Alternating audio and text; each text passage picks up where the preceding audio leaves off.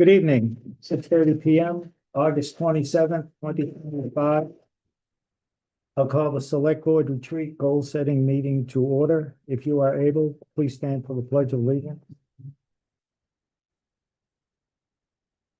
I pledge Allegiance to the flag of the United States of America, and to the republic for which it stands, one nation, under God, indivisible, with liberty and justice for all.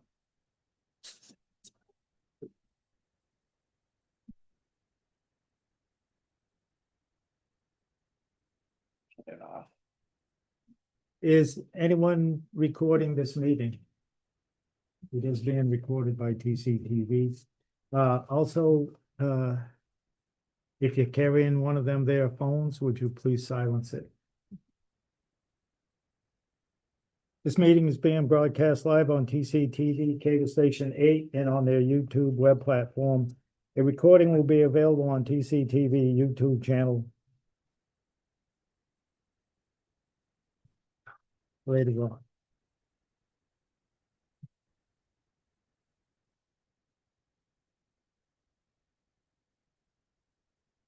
All right. Good evening. This is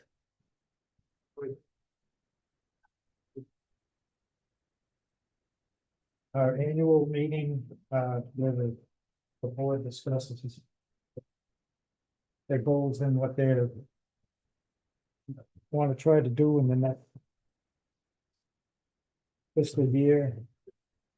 It mostly revolves around the budget. Tonight, we will be looking at the 27 budget process and the start date. The TCTV plan. We'll be discussing the town's organizational chart. Reviewing some policies of the select board, the personnel, financial management. Be discussing a possible creation of a notification policy, a committee handbook, and our goals based off of past boards work plan, things that members of the board think that we should try to do. Some things that have been started, and that work plan basically it's meant to try to track that progress for those things. Some of them fall by the wayside or take a very long time to do, and they just seem like they just in progress year to year. And the final thing would be to see if we talk about working on or improving the budget message to the town and the residents, and the contents and the detail in the budget book. I will just note that while we're doing all of this, we also have to plan to meet a new in-house town employee, town accountant, who just started. First day in the building was yesterday. The town administrator search committee, a very good group. They worked very diligently, very quickly, and thoroughly in speaking to them. They had 18 applicants to go through. They have submitted 2 to us, so this board has that to deal with and to do. So we'd be hopefully be bringing on a new town administrator at possibly I think a good time. A new accountant, a new board in office, relatively 3 new members of the board for been on board for about 4 months, a new town administrator, and things may kind of fall into place. I hope.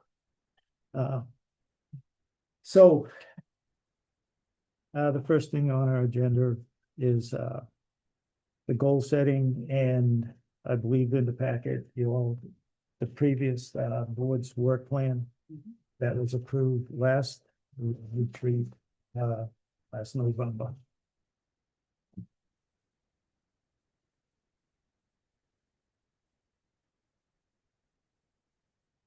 Some of the things have been listed as finished, which we should probably, probably be removed.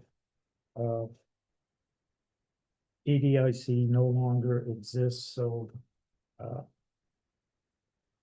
that's something that, this list could probably be pared down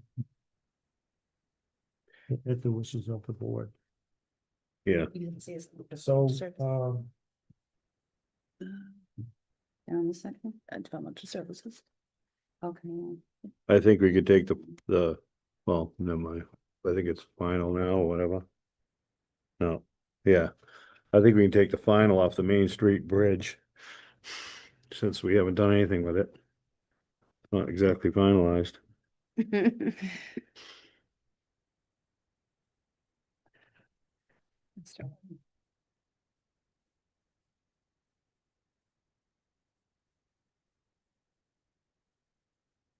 This meeting is being recorded. People living this room. would you like to leave that on as I think we should leave that on as something that. There's an O, ongoing as we look for solutions? different ways, and if we even wanted to try an exclusion again. So the Main Street Bridge, you just change that to ongoing.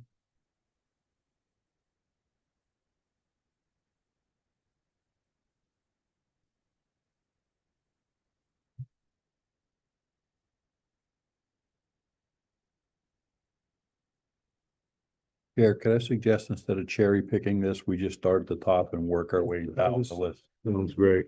Looking at the select board hearing and meeting policy, it has finished, but Goal was to finish. I don't recall seeing it. No. Um,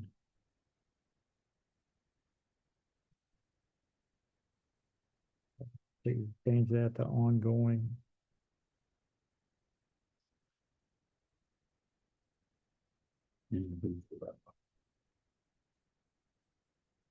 Uh,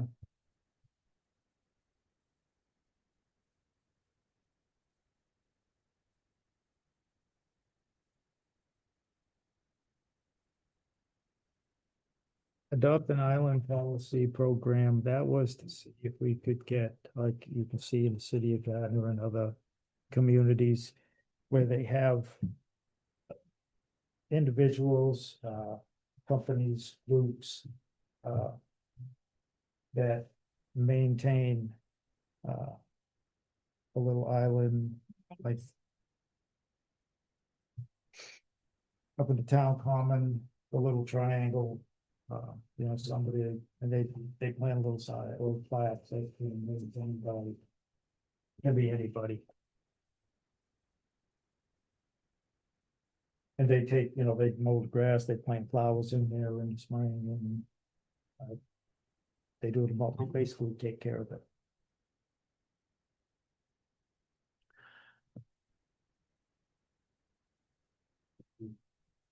I don't see why we couldn't keep going with that, especially with the new rotary. They just finished up. And there's that little, well, there's the little park area, the monument and the little island in front of Scout Hall, then down by the rotary itself, but then on the other side of it, where there's a flag and a bench, that's a little Lincoln, area that could be that's on the parks and Rec. the little island in Otter River. Mhm. Good one. It's kind of a large one, but in Baldwinville, that triangle. We should probably just leave it as ongoing. It was brought up to try to see if we could get that to happen. We'll keep that ongoing.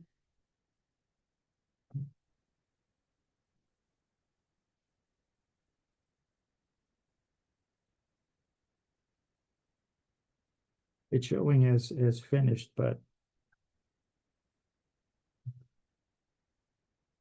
again, I don't think we ever, Did anything with it? I can't even say we even implemented it, as we figured out the last meeting, we still haven't decided who's in charge of the commons. Yeah, This it's- board or Parks and Rec? so, yeah, that should be changed to an ongoing,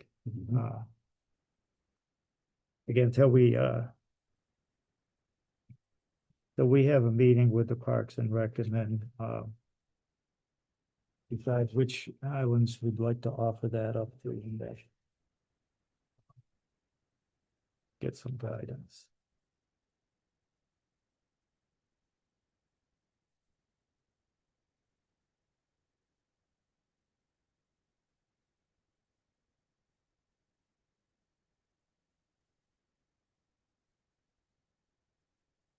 The next one was, it said research alternative financial audit agency, which would be, basically just change audit firms.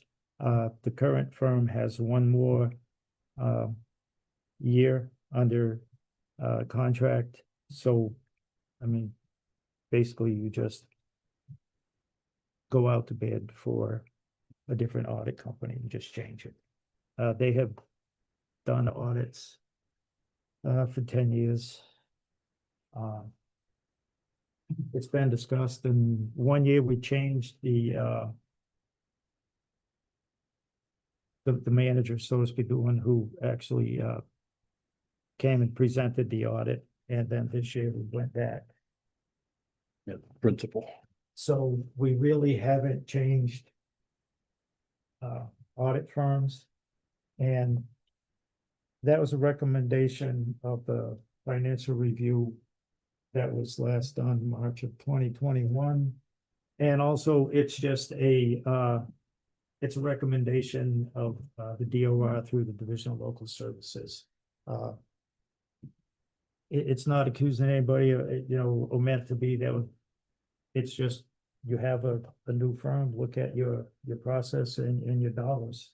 It's smart. Again, it's been, it was brought up before, and what ended up happening was they just changed the individual who came and presented the audit, and then this year it went back to Mr. Roselli. So It seems to be at the right point on here with the start and again, implement. that's a simple, Mhm. just out to bid. Best practice. Yeah, Yep. and the DOR has on their website all the CPA firms that do municipal audits. And it's just go there.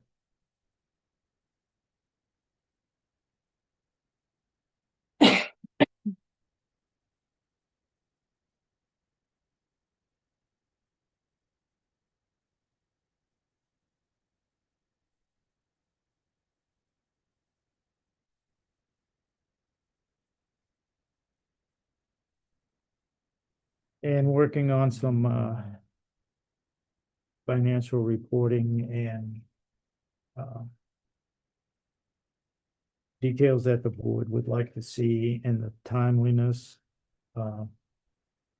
It's shown as ongoing as it should be.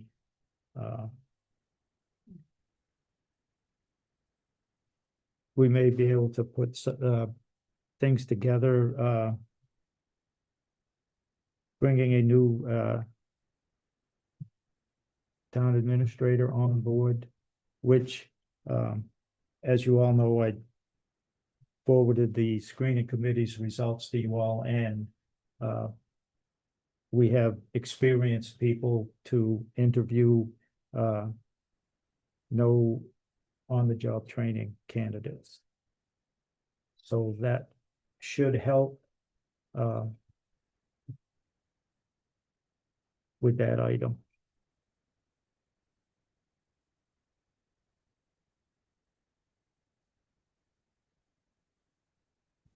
The next item is another thing that could maybe go forward. The formal pilot with light and water. Might be some in the audience who remember, and you can go to the town's website and look this up, where up until I think it was 2013, the light department, there was always an article, surplus funds from light department operations, from 75,000 to 150,000, 175,000. Town meeting article, transferred over, and the article usually read to assist the assessors in setting the tax rate, which the assessors really don't set the tax rate, but what that does is it's an additional revenue source, sort of like local receipts. So you take your state aid, your local receipts, you would take that money and you add it up and subtract it from your levy limit, what you can raise by property taxes, and that would be the amount of money, the difference would be the amount of money that you would have to raise through taxes. So the more of those funds that you have, the less you have to raise by taxes.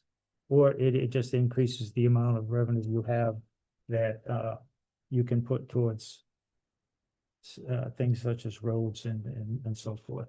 And that has been a recommendation from the DOR from their financial review done in 2009, and the second one done in 2021.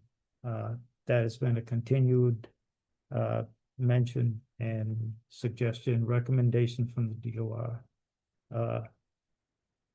It has been worked on, and there has been occasionally some funds, but nothing formula based.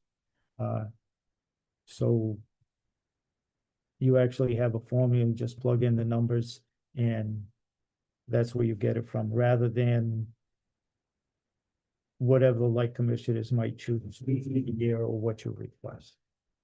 There are towns locally, Ashburnham has one, like this town meeting vote, and it's formula based.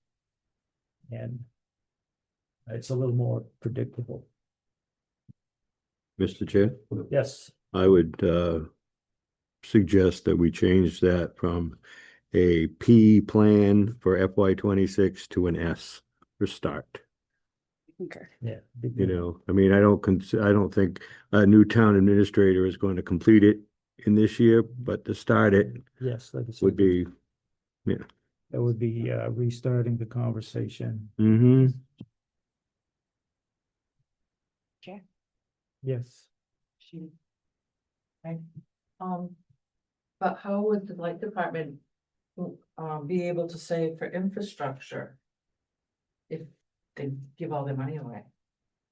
I mean, it's just a question. That has been done before. The light was paid for paving this or doing that. But again, the aim and the recommendation from the DOR was to get a formula-based place in place, and it would just be a regular thing and easy to predict rather than leave it to roll with a dice or whatever.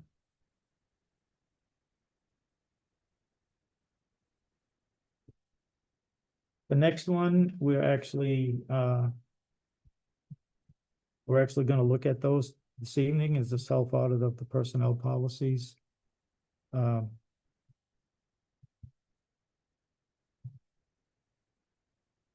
And update policies to incorporate, different timelines and so forth, so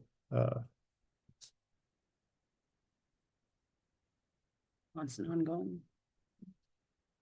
and tracking of issues and meeting items, the action tracker.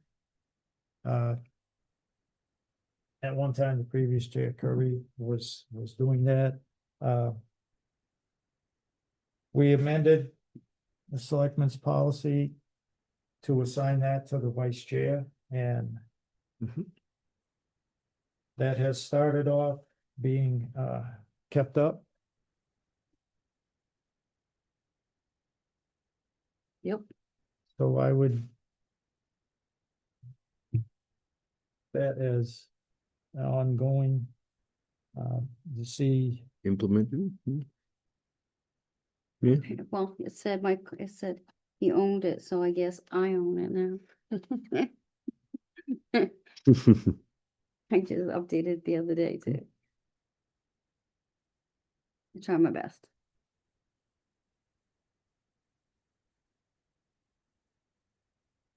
That should continue to be ongoing through 28 as well. Maybe not.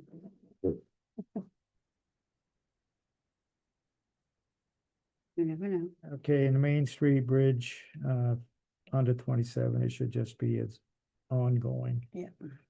We'll continue to try to find different ways to see if we can get any movement on that. Having a grant writer would be beneficial. Bonneville School, School Street project is done. For that block over there that, Yes. was done through Community Development Block Grant, in which this board voted to change School Street from one-way to a two-way, and we'll see how that goes this winter. Could be revisited. Should that be ongoing then? A review of the annual report bylaw. That was done. It was put to the annual town meeting, but part of it was left off. So that section will be going in front of town meeting in November. So hopefully that will be finished this fiscal year 26. You can assign that to me as the rep. I have the language to put forward when we open the warrant.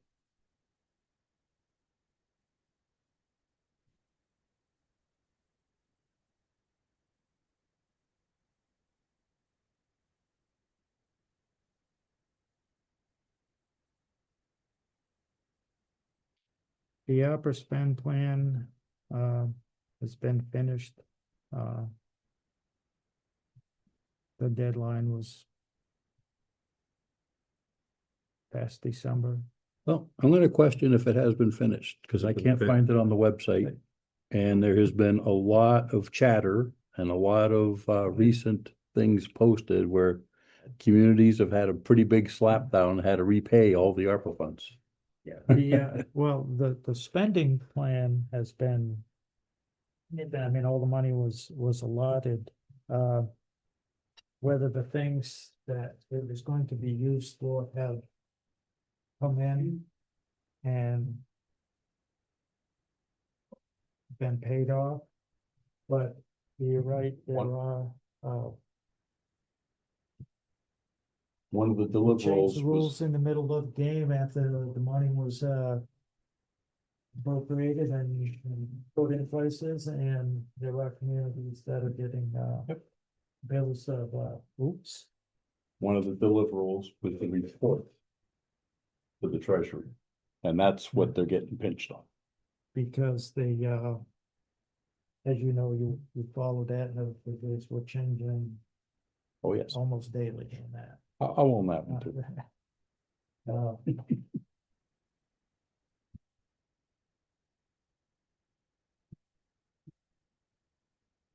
Mr. Chair.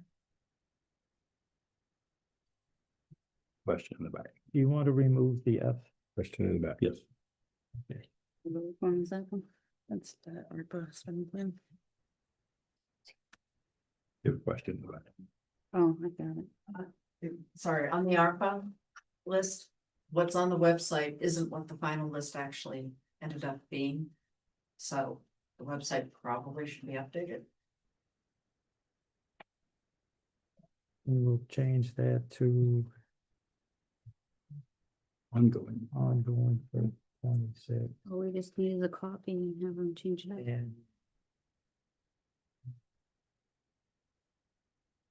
maybe they'll catch up with it before.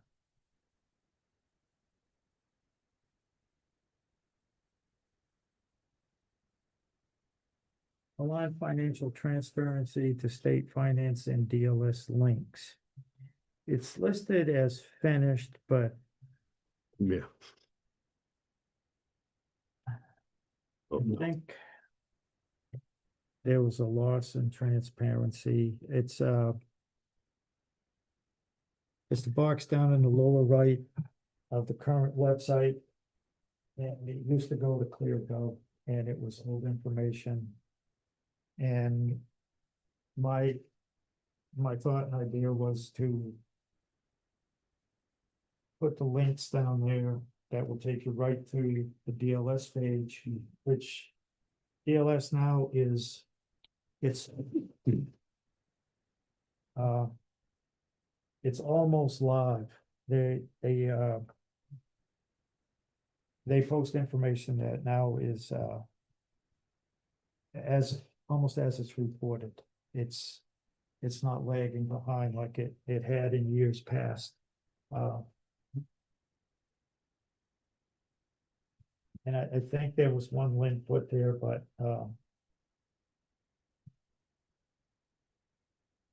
I don't really believe that is finished. It should be ongoing to check and what it does is the DLS has links, the community comparison. You can see what you're spending, your total budget on the percentages of where you're spending on like roads and stuff, schools, policing, fire, administration. You can check tax rates, the percentage of your tax rate that is this, that, you find out things like, the revenue that this town gets, with the things that we spend money on, about 92% of it comes from residential real estate taxes. Oddly enough, you look at the city of Gardner just for information, and then we'll get back to. You see all the businesses and things in Gardner. But their budget, it's 87% from residential real estate taxes. So you would think with all of the businesses that you see in Gardner and things that there's things opening up now and you would think that would be lower. That's everybody clamorous business, but I was surprised when I looked at that. But that's the type of stuff that you can see. And again, DLS, it's almost live. There are not too many reports that you look at that are behind. One is will be the education stuff, but that's just how it's like a year behind. That's just how DESI and that mess works. So the residents can see, if you get told you don't get this much money or you collected that much of this, if you're interested, you can go there, and it's a good tool for us, for the advisory, to be able to look at, and the residents, if you have to look at those types of things. So I believe that down there, the links, it could be better, rather than just the one.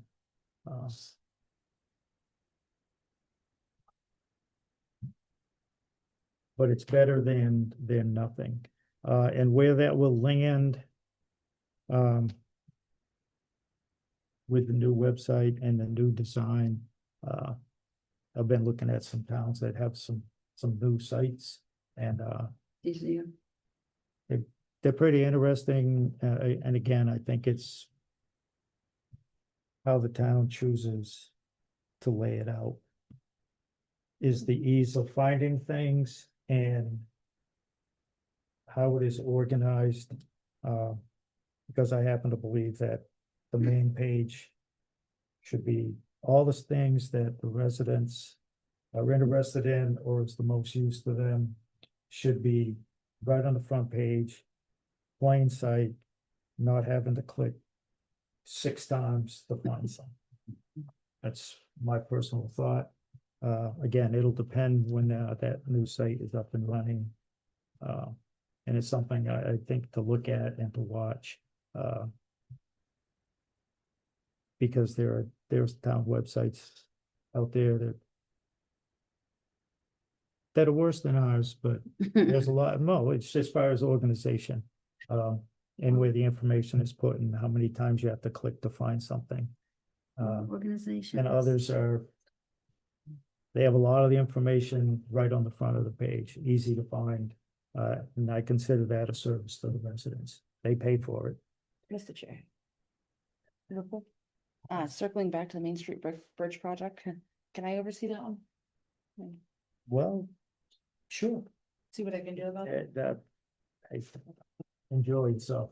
Take on anything you want to jump on. Thank you, Lisa. You own I own. Okay. it. I think our website will be a lot better. We might have different people doing it. So the next one is assess financial growth dependencies, housing, schools, finance metrics. This is something that Mr. May has brought forward and rightly so, it's important. Because as much as some people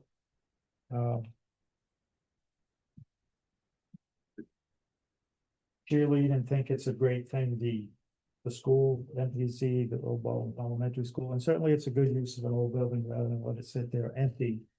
But you also have to deal with realities, and more housing equals more kids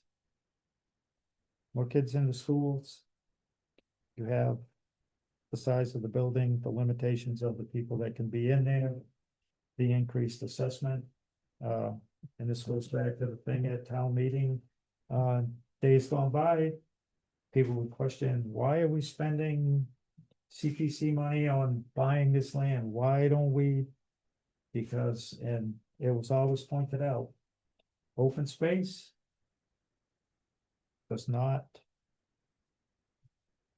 have an effect on school costs to the town.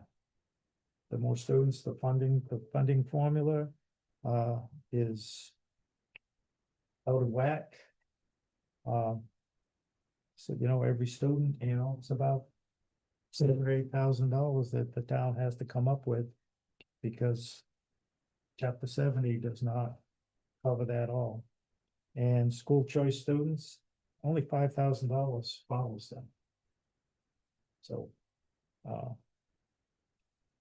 that's an important thing to bring up. Discussed at the planning board last night was another development, possibly moving forward and so forth. There's more housing. Housing is needed, but we have to look at the whole story, and our responsibility is, remember, it's more kids. The school building at Templeton Center is going up pretty fast if it's not already there. It's just an increased cost. And the state, for all of their talk, is, they don't fund as much as what they should. They make rules and tell us you got to do this, and this, but it doesn't come with any dollars. It's all, they leave it up for local to figure it out, and they all get the bills. Yep. So that is an important thing to look at, to track, and Mr. Chair, our legislative team is aware of the disconnects on the formulas and they are communicating with their peers to kind of put the thumb on Desi to rewrite the formulas. How quickly will that happen? Well, we know that goes Well, to committee and If it benefits anybody east of 495, it'll Yes. happen quick. If it doesn't, yep. I'll be in the ground pushing up the daisies. Chair. Mr. Chair, It's just the way it works, Mr. May. I'll gladly take that on as the rep for that. I believe you already have started. Jim. Yeah, that's what I'm thinking of. It's like volunteer after you get assigned. Hey, you know, But would that be double is- dipping? No, that's. You volunteer something yourself. important. Yeah. That needs to stay out in the residents' limelight. They be aware of that. Mm-hmm. More houses, yes, that's more real estate taxes coming in, but it comes with a cost. Keep an eye on that duplex down here, because if that sells, those 20 units up on Baker Lane will probably be duplexes. The $5,000 in property tax you pay, that doesn't even cover the cost of one kid, never mind anything. Right. That's just the facts. So that's an important thing to keep an eye on.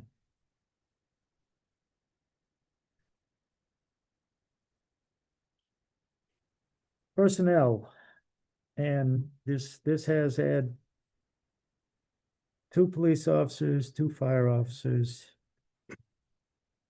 2 people department at the highway department, and 1 HR person. And probably the most important thing on that list is human resources. That would keep the town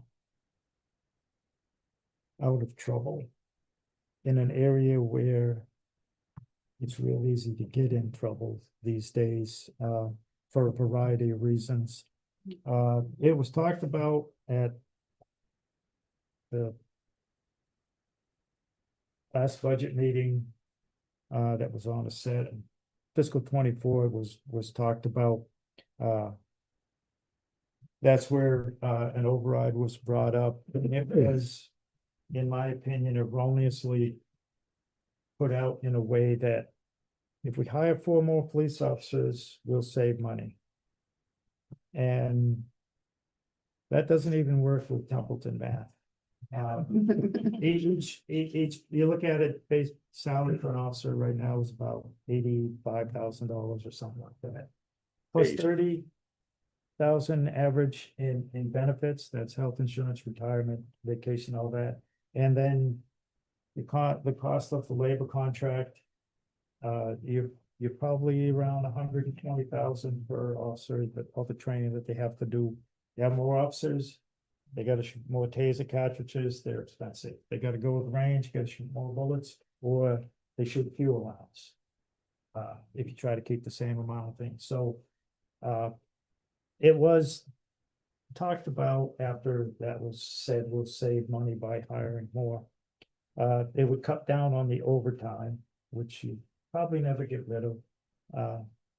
And it's the cheapest money you can spend, but, the discussion led to, if they hired an officer, they could cut back on overtime and reduce, spending, which all you're doing is not spending it here, you're spending it on that employee. So it's a bad choice of words to say you hire employees and save money. And just at our last quarterly report, Sergeant Fletch that was here giving the chief's update. There was a thing in the chief's statement that, the town should consider an override. Probably not in the cards right now and not the first choice to go for. There are other ways and other things to look at, in the selectmen's opinion anyways. And again, the human resources person is probably the most important, in my view, on that list. It doesn't directly benefit the residents, but it will surely keep them shelling out money for legal things and other things, especially this day and age. The human resource office, It's it just, should be like a payroll and it should be working with the accountant, our office. And it's like almost like in the middle, you have the treasurer over here, collector, you have the accountant, and then you have our office. And a lot of the times the HR person that has to do the benefits with the employee gets stuck on the phone for a long time. So it takes a lot of stuff. And then the payroll, we kind of needs, I mean, the accountant can work with, they can work as a team, but having that other person to help with it, because they're doing a lot of, when you do the hiring, a lot of the stuff goes into HR and they're going to be working hand in hand with the accountant. So to know the payroll, having an extra person, eyes on it, working with the accountant isn't a bad idea these days. So having that person full-time, HR slash, payroll clerk would benefit our town. And like Jeff said, it's not, the residents don't see it, but is 100% needed for the residents and employees, the employees of the town. They really need that, and, it can get the town in trouble if we don't do things right or give the right advice. So it's really important that we think that's like one of our number one goals that I've discovered in the town is a much needed HR payroll clerk. Mr. Chair, if I may. yes, Just looking at this, I think we should scratch the whole thing.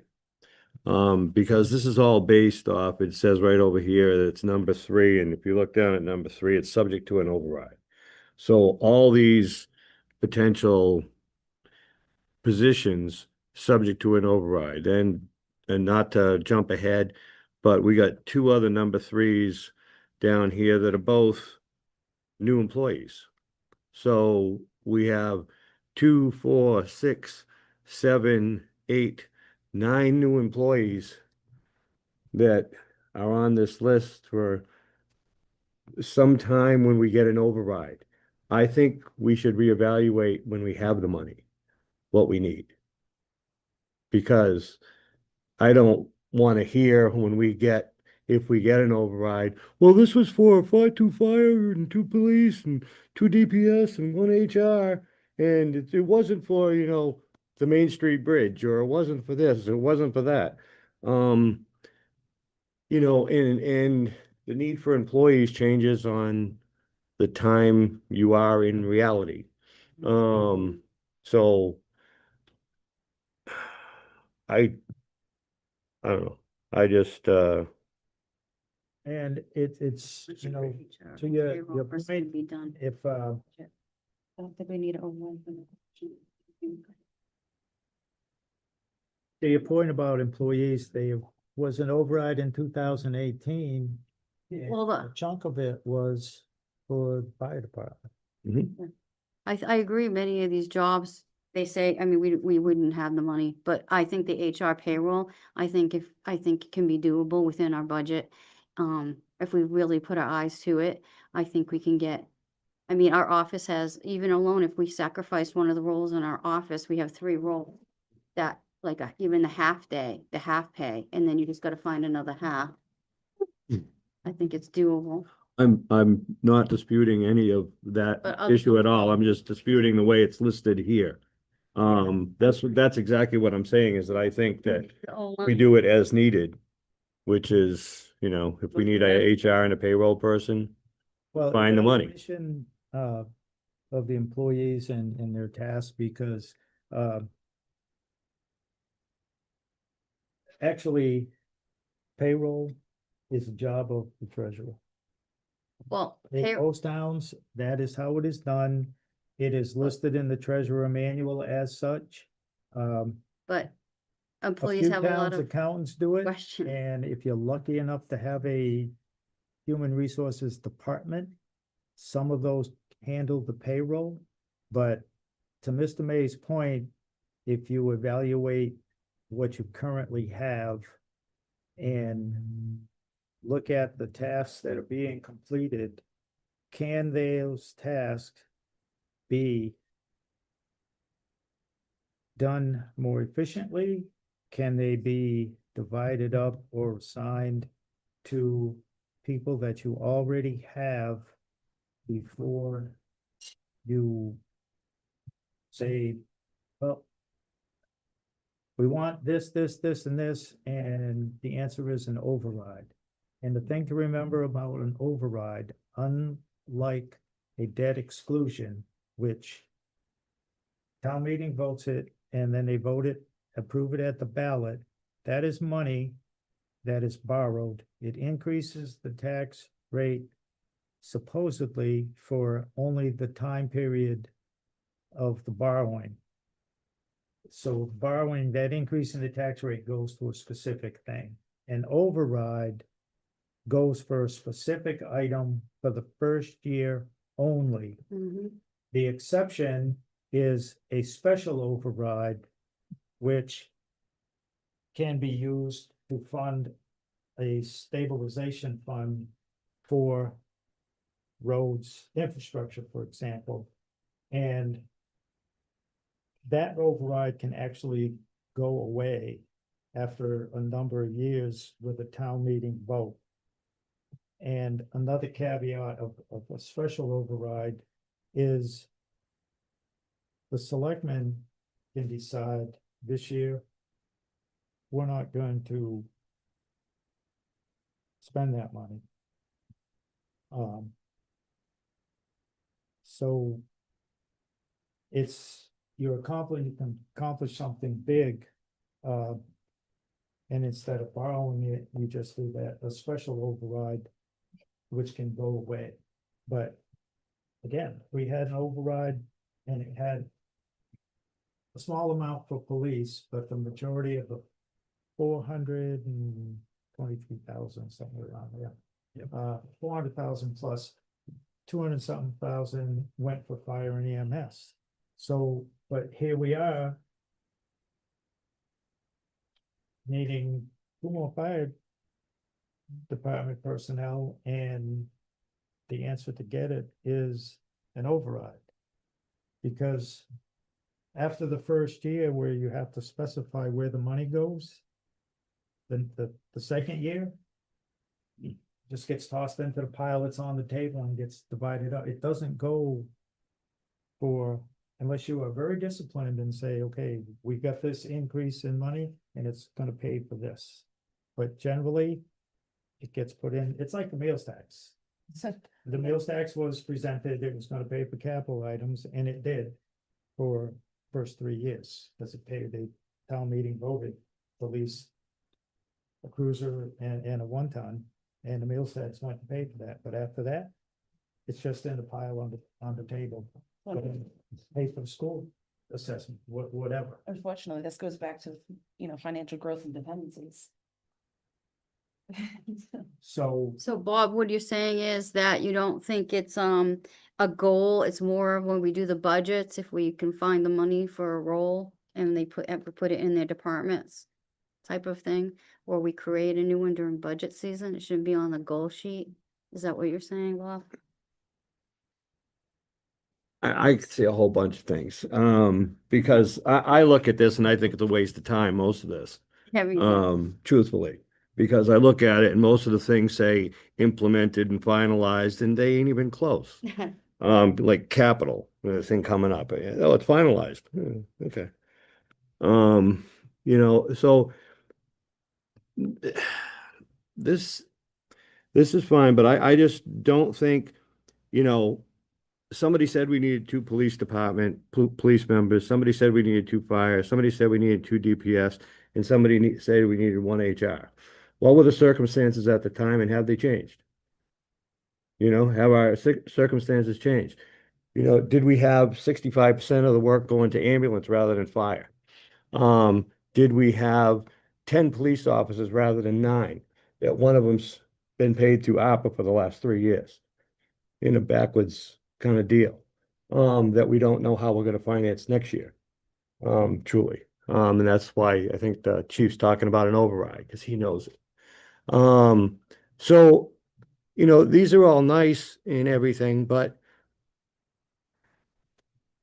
I'm not seeing much you know, let's say, reality here.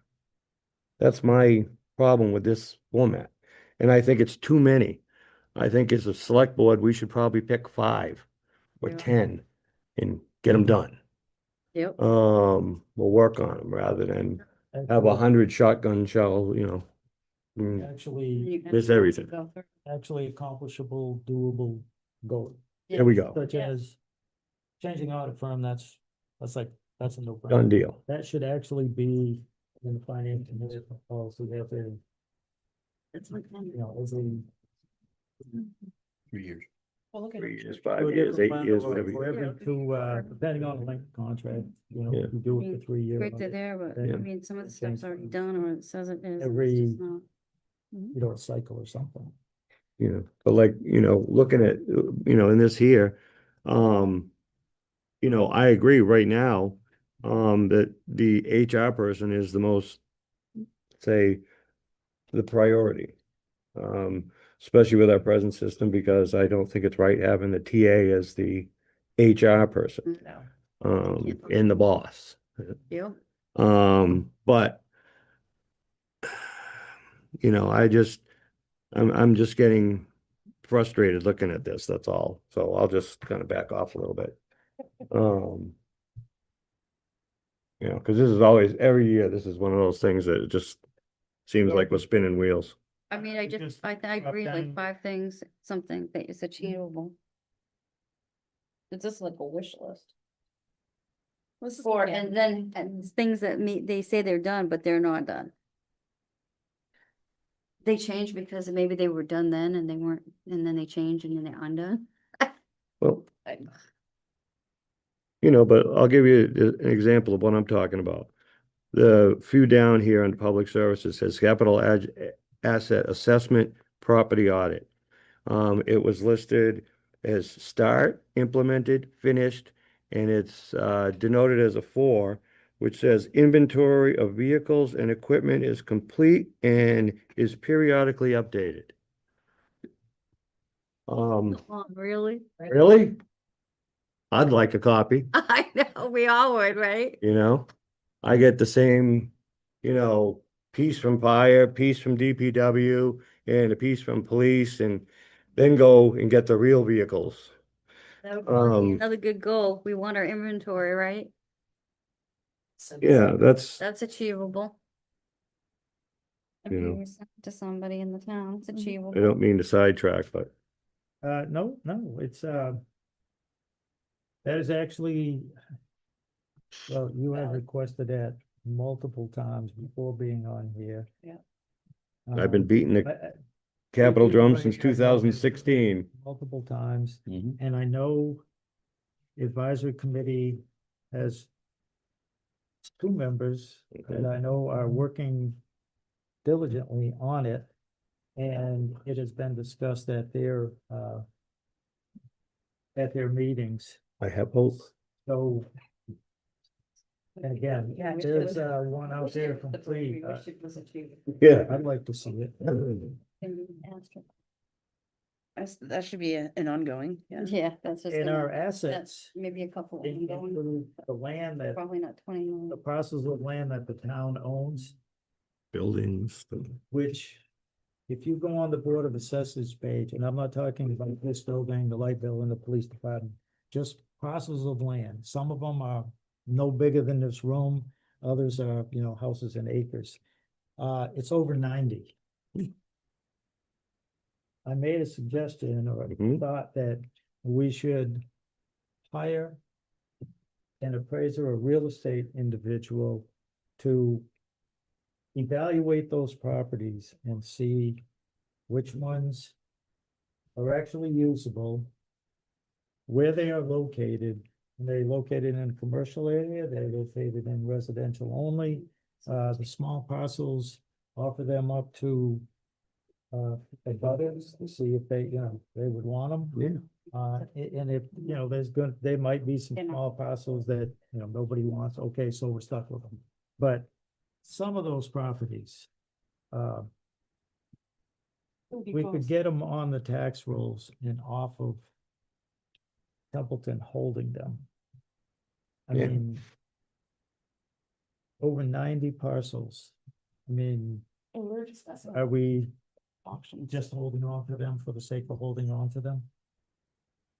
I think that's something we should definitely look into, Mr. Chair. make a plan. Mr. Chair. Mr. Chair, question in the back of the room. If I can make a suggestion, that you very quickly take a look at your list, pick your top 5 or 7. And just put them in numerical order, and those are the ones that you go through, because you have so many things. You know, Mr. May kind of already said that, Yeah. but that you do that because you do have a laundry list here. And Actually, if when the new TA arrives, I'm sure that individual will have their own ideas as well. If you have no objections, I would suggest. Or I was thinking, what's your thoughts on if we all do some homework and rather try to knock these out, you know, come up with this tonight. If we, What's our magic number that you want us to pick out each of us? these are the ones I think we should keep, the rest of them, and we'll have a meeting and get a finalized list together. Something achievable too, Like the audit. or maybe asterisk ongoing. Next year, we have to bid it out anyway. We either renew with Roselli or go with something else. So that's one that's like, Yeah, a no-brainer. If I may, Mr. Chair, I think the 5 number would be good, because if we complete the 5, we can always add, you know? That's the beauty of this, that we're always gonna have something to do. well, I think we should have an asterisk for the bridge, because Yeah. it says, that, 5 achievable and 1 ongoing, maybe 6. I'm, I mean, I'm fine with whatever, but I think we need to keep it small and doable and achievable, because if we can achieve it, move on, we have success that builds on success, and Yep. Yahoo, Yahoo, Yahoo, we'll do great. That's what I like.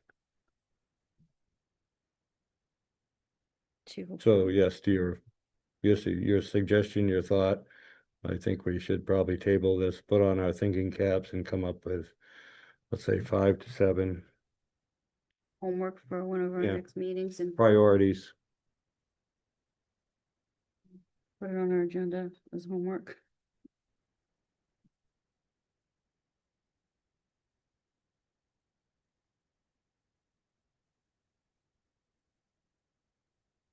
Yes, and a few of these could be, Yeah, in the budget. I mean, like my tracker, it doesn't need to be on the Budget list. message and. Oh, it's in the, Mr. Chairman, it has I'm gonna call a point of order. Decorum and following procedures and policies. I'm sorry, I'm gonna call out the vice chair. You're interrupting, you're having sidebar conversations, you're setting yourself up for an open meeting violation. Please stop. You've interrupted the chair multiple times to this point. This cannot continue. Thank you.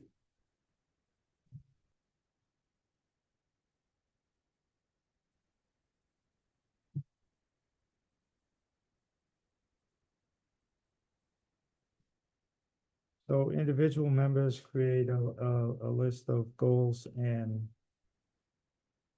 we'll meet and probably that into the board's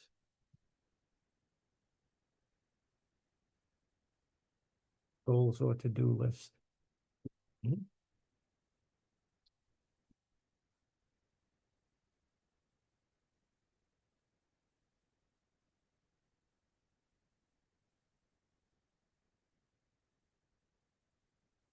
So if that would be on the 10th, but we will probably be having to have a special meeting sooner rather than later to,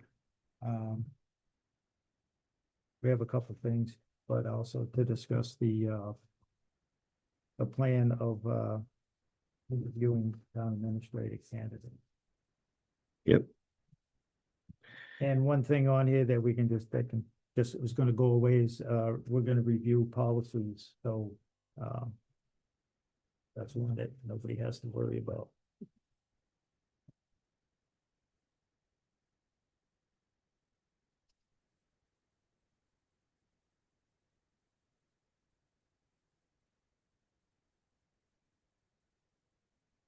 The next item is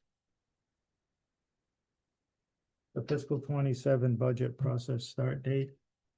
And we came up with these things from a meeting back in July, before I thought we would have TA interviews, let alone TA candidates. I was surprised at the number and the rapid fashion that they came.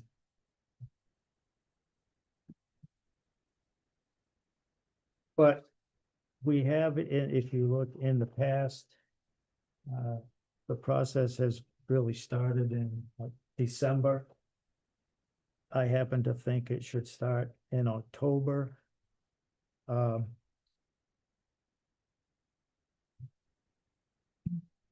emailed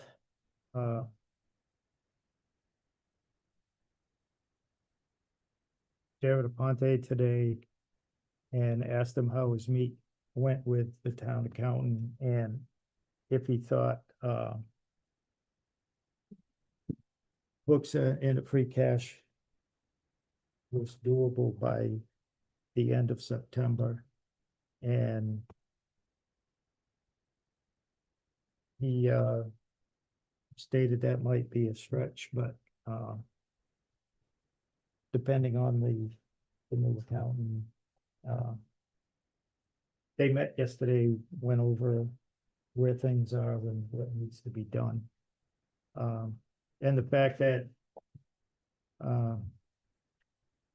we may, depending on the board, be just a couple weeks away from interviewing potential town administrator candidates.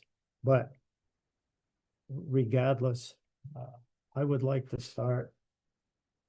I don't see any reason why the board cannot convey to department heads to put their fiscal 27 budget need list together and submit it.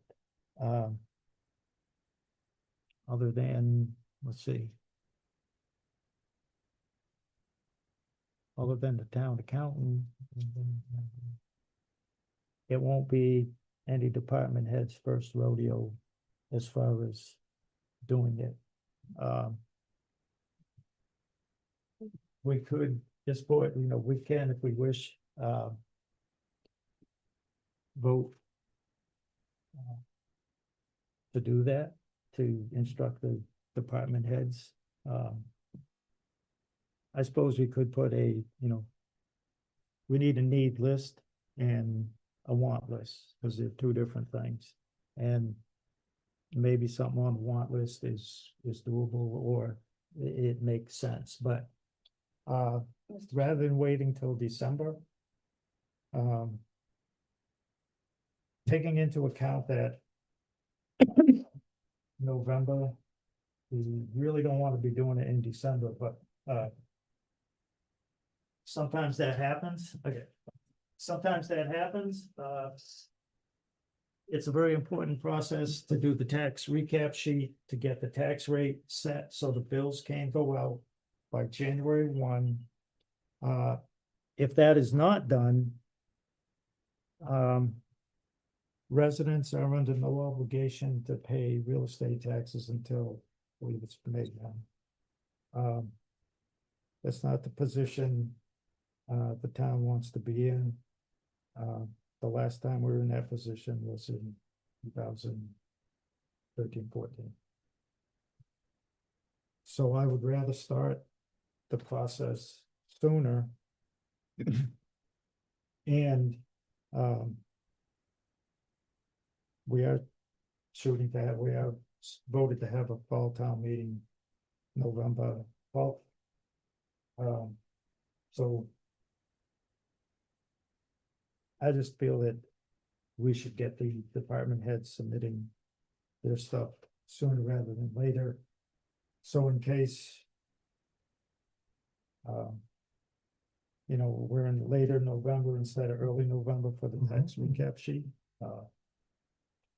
Better planning purposes and we can see you know, what we have to do for fiscal 27. And we have the, don't forget, we have that big rock come flying at us, and that is the school assessment budget. Mr. Chair, is this something we could have them submit their inventory with the budget so we can take a closer look at what exactly is gonna be needed? If you're gonna ask big. Yeah, I was gonna say, I like to think it. Yes. Out there. Mr. If you're Chair. gonna, dream big. Mr. Chair. Yes. Historically, our start of the budget process starts when capital improvement starts to meet, which has always been September, October timeframe. But nothing, again, the need list, the capital improvement is the want list. Yes. And they're supposed to start, well, September, I think you can. Capital improvements now with the new bylaw. First supposed to meet then. Yep. And the budget has gone out in like December. But again, it's their need list, you know, with fuel, training, we have labor agreements, there's 3 of them, to do, so we have to think about funding. We have to, that big, object that's that away, the school assessment. You're watching the state aid and the chapter 70 money. The amount for busing state aid increased, what the state would pay, but NRSD share somehow went down. It's less. I don't know how the state appropriates more for busing costs, but the school district goes down, but again. It's east of 495 and we're on the wrong side. So. Mr. Chair, if what we is the, can, excuse me, if we can, if it's amendable, to send out the we can instruct the admin in our office to send out notice to the boards, I mean, to the departments to start putting their budget stuff together. Just in anticipation of stuff. Yes, I have a question. What's the needs list? Is that the document that was sent out by the town administrator for them to fill out their budget? Or is that a different thing? I never received a needs list, so I had to do a budget narrative. I had to do, I got the thing from the town administrator's office, you know, the pages that are in here that you have to fill out. Not there. Where is it? That you have to fill out for your budget. Those pages, yeah, it is it is generally the spreadsheet. these things. It's. And he sends it out on the bottom and you send it out, right? That you Okay. put in your, each thing. These things. I don't know. Okay, I don't know if, where that would be in our office to send out. That's something. I haven't heard.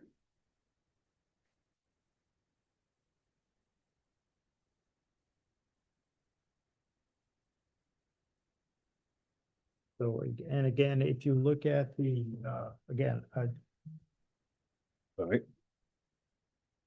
the DOR has a municipal calendar out there for when things are supposed to get done. Some are mandatory, like reports Snow and ice has to be done by the accountant in September. The school district has to submit their E&D and stuff by October. Well, the tax bills have to go out, and again, I don't see an issue with departments having an idea and being able to send in, what they believe they would need for the following fiscal year. To start that process in October. Rather than waiting generally December. Again, it's not finalized, nothing's final, but they send in their, what their needs, and if they want, they can have a want list too. But that information will come in, and then you get an idea of what's what, you start looking at the numbers. There's a question from the accounting of things have to get done to get the free cash certified, which to allow us to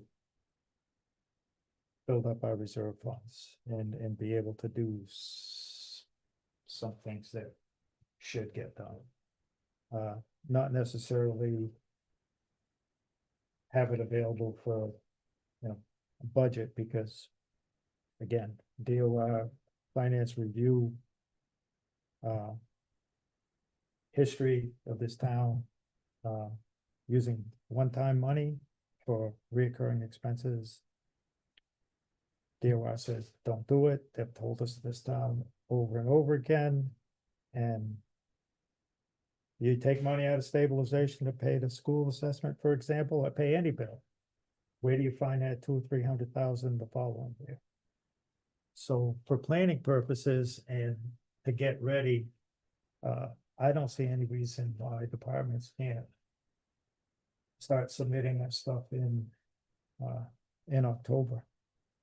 And on another front, we should also be telling them to get their annual town report material in, because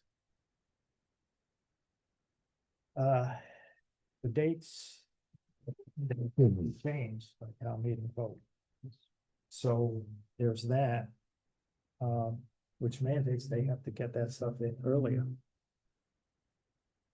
So that's an important thing, so we can get it out in time before annual town meeting for Mass General Law. It doesn't behoove us to wait. So. Mr. Chair, just one comment. If we choose to implement that and require the budget documents from the departments to be in by October 1st, I would suggest that we schedule, or we plan to schedule a meeting with the school within a month of that. Since we would have a basic idea of what the needs are for our departments, we could reasonably surmise, I guess, what position we're going to be in financially. There is a meeting that I'm going to, I'll send everyone the date when when they get it. They sent out having a meeting and talk about the upcoming things. And they were waiting on responses to pick a convenient date. My response is, tell me the day and the Pick a date. time and the weekend. That's the chairs meeting. You talk about the chairs meeting. Yeah, Yeah, the school district does a chairs meeting. They bring the select board chair, the finance, in our case, the advisory committee chair, and their chair, and then they all get together. And they kind of get an overview and start their process as well. so we'll have an idea of you know, what. Mhm. What they plan on doing. In the past, they've put it out, but the last couple of years. It's. Been changed, but. You'll have. You have a number. Of. To Hmm. put in place and work around it and. And again, the other thing is the governor is seeking 9C authority, additional authority to cut stuff. And generally 9C is her administrative budget that she like points to be here and there, but she's seeking for additional authority, which it wasn't in writing, but some of the legislator and Taxpayer Foundation and Fiscal Alliance, and so some people are, are taking that. She's looking for authority to possibly cut things like state aid and stuff like that for the town. Nothing, it's not in writing, but when I see something like that, that's where my mind goes. And it has been done in Templeton, had to have a meeting. Use a couple $100,000 in state aid, that's. Big number. It's a hit. Mhm. Again, it's, and that was tied to some legislation, which. Generally it means it's up to the leadership of the House and the Senate. That it would get out on the floor for a vote. And it's tied to a bills, so. The chances are pretty good it would pass. Just something that's out there that I watch and I just try to keep in the back of my head. There's that possibility. Mhm.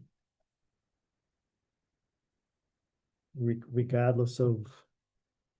What the budget is, the state budget and what it says when they're looking for authority to make additional cuts. For a Or reason. moves.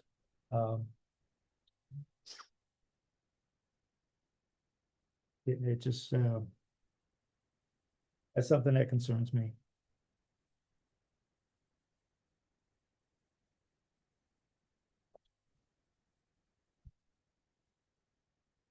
Again, if, I put that on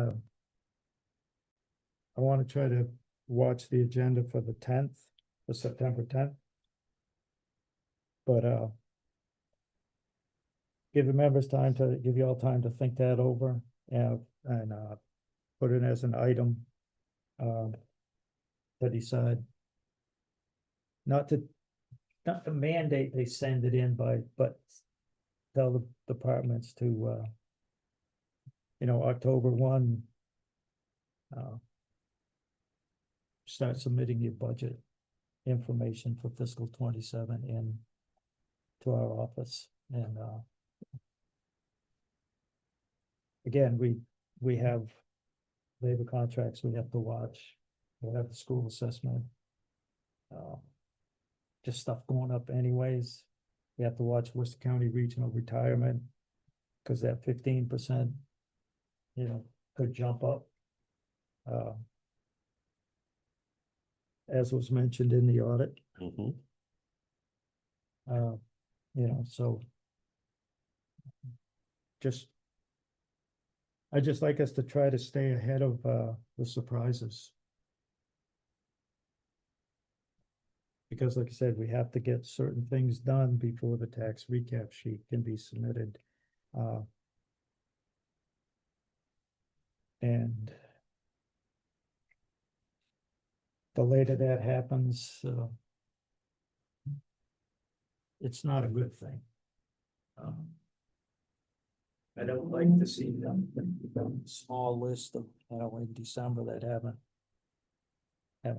got their tax rate set for anything, so you don't know how much you're gonna be able to raise, for funding, and then, you're, it's that 4-letter word, One hand. that was the, that's like saying, Yep. Okay. Mr. Castle.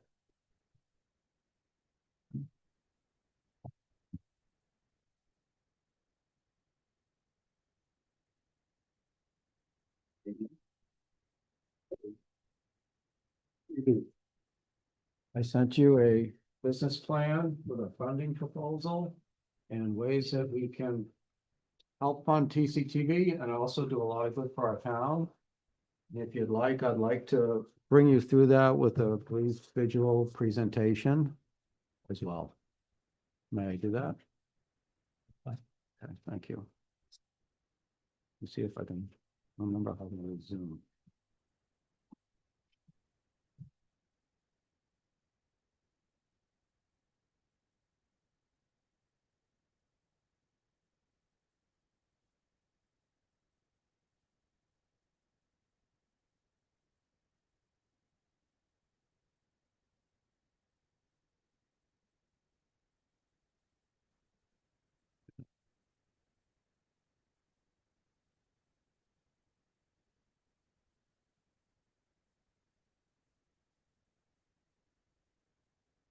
Anna, can you start that? I'm not being allowed to share by my browser, and I don't want to mess with it.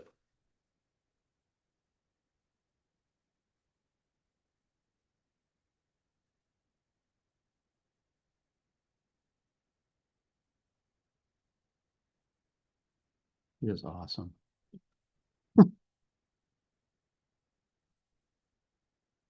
Thank you, Hannah. Sorry I have to do that to you. All right. I'd like to make a proposal for an investment in our community. And please meet some of our team. I think you know in the top right, Ian and Erin, who help record and live stream your meetings. Erin's face just got blocked a little bit, but I think you know who she is. And they are our TCTV news stars. In the bottom right is Alex Harrison, who runs Montechusett.tv website for us, as well as doing our social media, leading that charge. And we'll be working more with PR and marketing for us. He is with Danny Cutler there, a friend of ours brought to us by Magnus Carlberg here of Wachusett Business Incubator. And we got a free social media audit out of that, thanks to Magnus and WBI. On the left is our interns, Jack Gillette on the top. He's a senior at Monty Tech, or going into a senior year, and he's showing off his 360-degree camera and video skills there. That's a very involved process, and he's got it down. And at the bottom, Jack with Izzy Hill, our other intern right now. So just wanted you to see their faces. Hannah, can you advance that, please?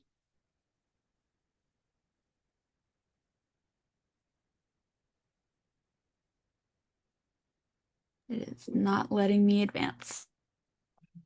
You may want to click the down button a couple times. Are you just doing it from the, there we go.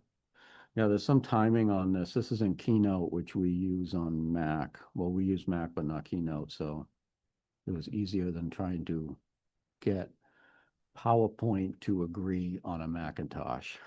At least I thought so. Here's a nice graphic that Izzy did about what we do. And you obviously cover community news. We support democracy by doing the meetings. We want to boost business development, grow young leaders, and of course, we support free speech and free press in a responsible way.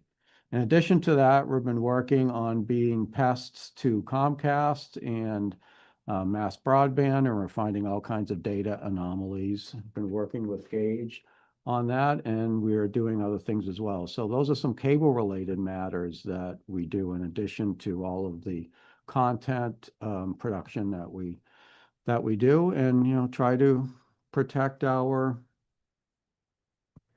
community and make sure that it is being served properly. Can you advance, please?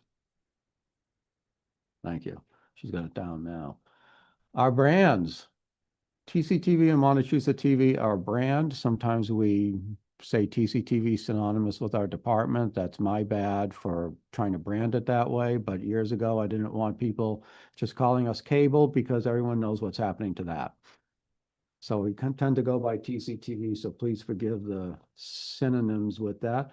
But TCTV is an informational and cultural resource for Templeton and its area. That's our mission statement. You will see us on Facebook with a news feed that resembles the newspaper news feed that is actually objective and impartial. And I like to say Facebook, objective and impartial, all in the same sentence. In addition, we have our YouTube channel, which I think many of you are familiar with. And that's where you can go for a deeper dive into the meetings, and the shorts that Ian has been producing with our TCTV News Bites have become very popular. They're a great way to bring people into the things that are discussed in meetings and otherwise. And on the right, you will see our Montechusett.tv website. So if you can think of this like a newspaper, do you remember newspapers? I barely do now. You know, the Facebook page is kind of their front page of the news, and then you can dig deeper with videos on the YouTube channel, and our Montechusett.tv website can be the business and arts pages. And I think if you wanted an arts page for a Templeton newspaper, you wouldn't just want it confined to Templeton. We go outside for events and that. So Montechusett.tv was started as a lifeboat for TCTV, because TCTV cannot generate enough income to stand on its own. It needs something regional. There's this thing called the internet. We can reach it with that. So many public access TV stations start what they call a video on demand channel with a templated website made available through their TV servers that are generally ugly and don't work well. And we decided to skip that and stick with YouTube, which is the world's biggest search engine. So that makes a lot of sense, as long as they don't shut us off. So we try to make the YouTube gods happy. And Montechusett.tv can also be a business platform. And it was created with a Massachusetts Office of Business Development grant to provide better business resiliency in downtimes for businesses. We're just trying to get that going. Hannah, can you advance, please?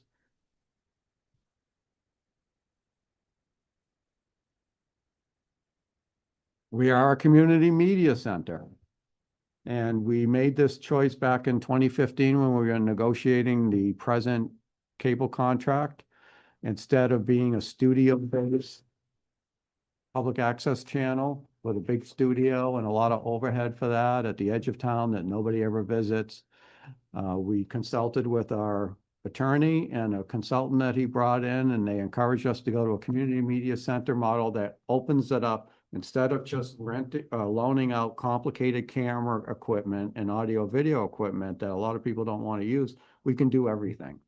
We can do graphics, we can do photography, and we can do multiple medias. The image on the right is a cool, on the left, I'm sorry, I'm getting my left and right mixed up here. The image on the left is a cool 360-degree effect that Jack likes to use a lot, but it's really neat. And we can also do things like media transfers on the right. So old tapes and LPs and that. And I showed this last night to a Toastmasters Club to kind of practice this presentation. We got a lot of interest in that right away. Oh, my parents have a ton of tapes I'd like to get converted. So we're looking forward to being back in Scout Hall to do that. And a community media center can also support businesses that want to use media in some way. Hannah, can you advance? Thank you so much.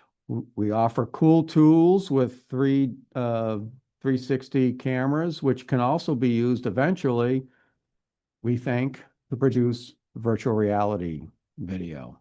And WBI has some nice virtual reality systems that we can use for that.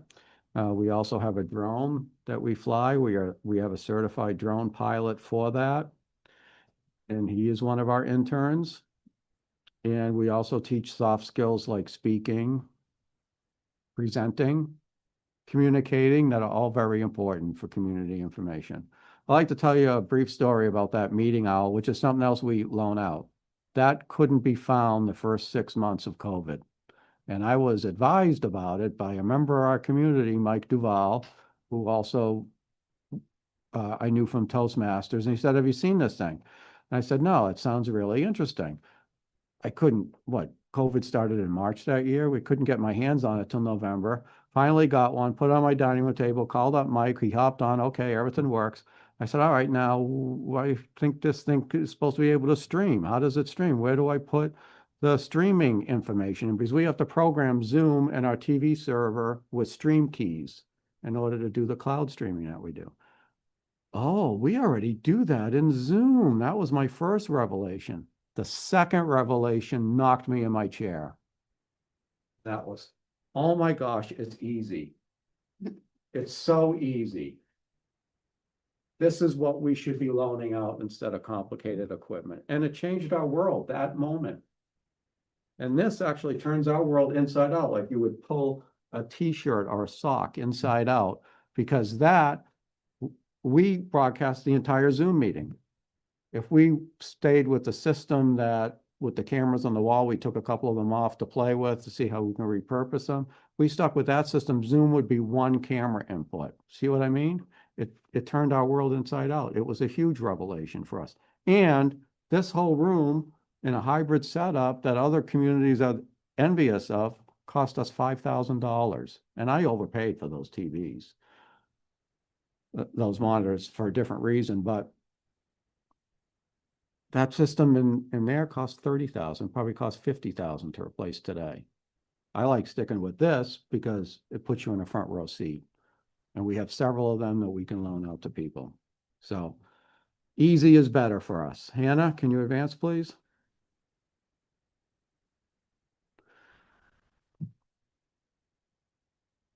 Here's our audience. We can reach 1 million people a year. If we add the digital signage to that, we could reach millions before that. And we already get about 750,000 impressions per year. That's the thumbnails that are sent out to people on YouTube. These are marketable figures. And we're already getting sponsors for our Take a Hike show and our local fresh show. So we're just starting on all of this. And we're getting some pretty good response from sponsors and getting out there and meeting more and more people.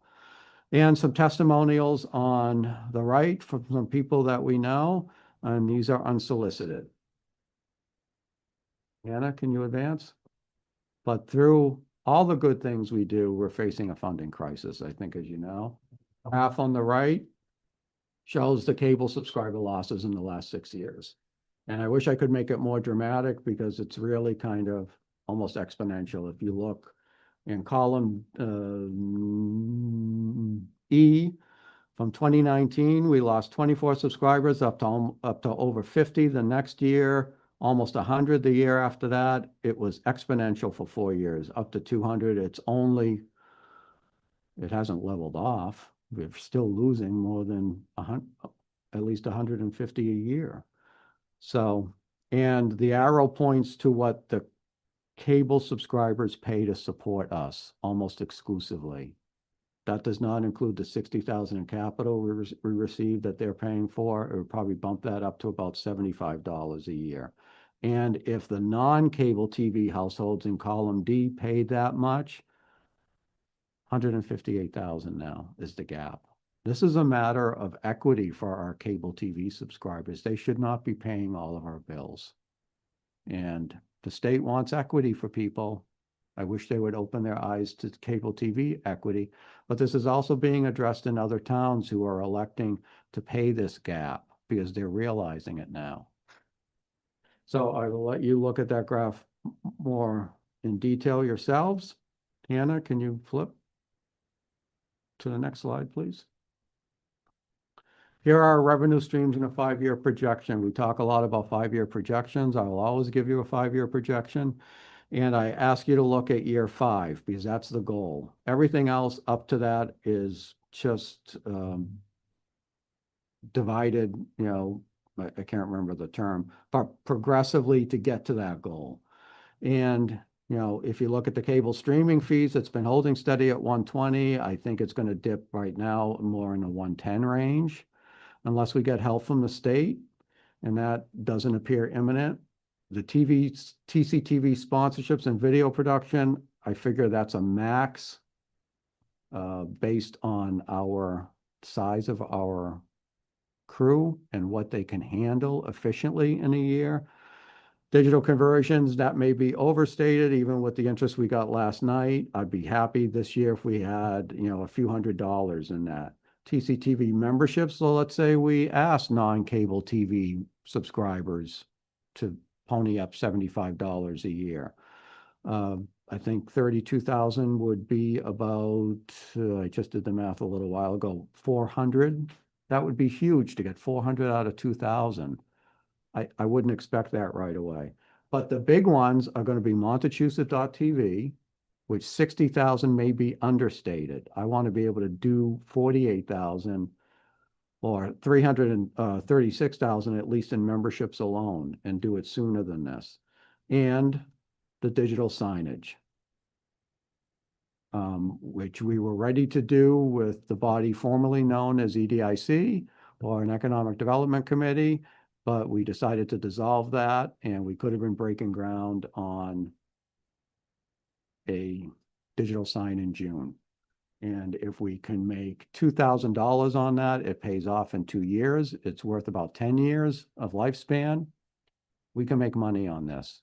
We can do 3 signs in town, and that 60,000 of $5,000 a month could convert to 180,000 and bring revenue into this town, not just for TCTV. So, whoops. Anna, can you advance? I just tried to do it on my own and didn't have luck. These are not streams, they're the rivers. All right, Hubbardson has a nice sign. They don't monetize it, I don't think. The sign in the middle is something that Alex and I thought would be more appropriate for in front of Town Hall, because I don't think we can go as high as Hubbardson sign out there with a tree. I wouldn't recommend a brick base though, because we know what happens to that mortar.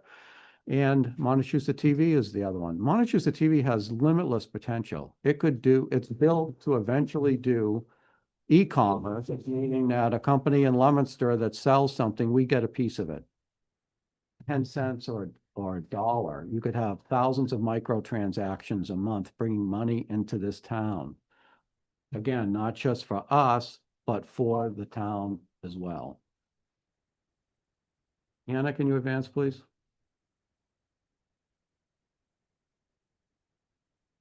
You hear me talk a lot about tying this into business and economic development. This came from the residents when I first started researching this, and I heard people say, tie it into economic development. At first I said, what? But you think about the whole newspaper analogy, right?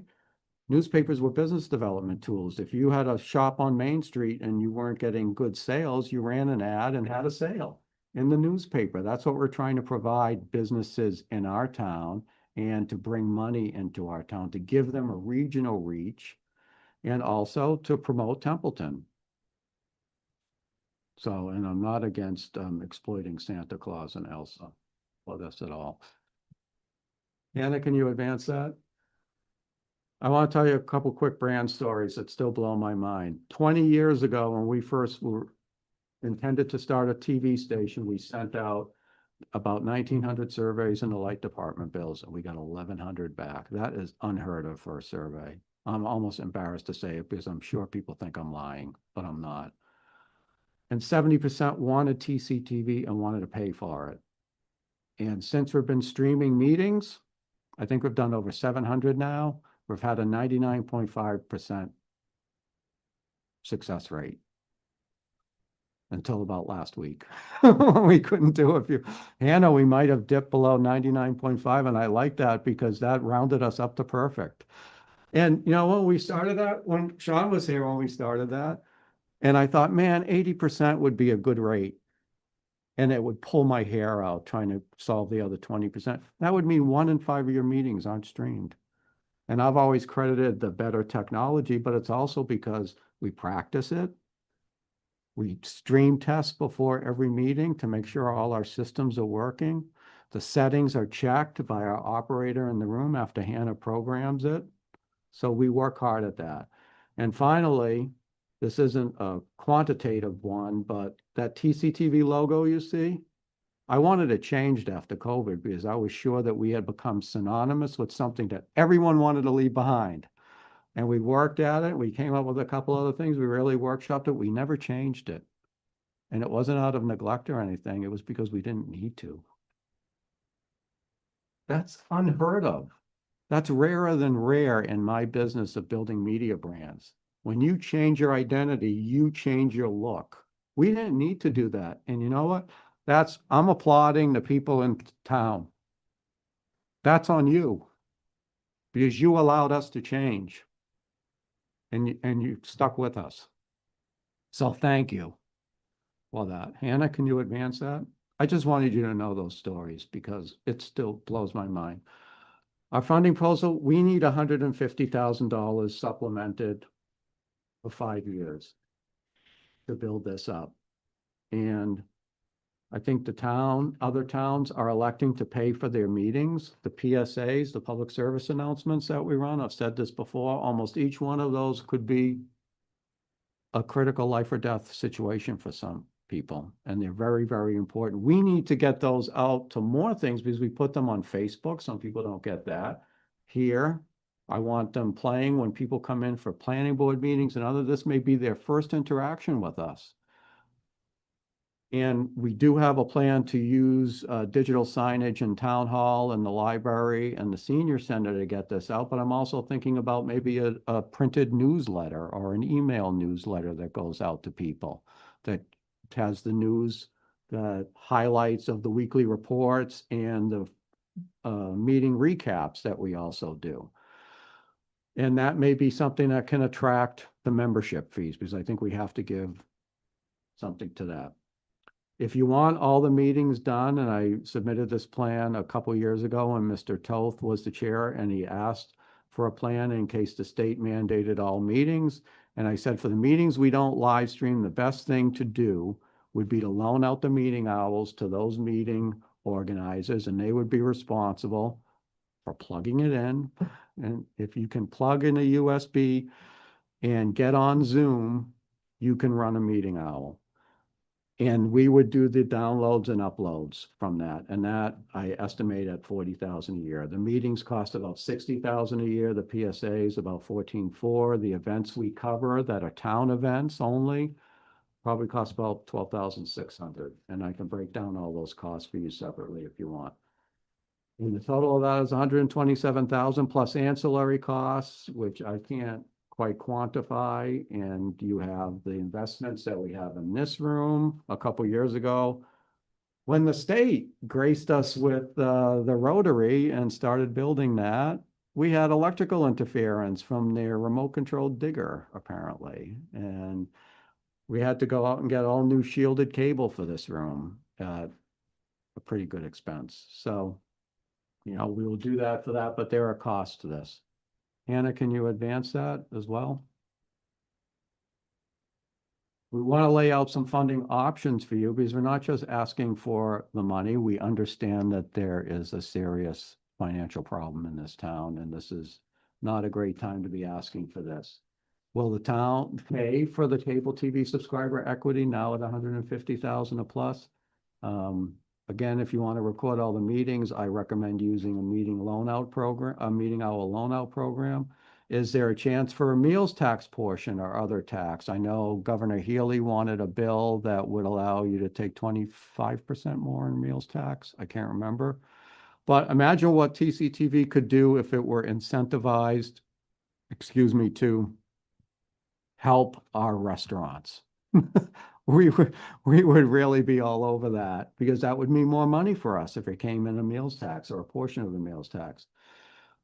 I propose combining our department with economic development. There's a $200,000 grant, which I may be wrong, but I think it has to be spent by the end of 2026. And I don't know where that is now, but I think we're your economic development team, and we can do that in addition to promoting this town for economic development. It's been talked about merging us in the past, and I think this was even mentioned at one of the advisory committee meetings about IT and AV. We have two IT professionals on our cable committee, Engage Pacier, Sean Lampert. And maybe you can have something where you don't have to pay an outside company if you have to have a support call with them. Or someone can run out to the senior center or the library if someone's having a problem. And they do wonderful work. I rely on them. They're reliable. He did stuff. Magnus showed me stuff yesterday that Gage had set up, right? He sent me a password for the Wi-Fi right over his phone. And it wasn't, here's the password. I was in. I don't know how he did that. It's like magic. So that's a possibility. We're also looking at providing public Wi-Fi at the commons and the parks, and this stemmed from a rec department request to put cameras in at Gilman Waite. And they asked us for recommendations, and we thought, oh, they don't even have internet there. We should try to get them that, and maybe we should do public Wi-Fi there. We were gonna go for grants for that in the commons, but those grants got axed. I wish I had known before we finished the application of the digital equity grant, I would have put them in there as well. But we are trying to get a business plan together for that. Maybe we could put a paywall on that. So if someone at Gilman Waite wants to hop on Wi-Fi, they can have an hour free or whatever. And then after that, maybe they have to buy a TCTV membership. I don't know. We're throwing ideas out there. And I know you wanted to have some creative solutions, and that's what we're trying to provide you. Is there a bond or a bank loan that could be available to us? I can't go to a bank with video sponsorships or video production that aren't going to support us, but I can go to the bank with digital signage and Montechusett.tv. I'm just not going to put my house up for collateral. I'm sorry, I'm not going to do that. So maybe the town can provide the collateral for that. I don't know. I'm asking what's possible here. Anna, can you advance that, please? And trying to give you some ideas on this. The options for us as a department. Do we want to stay as an enterprise fund? And, Massachusetts also allows us to be a revolving account. And this was debated several years ago when the state mandated that PEG operations, public education, government TV operations like ours, migrate to an enterprise or revolving fund. We can look into that. There may be pros and cons with each. Do we want to merge with economic development? Do we want a cable IT department that's TCTV, IT, AV, ISP, EDC? I don't want to write that all the time, but we can come up with a better name. And do we want to transition to a nonprofit? This has been discussed numerous times as well, but I think our digital lab can grow into something that could produce TCTV and Montechusett TV on contract. And this is how it's done in a lot of other towns with a separate 501c3 for that. I'm not advocating that right now, but I think it's something that we can consider as we move forward. And my recommendation right now would be to remain as an enterprise fund because that's a little stable as we research. Maybe a revolving account might make better sense for us. I don't know. I have to do the research on that. And try to plan toward a nonprofit as a possible entity that will work in agreement with the town to produce these brands. It's going to take 3 to 5 years to do that because it has to get established. You can't even apply for some grants before 3 years. So I hope you consider that as well. Hannah, can you advance? And I know this is a lot. I'm really sorry, but it's a complicated subject. And the proposed process, we're completing a memorandum of understanding with WBI. I'd like to present that to your board as soon as possible. Magnus and I have agreed on all the terms. And, we tried to get this done last year, I think. But I think it's good that we've been able to work together and find out how we can work together. And it will make the agreement stronger for that. We need that to be able to collect money from Montechusett.tv because we should be using PayPal for that. And this town doesn't use PayPal. I need an outside fiduciary to help us. And you'll see in that agreement, he can't spend the money without our approval, right? And I think you'll find that it's a good, it should be a good deal for us. We need Google AdSense and that and a ad platform, as you see on the right from Montechusett TV, that little strip would be an ad that would appear on the mobile version of that. And we have others for the desktop version, but most people see it as mobile. We could stack 3 ads there if we wanted. I think we'll probably start with 1. But we need that to then have an RFP go out to get partners for Montechusett TV, because the first thing we're going to offer our partners, if somebody wants to pony up a few $1,000s, are going to be banner ads on the site. So we need the ad platform to do that. We need the WBI memorandum of understanding to do that. So that's a process that has to follow in order. The digital lab is already filed as a nonprofit 501c3, and that could, you know, again, try to go out and get grants to help our cause. And sometimes you can get grants as a nonprofit that you can't get grants on as a municipality. So that can be a strength in a arrangement.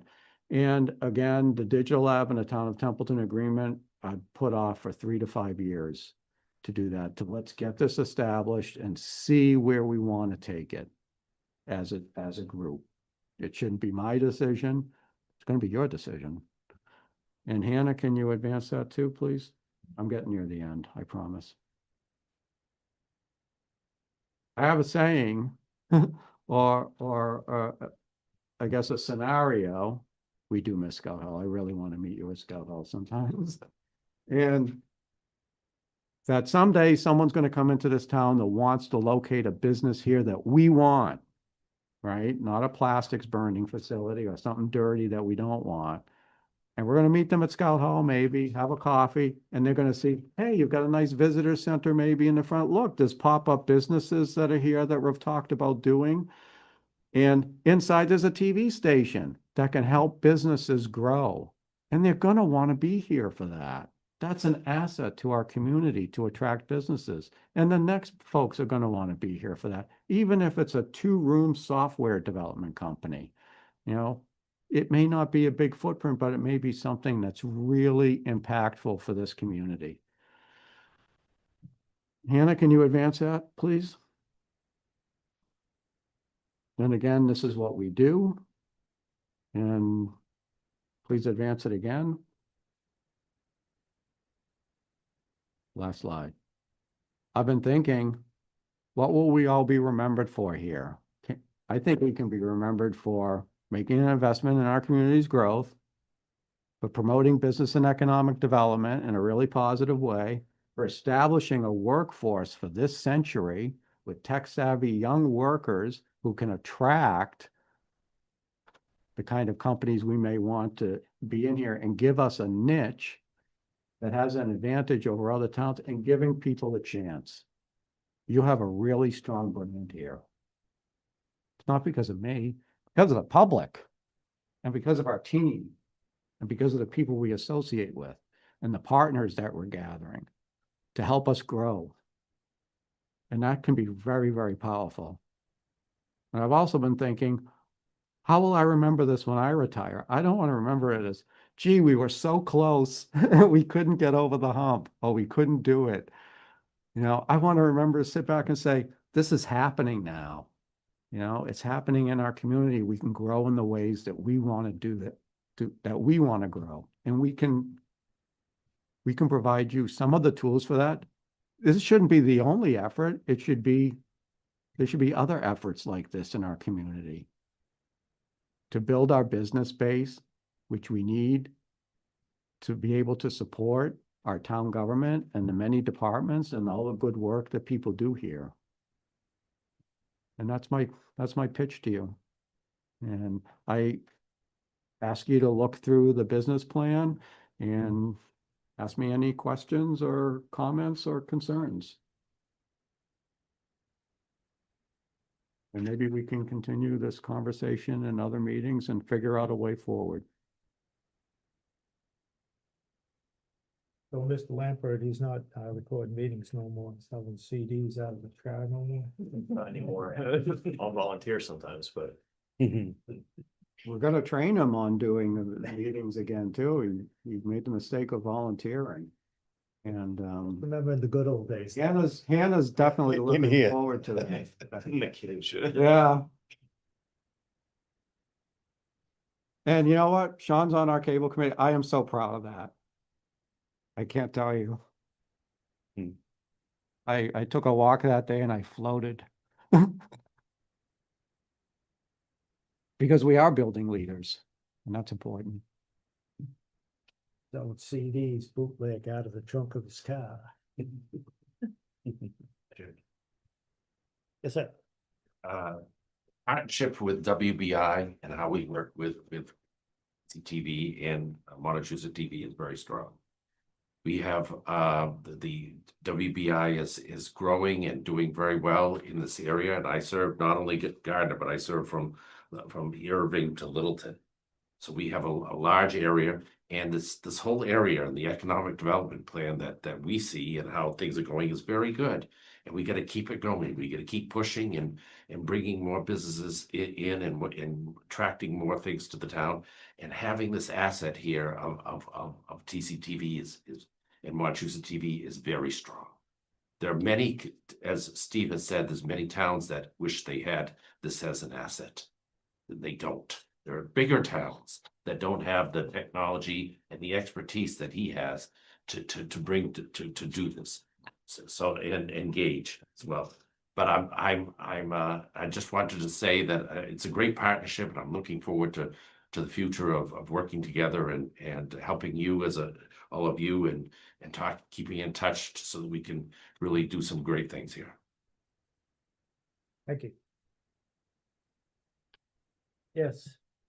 I think, this is a great investment for our future, and all the investment in the previous time and effort and skills that has gone into this is amazing. And I do think this is an investment for the future, and like you said, especially for the business. Thank you. I'm glad I'm done presenting today. Steve, I remember when we were in the throes of COVID just spinning up, and we made the conscious decision for the board to continue to meet, stream this out to show the government was still here and we were still doing things for the people. And every week we were getting all the updates.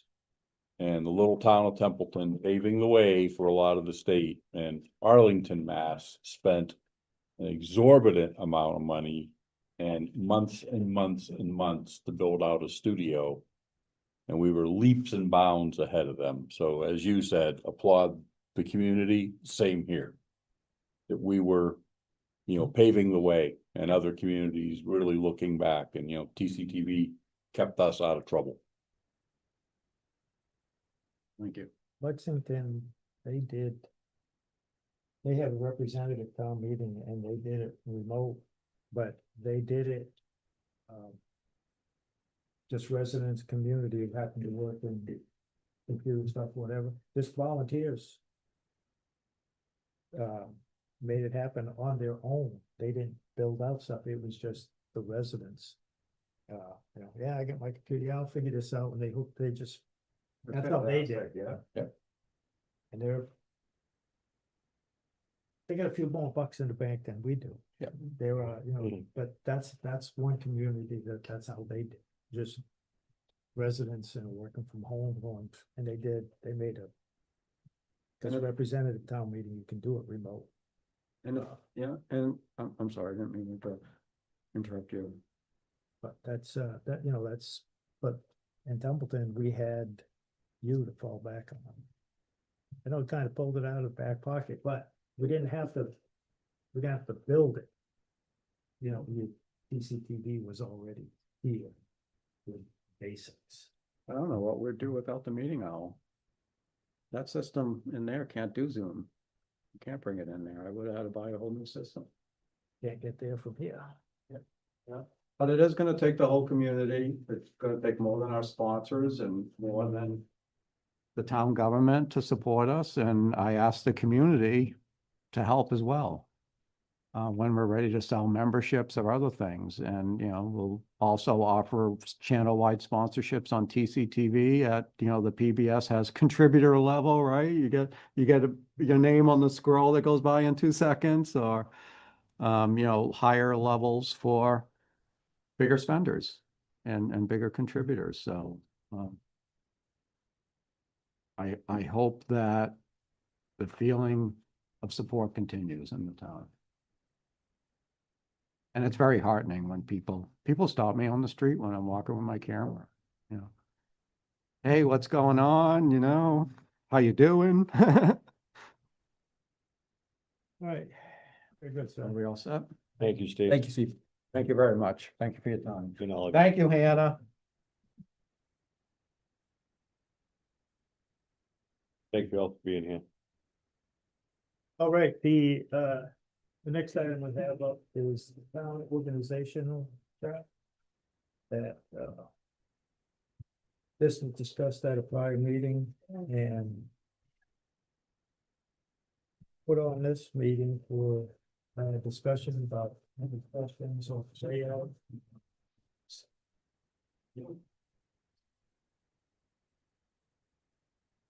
Changes, etc.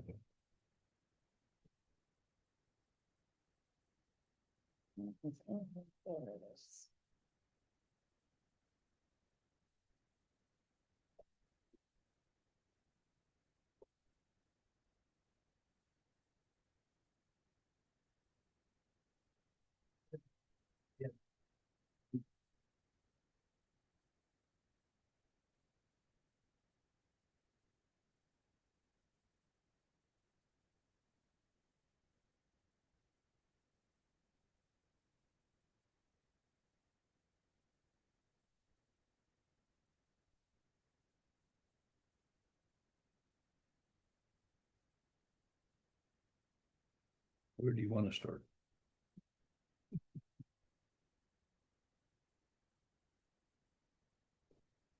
We should just do. Start this part.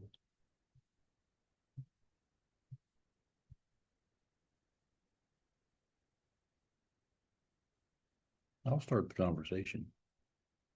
On June 25th, the foldout we had, a little easier to read than the single page. I believe that came out of the budget book. Yeah. This one does not agree with what you have, the way it's laid out. So this was a little more confusing.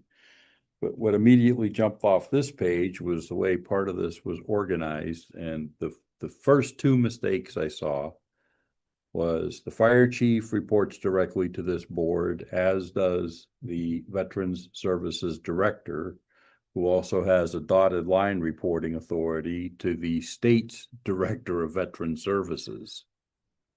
So that has certainly got to be corrected. And the fire chief is under, I believe, chapter 48. That was voted at town meeting vote way back in 1986. Dick Payne Sr., God rest his soul. And that was done at his time when they adopted the strong chief laws. And he has under the strong chief, he has oversight over his budget and personnel. He does hiring, firing, all of that, yep, without having to come to the board for approval.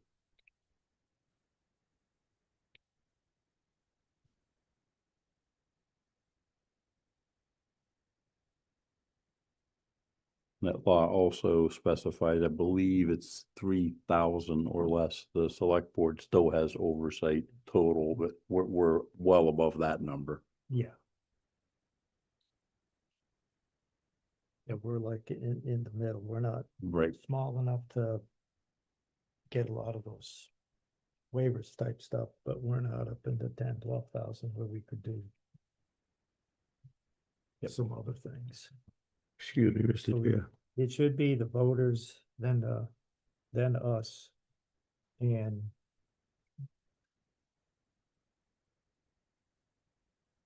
instead of being under us, it should be left or right. Correct. of the board, as far as the fire department goes.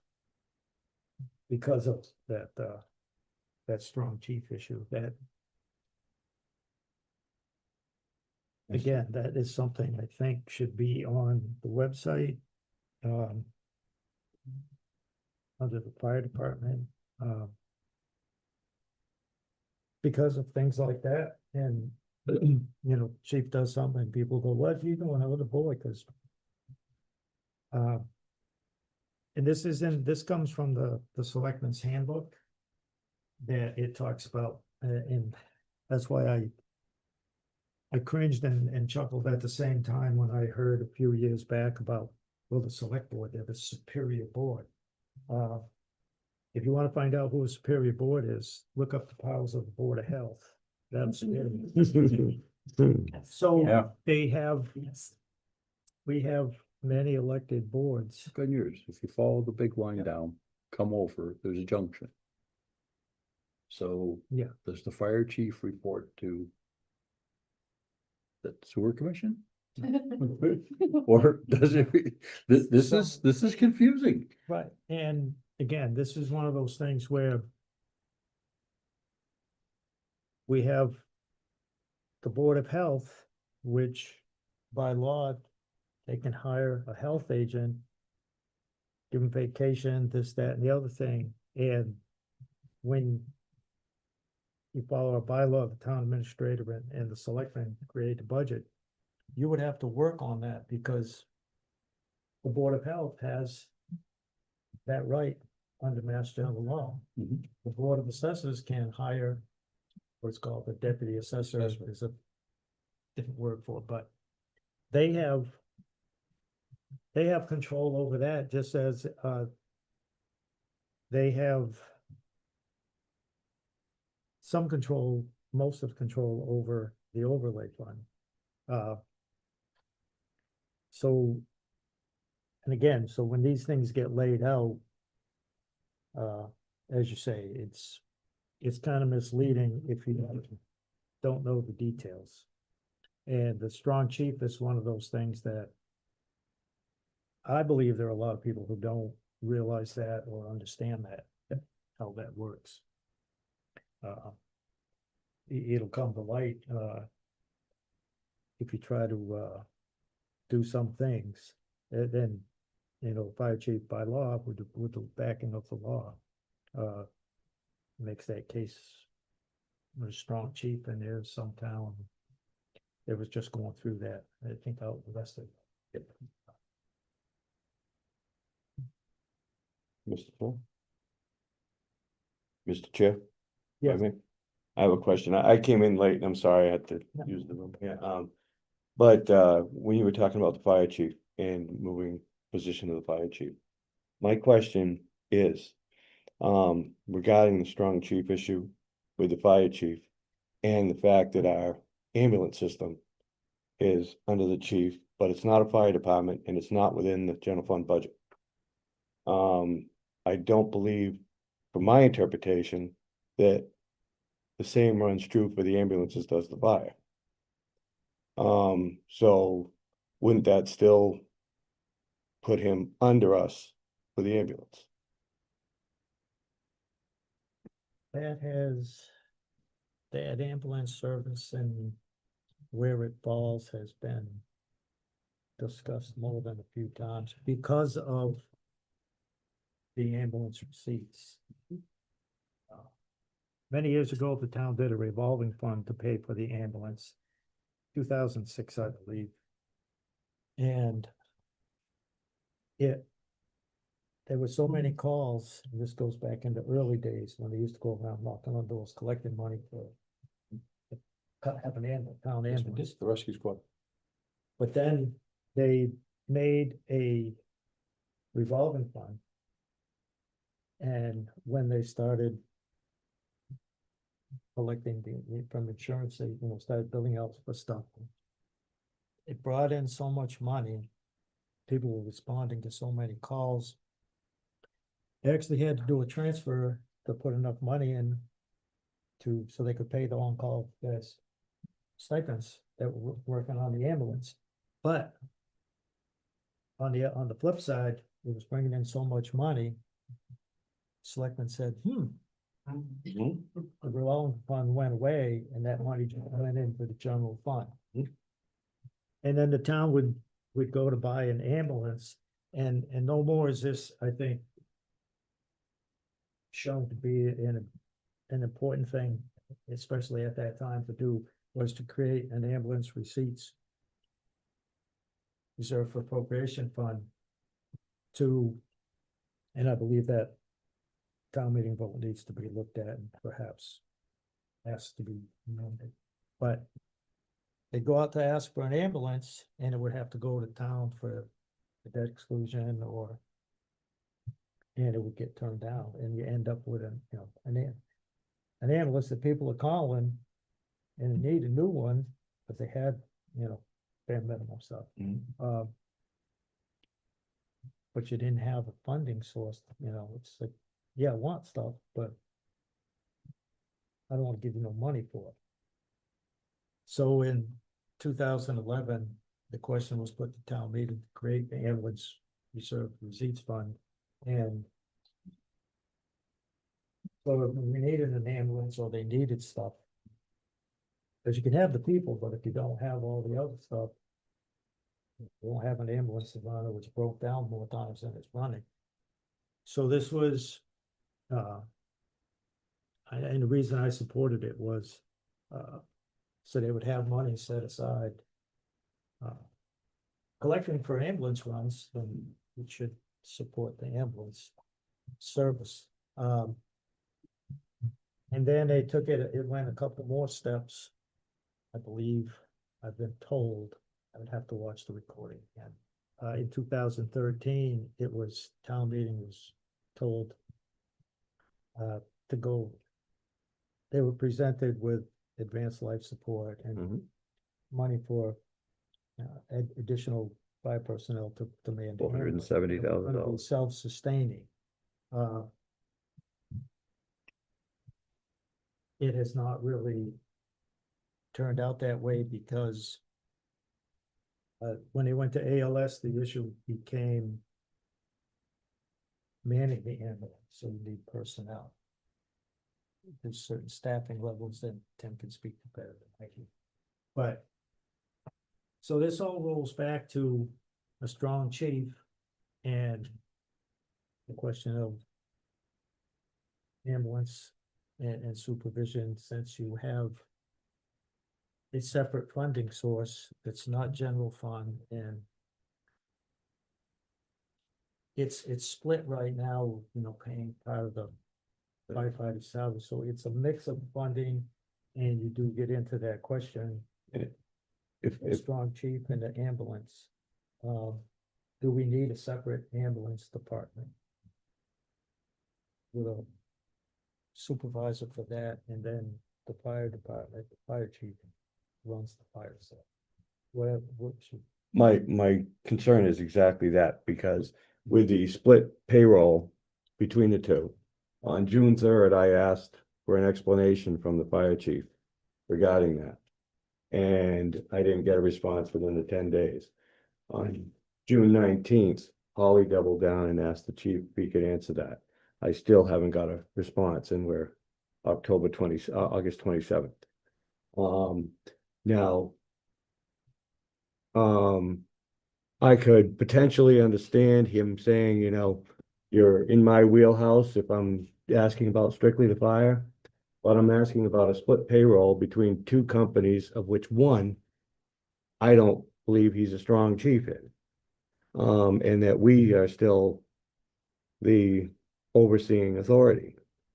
And I think that's an issue that we need to resolve. Because, even when I asked last week, the chief, who is splitting the payroll however he sees fit, apparently, regarding the usage, he said it's 65 ambulance, 35 fire. Now the numbers show 80%, 20%, but 65, 35. But in June, when I question this, we had 70,000 come out from fire payroll and 20,000 come out from ambulance, even though ambulance had all the time. And it appeared because it was a money thing to move money a certain way, not because of the usage. And I'd really still like to know that answer. So. That's why I asked. Anything? Candace? Did you- Yeah, I don't know where they go, but they get appointed by the select board, would be Parks and Rec, and then they kind of just run for a year. You know, they get all these superpowers, we'll say. And they definitely need to work with public services, and they also definitely need to work, hand in hand with, the community, services. You know, they do a lot together, and they kind of need each other. But then they're independent, so I don't think they're in the right place. I don't know. I try to figure out where they go, but I just don't know how to do it.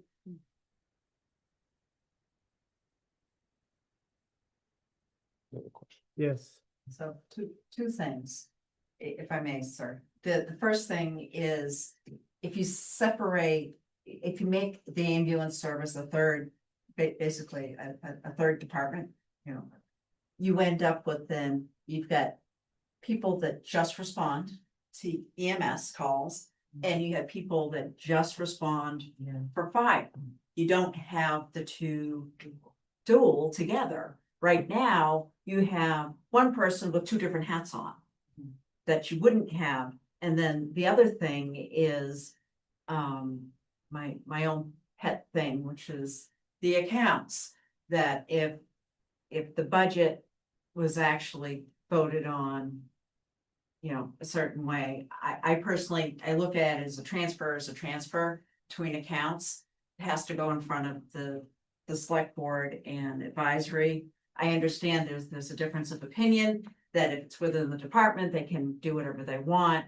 I think I think if it was done by account, the chief would not be able to move money around because it'd be a separate account. Thank you.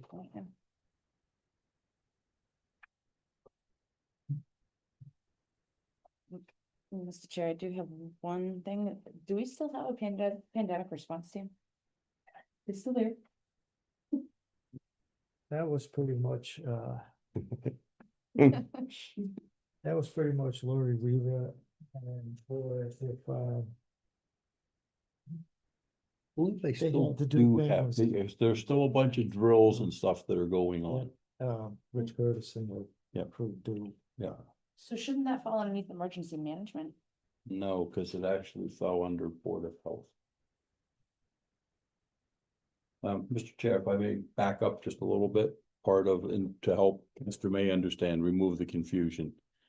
Under Massachusetts law, a municipality, city, town, whatever, has to have a fire department and a police department. Even way back when I moved into the community at the end of 99, early 2000, the volunteer rescue squad in name was part of the fire department. Although at the time it was 99% those darned, and I'm gonna make it G-rated, EMTs.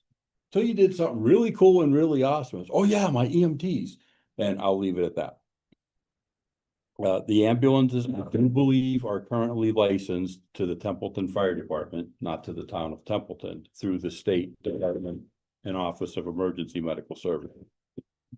There is a lot of grumblings. I still follow the industry very closely. EMS nationwide is not recognized as a third service, with a few exceptions.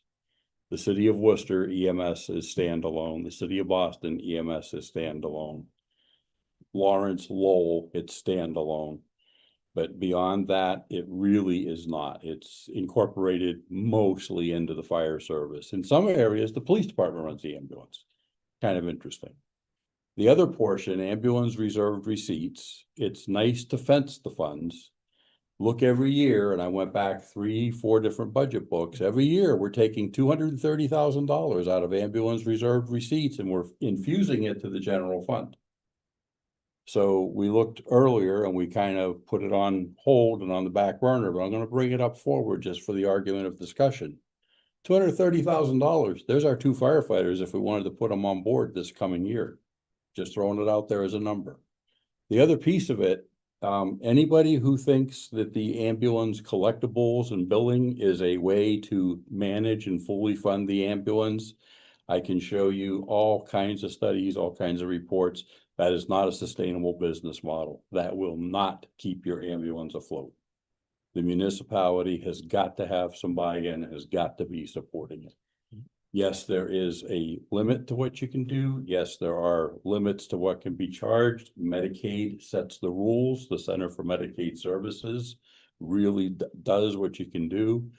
We were fortunate again this year, they did allow the rural mileage reimbursements to stay where they have been.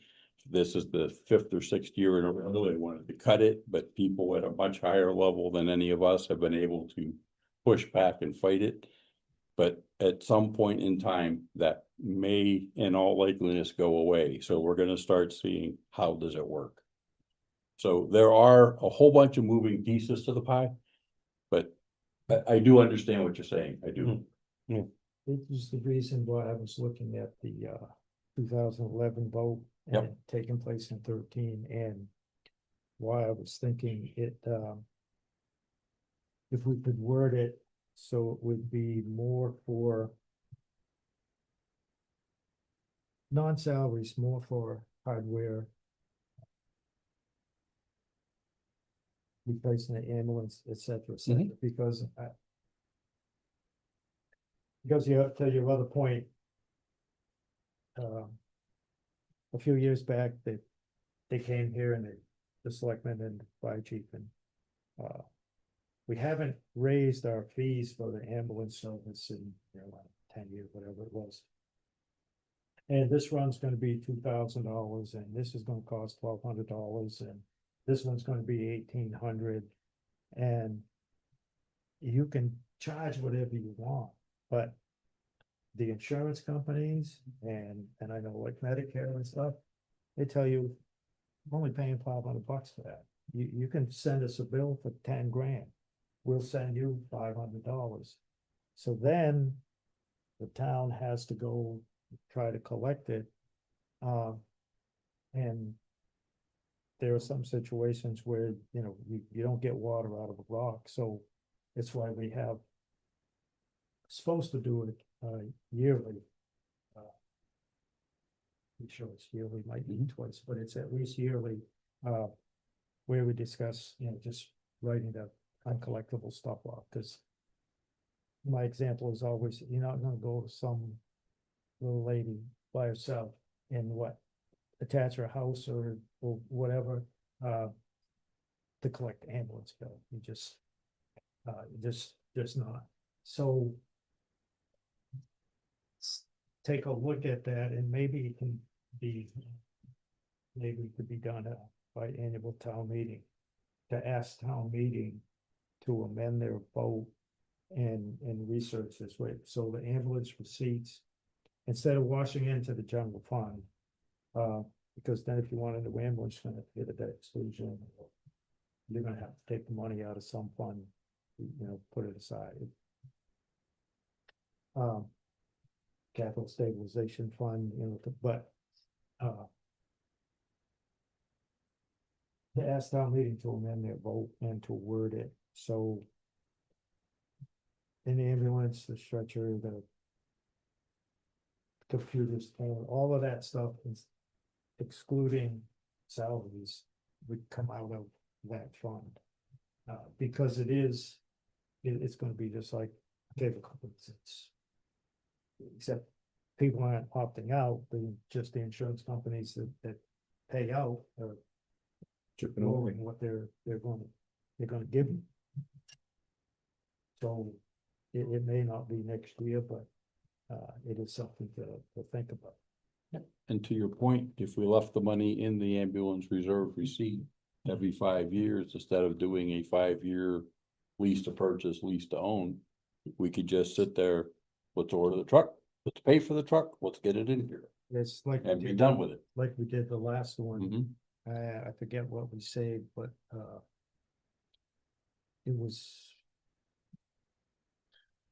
it was north of $10,000.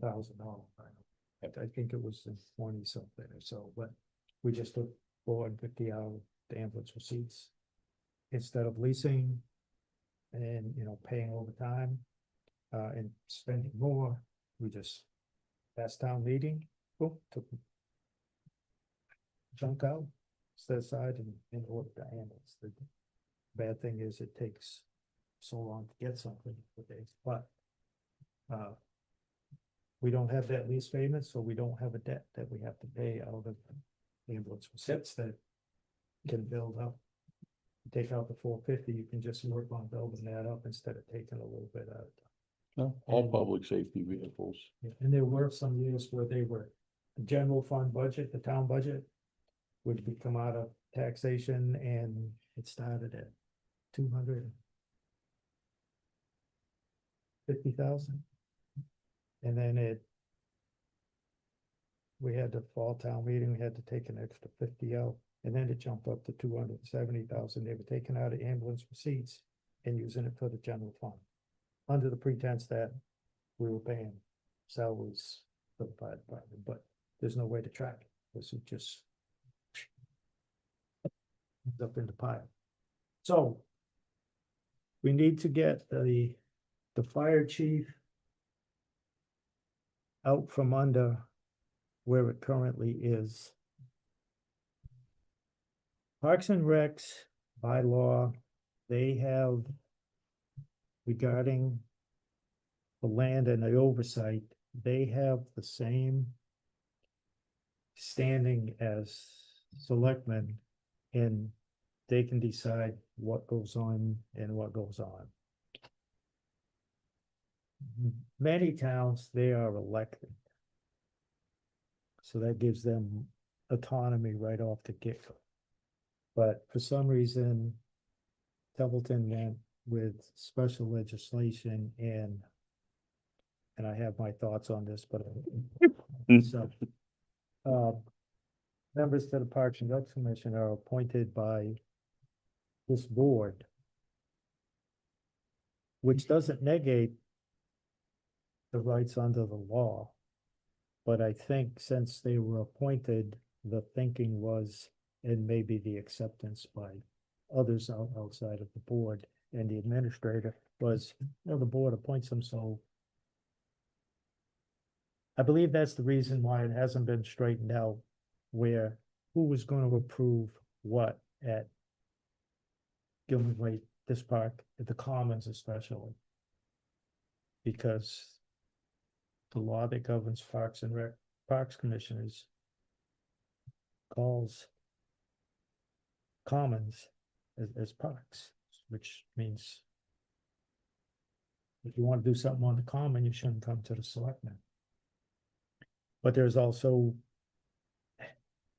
town bylaws that need to be adjusted. The whole thing has not been adjusted because, well, just a lack of will to do it, and trying to keep this board central to overseeing and controlling as much as possible, even though we have mass laws that show otherwise.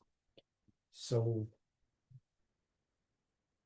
if we were to get the bylaw changed and admit the duties that parks and the rights that park commissioners have under the law, yes, they should be moved on that chart and be more on a parallel with the select board rather than being under where they are now. It's the same thing, I believe, with the veterans service officer. Yep. Because the way that position was created, it's looked at as a district and it's triggers a bunch of other things under mass law that the veterans agent is a little more autonomous than. Yep. It's all in a way that you do things. I believe the same holds true with our cemetery commissioners. They're on the same par, and our water and light commissioners who we elect. Right. So looking at this is very confusing because it's like, we don't even have pieces identified on here. Yeah, because, yeah. The color chart, that's how it is. Yeah. Yeah, pretty colors. Yeah, it's pretty colored. They should be they should be at the top. The selectmen, the Board of Assessors, the Board of Health, the Planning Board. The town clerk. The cemetery commissioners, they're elected, and they have their own fund. To take care of the cemeteries. Yeah. Perpetual care fund. Candace just pointed out to me that the grant writer is under the accountant. Was that, Yeah. shouldn't they be on the select board? They, They were for both. they made that, and then in May or whatever. They moved. The person from. Under the accountant in the budget. Back to the selectman office, which is kind of counterproductive, but they didn't They didn't update change there. that puzzle. That's like making an amended motion on town meeting floor and not realizing the consequences, so you just created a conflict because you should have changed two things. Yep. So again, this is stuff that and it falls in my mind anyway. Back down in the budget message in the book, the message to the people is. These are elected people, so they're on par. They have different responsibilities, but everybody who is elected, they only got one boss. It's the voters and then all the people that they elect.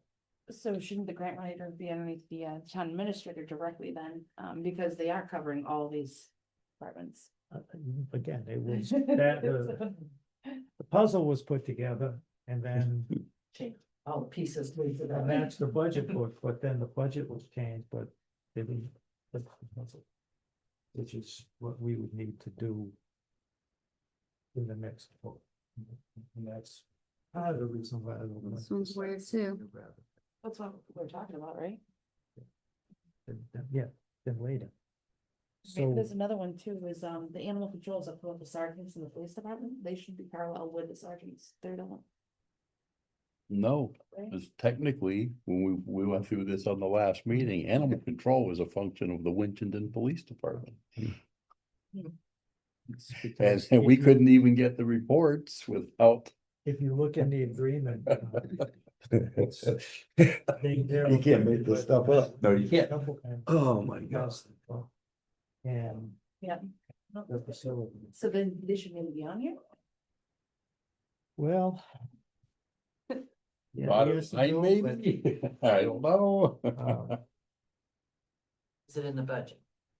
maybe next year, they will be there because we won't be where we're at. Good. Like, again, but that's, Yeah. Alright, so in future reference. Yes. They should be parallel with the sergeants because they're not. And then, yeah, it's, Sticky situation. what about the spreadsheets were changed, but we didn't change the puzzle and. Yeah. Yeah, maybe part of that it's, well, it's not too, but it is, because when we're looking at it. You sit there, well, Wait a minute. how come, and again, that's on the website. Yeah. Who looks at that? The residents This one still shows the rest. and, Yeah. it should be clear. I have a question. How about the town council? That looks weird. Where it is. Kind of weird how it is. Oh, yes, yeah, It's kind of odd. yes. Well, the town council is appointed and it works. It works for the board of selectmen. Yeah, that's what I mean. People think, what people say, that's. Yeah. That's how it is. We appoint them, we hire them, and I've not seen the town council yet that, you ask them direct. I work for the majority of the board of selectmen. Yeah. So if you hire him, isn't he an expense? Really? It's an expense. He's not an official or anything, he's an expense. But he is hired by the board. You don't have to go out to bid or anything with them, just you pick the town council you want to work for you. Yes, Given that logic, what about the other councils that the town has? You know, all of the different ones, like you've got the one for the, what was it? The auditors? No, not the auditors, it's the council, cause in the budget, I saw like 3 different councils. You've got the town council, you've got the one for, council one, like, the land, for the, no, for the land. Yeah, the treasurer has, the treasurer. Yeah, the- collector. You've got all of these, yeah, the treasurer collector, thank you, so if you're gonna list the town council, shouldn't you be listing the other ones as well? I'm just asking, I'm looking for consistency. don't look at that. Yeah. But wrong. Or are the others just considered, you know? Yeah, We own this, we didn't draw this. yeah, yeah, I know the history. Upset.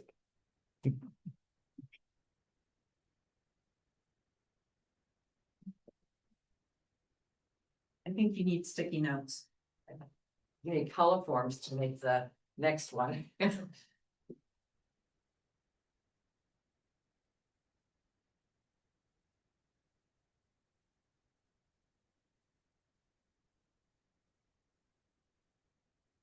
But that is something, again, for, the next, budget voting. Sad for sheet. Budget message. That's almost a homework thing to, come up with really way more plug. And again, UTA and the municipal agreement with animal control, even though you could break that right now. It's only good until, what's the, Yeah. so. Thank you, Bill. We could, we can redo that. Cause I don't think we're gonna. This evening. I don't believe so. No. It's just, we talked about it at a meeting and said, there was We'll revisit consensus it. that we want to Yeah. talk about it, Yeah. because some things just weren't lining up, so, Sorry.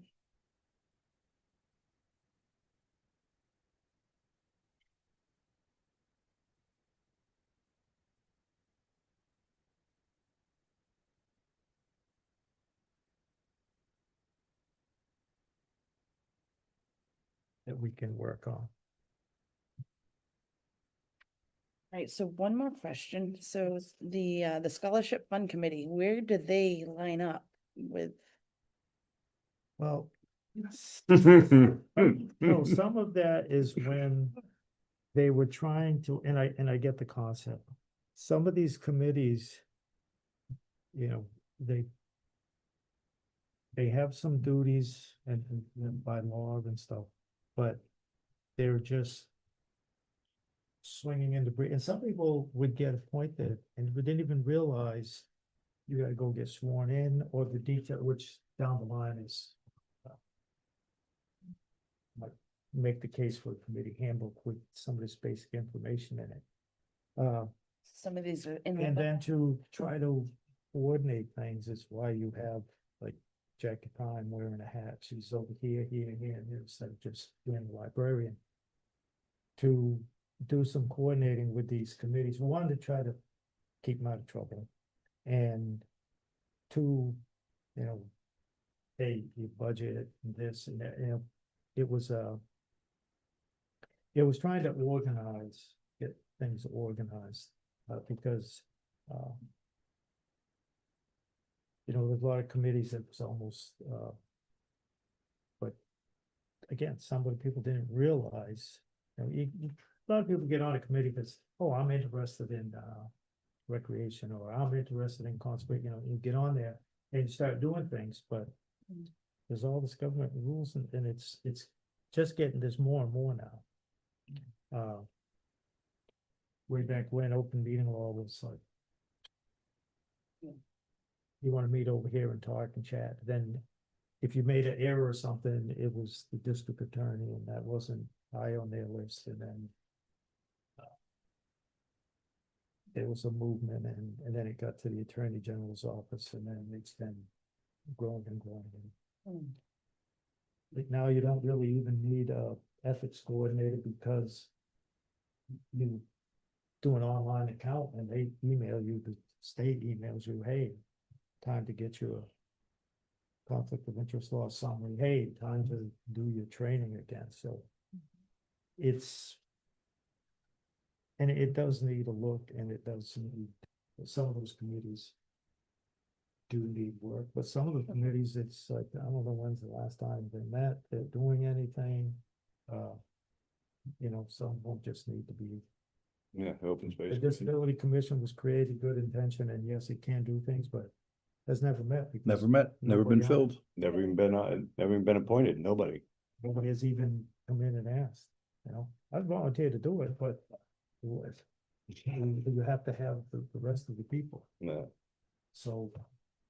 There is. So this next. So is that? Yeah, I just had a question that's kind of on topic with what we're doing tonight, but it's not necessarily right on topic. I remember the select board used to have work meetings. You know, work groups, like meetings, and I haven't seen the select board have one of those in a long time. They had a workshop, and then they decided it's changed it. And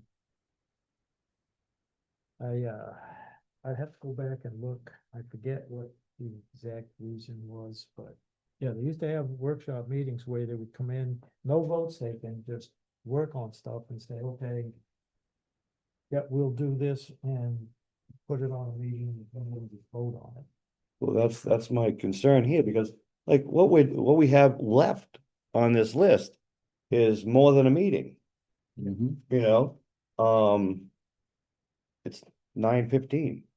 You know, I'm just thinking one of those work groups or workshops would be kind of ideal to have, you know, maybe every month, every other month, or something like that, so that we could tackle these things, you know, a little bit more thoroughly.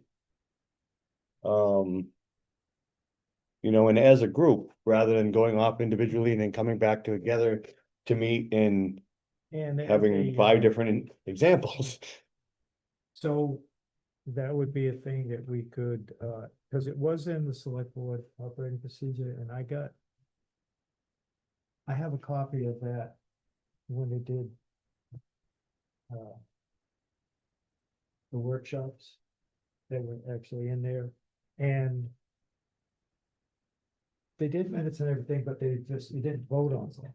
You just come in and relax talking, but we'll work on this, do this, okay, yep, and pursue this, and but I think it was almost, because you'd have your regular meetings, and you'd have a workshop meeting scheduled in it, I think it was, you got too many meetings, Well, I don't feel that way. well, No, 9:15, it's kind of early to be thinking about quitting. I'm looking at 3 more hours of this and I'm not really So, excited about it. no, we should, so the organizational chart. Again, that would be, for lack of a better term, homework to, Well, if you could just create Post-it notes, you know, and just where they are, that would be one meeting, but. I have them at home. Don't forget to do this, work that, but, yes, the workshop would be something we could consider, it wasn't a select board policy. The number of meeting schedules that they had, I had to look that up and bring it back and we can decide if we want to pick that back up. I would be fine with that question. Because they would do just a couple of things Mhm. and work on it and get it ready to bring to a regular meeting, to vote, would be ready to vote, because they'd already do all the stuff. Yeah. You would start, it'd be at 6:30 and it's, it would go off, whatever time. And, but it would be just a couple of things to work on and get it, Yeah. so we go to the meeting and just. I remember those and they were, All right, Good question in the back. yes, Ms. Toth, I believe. I saw her, Oh, I sorry. just wanted, so the organizational chart, we're gonna have to, go through and pick, where we all see confusion at and come up with the layout for the next budget presentation or message. Yes, Who's gonna draw it for us? well, we can go off of this, I think they have like. the last, Yeah, free Kelsey, website if they- there is there's gotta be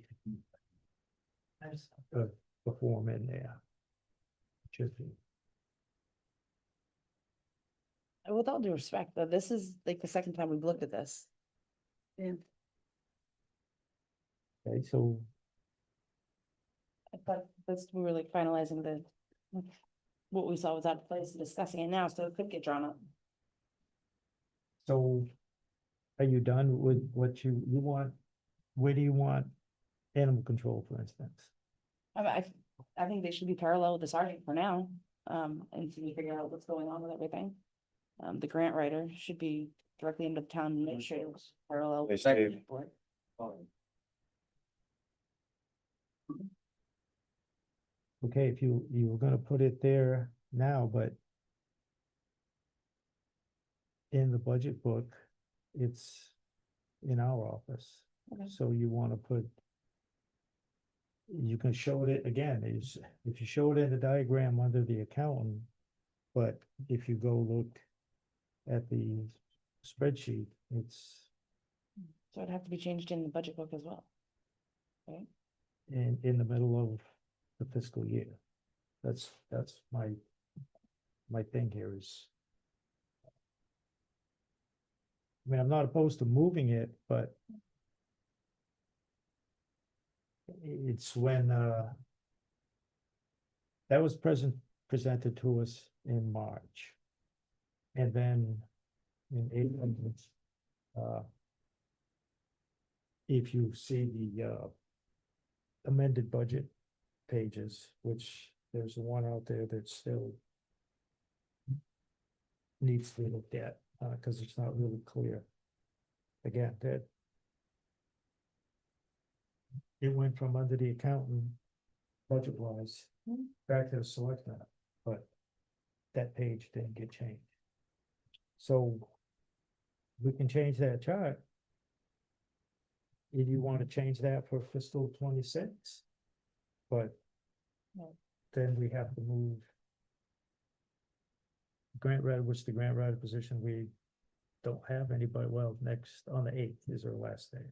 Probably So not. there won't be one until we Yeah, it have gets time. put back up. The advertising gets put back up. Yep. So So he has it put back up. we, again, Yeah, I get your point, like, okay, let's move it here and there, but yeah, it's in the middle of the fiscal year. Okay. And we would have to amend those pages if we want to keep people informed and. so what are we doing right now then? So, does it have to be drawn like that? No, I mean, but, it's not the only, the only town that does that. This is the town of Templeton, this is the town of Paxton that does it. Worcester does the same thing. Some books, some websites I find that on, and others, I don't even find it. Yeah.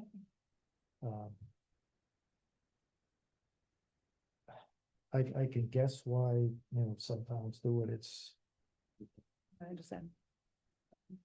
the budget book. It's supposed to be easier to read and follow. The message in it is trying to inform the residents on what you're doing and why things are, why this money is here and there. To me, you're trying to sell them on the spending of their money. And if you add charts and pictures and stuff, I guess it helps. I never found much use in it, but because it really doesn't matter.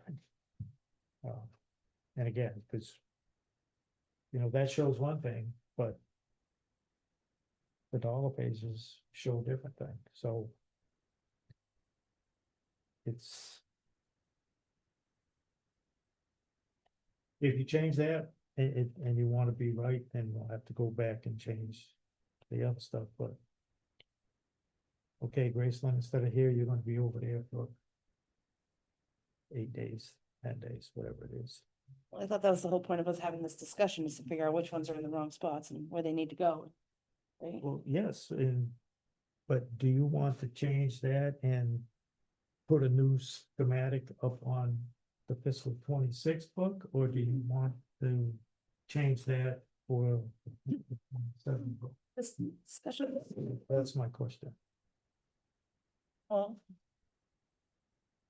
probably get it straightened out as soon as possible, right? And if we do that, then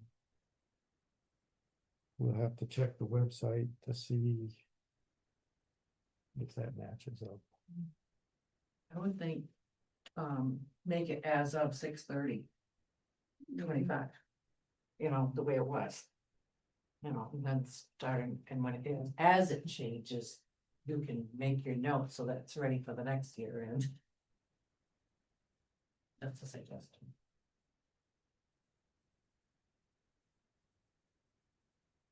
Mr. So Chair, what if is I might. Whatever the board wishes to do. Mr. Chair, one more point of clarification, if I might, just for me, and it might be because I'm a little slow. But I'm hearing things that don't jive with me up here. Because I'm hearing like moving Graceland from under accounting to under the town administrator. Well, I think she was just in the room with the accountant. I don't think the accountant was her supervisor. But they put her salary under the accountants. Well, I do understand that, but it's, I thought the organizational chart was by, who was in charge of who, not what room they were in or not what budget they were under. I thought it was who was the authority, their supervisor, let's say, or the people that they have to go to for answers. So the next one up, that's, that's how I look at an organizational chart, not like kind of what budget they're in necessarily, but who's their supervisor and who's the supervisor responsible for I underneath. think that's what the idea was, to put it under there for whatever reason. Yeah, If memory serves me correct, it was done to remove an appearance of impropriety, where we had a board member and that individual in the same family. So it'd be So under there was a supervision potential for a conflict of over interest. there. So everything got moved, including the funding source and what office the funding source was in.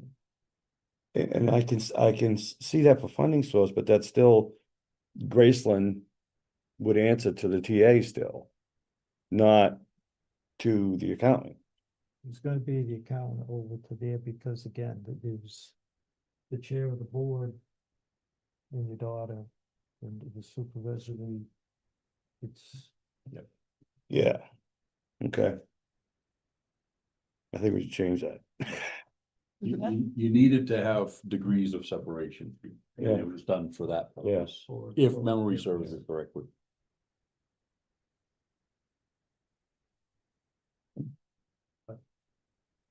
Okay, it just, No, It- good question. it Good question. don't jive for me. But yeah, it's, Yeah, again, yeah, it's Templeton, you know. well, it's just. Mr. Chair, if I may. It was supposed to have gotten in the budget meeting. With everything that had been going on. My memory says. That from a financial perspective, given the fact that. One of the people we're talking about was no longer chair, it was supposed to get. Moved back to the select board. Maybe that didn't actually take place, but the budget was supposed to. Have the grant writer back under the select board. And it does. That'd be something worth looking into, and clarifying. I believe that was changed in the add-on. The amended budget pages. That it was changed from the accountant to the PA's To the select board's select board budget. budget. That change may not have actually physically taken place, but that's. What the discussion was.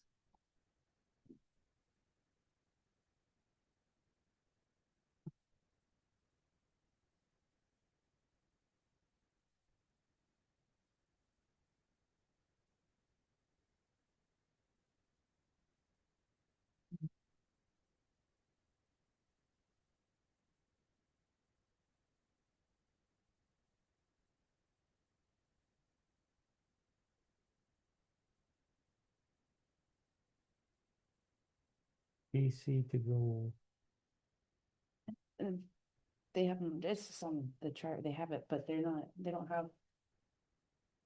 The authority over, yeah, and I, it's the way it's drawn up, that's not even. A big deal. but well, to Tim's point, in the agreement, the employees are like, actually, Yeah, they get salaried and appointed as Winchendon employees, mhm. and Templeton provides the thing. So, like I said, for now, they shouldn't really even be on the chart, and then, we can figure it out later on. So, it's, whose control are they really Winchendon, sorry. under, so.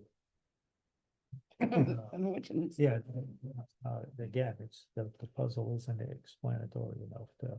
So moving forward, they should be here, but And after. potentially next fiscal year, they could be Hmm. a total, Or here. Yeah. Yeah. Yeah.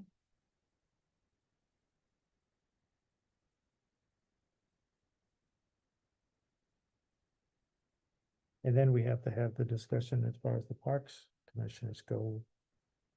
If we're gonna put them, we need to talk to them, meet with them.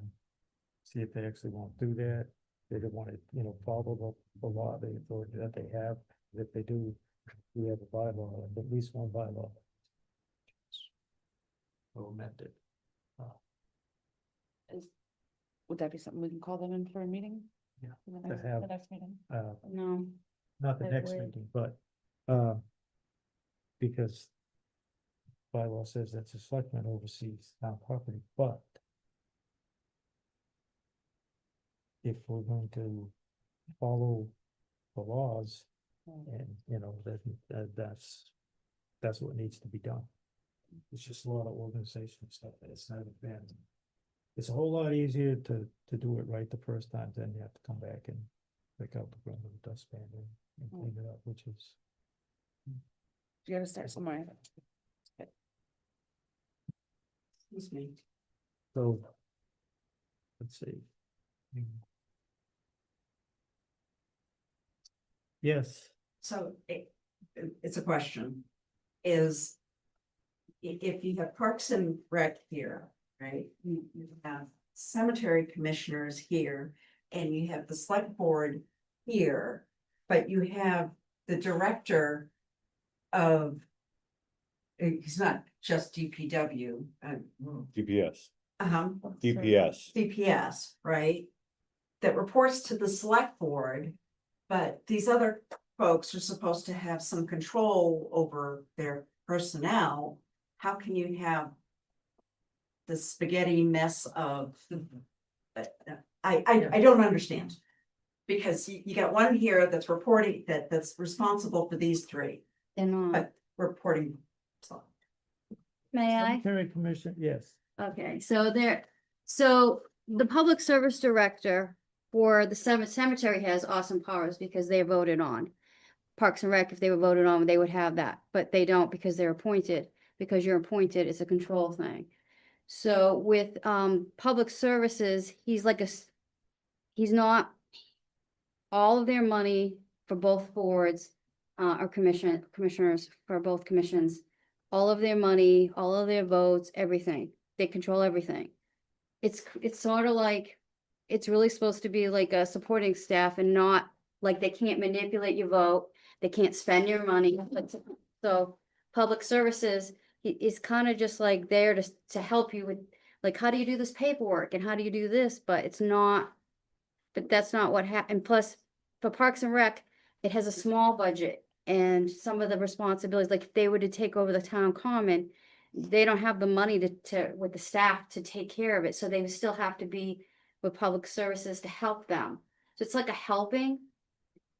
And then they help the cemetery because the cemetery doesn't have the kind of money to cut everything and do everything. And all the buildings and all the properties, it's all in the public services budget. well, that's my point. It shouldn't be. Yeah.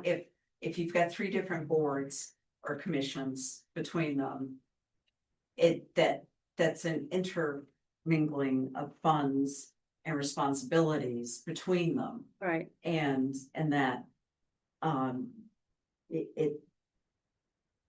the budget that falls that falls under the whole thing, Yeah. right? Should be under Parks and Rec, should be under a cemetery commission versus, buildings and ground, right? So the same number of people, it would be separated out differently. And you keep, it's like, let's just say, one of the commissions is very unhappy with the supervisor, and I don't want to get into names or anything, but supervisor, right? Then who controls what happens with the supervisor? So someone said this to me once, and it's true. Parks and Rec and cemetery are their own beings. They were their own things. They, like everything else in this town, we all support each other. So they don't really need an arrow to go anywhere because it's when you public services has to help you. The police department has to help you. Like we all help you. Like we're all. It's not about. So maybe an org chart is really It's not about fundamentally smart. Okay, we're, Way off track. the only thing I will say, the cemetery commissioners have control over two funds. One for each cemetery. It's perpetual care fund, and those funds are to maintain each cemetery. If you buy a lawnmower with perpetual care funds from Green Lawn, you can't take that lawnmower and go mow the grass anywhere else. Oh. So they have, for the two cemeteries, they're not depending on anybody to do anything. They have the money, they can hire out and get a lot of their maintenance stuff done. Now, Baptist Common Cemetery and the other ones, they don't have such funds. And the cemetery commissioners are elected. It's kind of an organizational issue.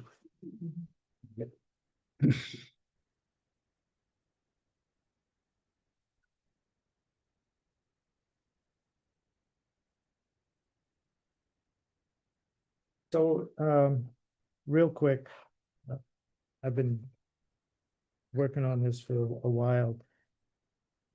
On the committee handbook, when I finish it, I will be sending an electronic copy to each of you to look at and see what you think about it.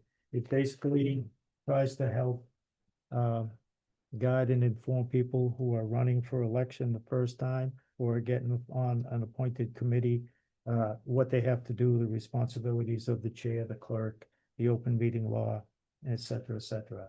It tries to, so when you go get volunteer to get on a committee, you go get sworn in, you get a copy of the handbook. So you can look at it and you know what you have to do.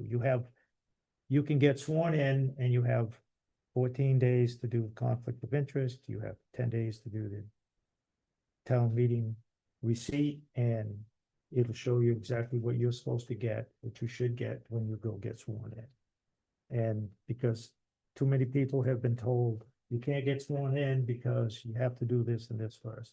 And that came from an office that has no authority over it. So that, and take care of that. Notification policy.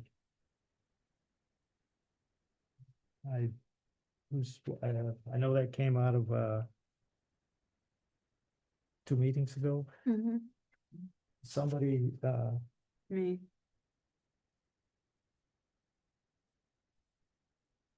it was to do with emergencies and things like that. Regular stuff. Yeah, like if, like if we get an issue with, like all the email accounts. It's not, set up, the way that it was running, it wasn't a notifying everybody in the town that had the email account to say, hey, by the way, we're getting problems, you're going to get hacked, you got to do this, this, and this. It's not proper. And there are other, some of it is designed where it's just going to department heads, and then they're supposed to have the time in the day to tell everybody else that, like, any boards they're with. It just should be a whole factor, all, if they all have the emails. So it was stuff like that. And then it's just the way we run it. It's not efficient, and it's not getting to everybody the way it should. Like, for instance, I was been on for a long time, one of the town email accounts. And, if, there was a couple of incidents that if certain people they noticed my name wasn't, that account's name wasn't on it. And so they called me and said, hey, don't do this because we just got a thing to tell us and you're not on it. You don't know. And that's what's been going on. So everybody looks at the list and sees, oh, who's missing? And then if somebody's nice, they'll contact you, which it shouldn't be that way, especially if it could shut down the system, all the, computer systems in the town. It's probably not good. Or the phones, or, and then there's also if of emergency, a real emergency, and all the departments needed to know. I don't think there's a good structure for that either, how that works. So notification, anything else? I've noticed that, Like, for instance, the BBAs get sent out. we There don't, are, there are people being emailed that no longer work for the town. Didn't get reelected, retired, etc. And to me, that's a starting point right there. The email lists are not kept up. And again, it's easier to do it right as it happens. Try to fix it afterwards.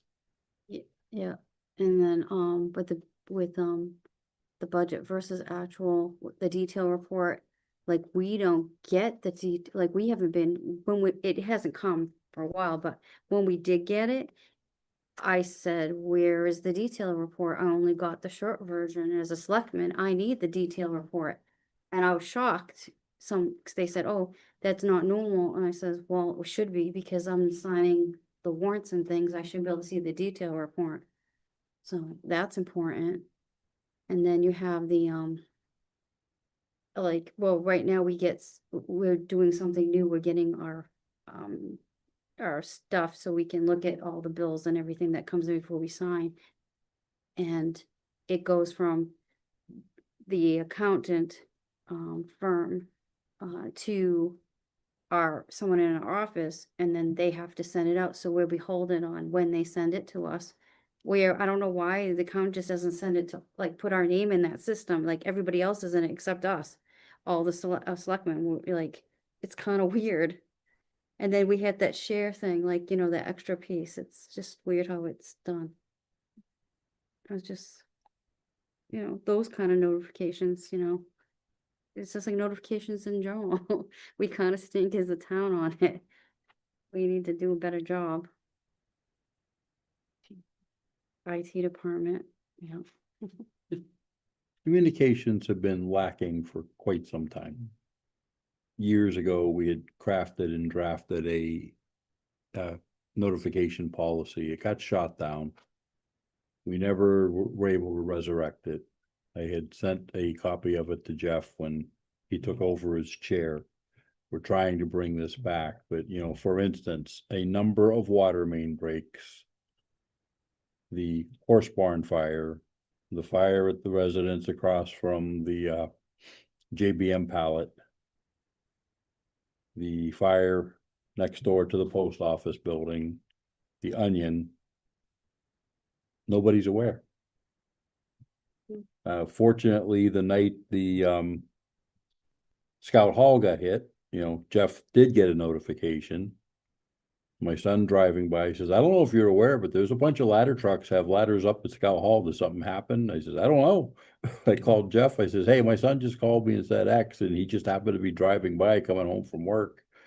But, you know, I would think that we should get a notification immediately when something like that is happening. Dispatch is getting all the calls. It's not hard to get a hold of us, or call the chair or call the vice and let them call the other 3 or 4 people who didn't get a notification. There is, code red, you can sign up for it through the website, Oh, yes, I've been on it since the inception. but they don't, you know, minus a road closure here and there. I know, Town meeting. town meeting. Yeah. Mr. Chair, if I may.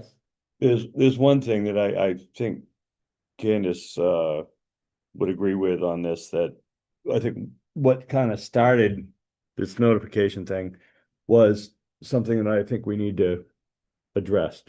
An instance like when our select board office was unstaffed.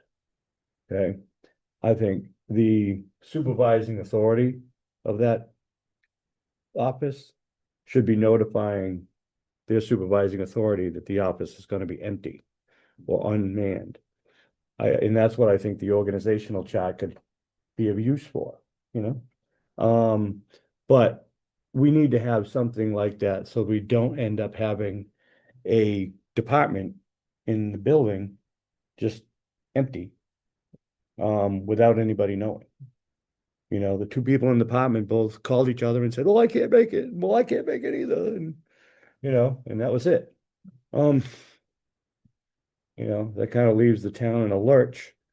You know, and that's another avenue that we need to deal with down the road, is some cross training or some swap, so that, you know, a administrative assistant from another office could fill that void, just to answer phones and take care of the, you know, emails or whatever, just to say we're not there or they're not there. But something where there is a step that you must accomplish if your office is empty. That's all. Well, the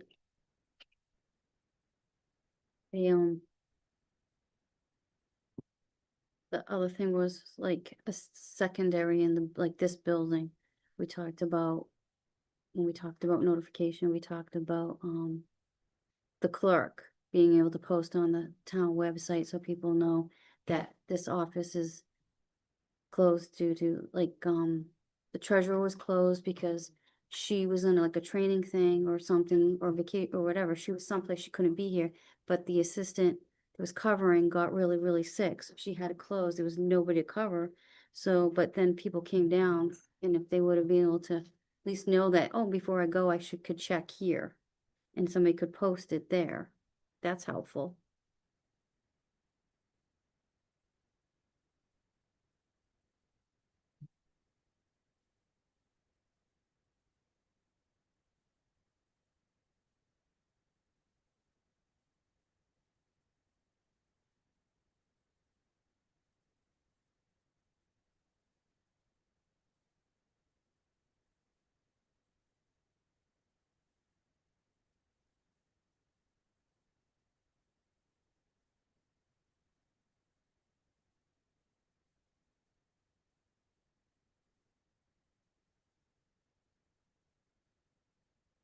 Yeah, see, for instance, in the personnel policy, under the inclement weather closing policy.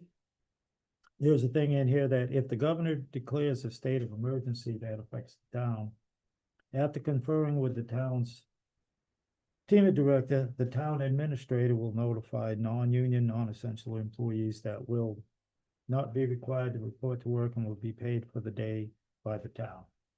That's one of the closest things I can find that there's something in writing. Yep. Of how something will get done. That's on page 8 of the personnel policy.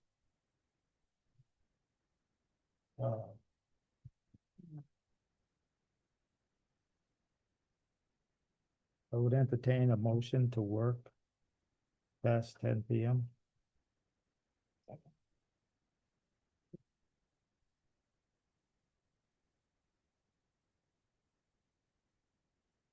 Second, You said, yeah, unfortunately.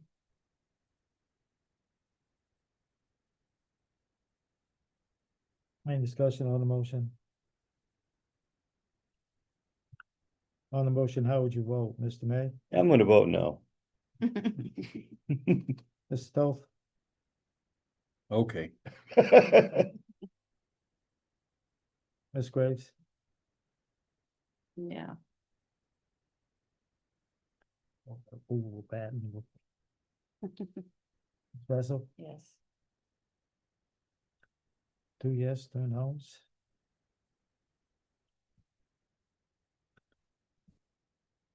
I vote no.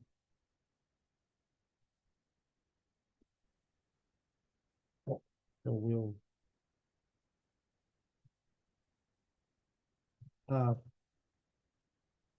Real quick, I went through the personnel policy from cover to cover.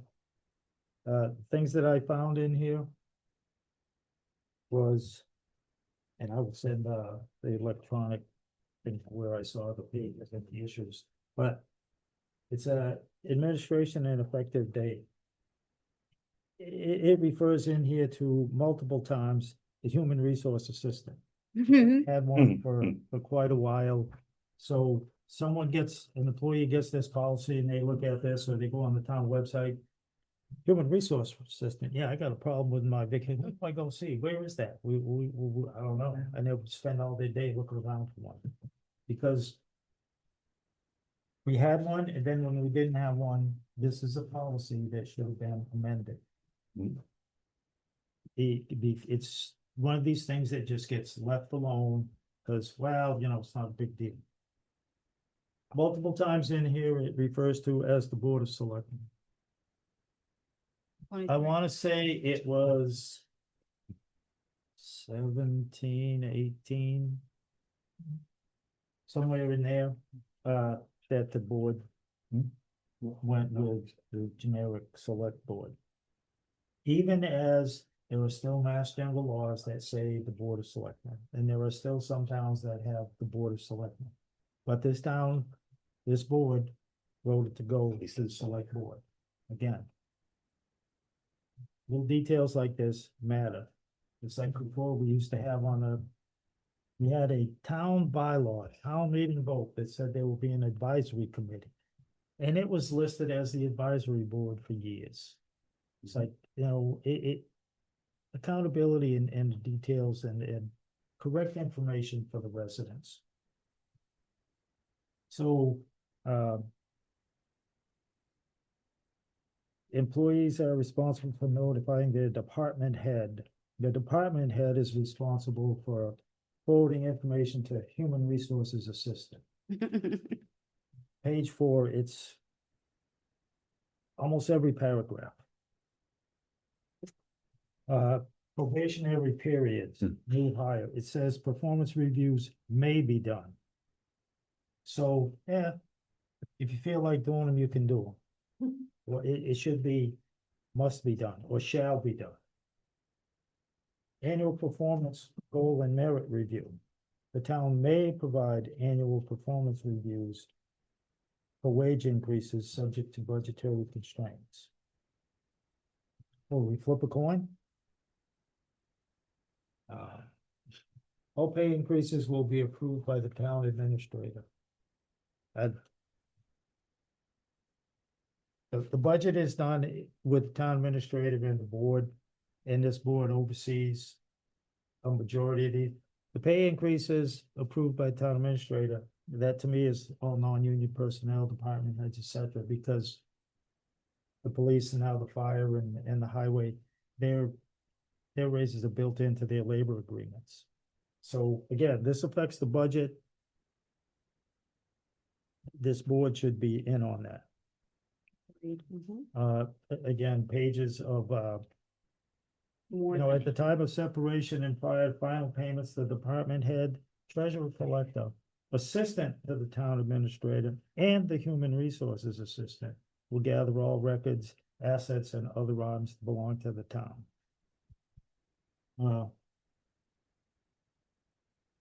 Again, you know. And this is pretty much throughout the job descriptions, approval of the town administrator. I don't think the town administrator should be approving job descriptions. They don't have the final say on who gets hired.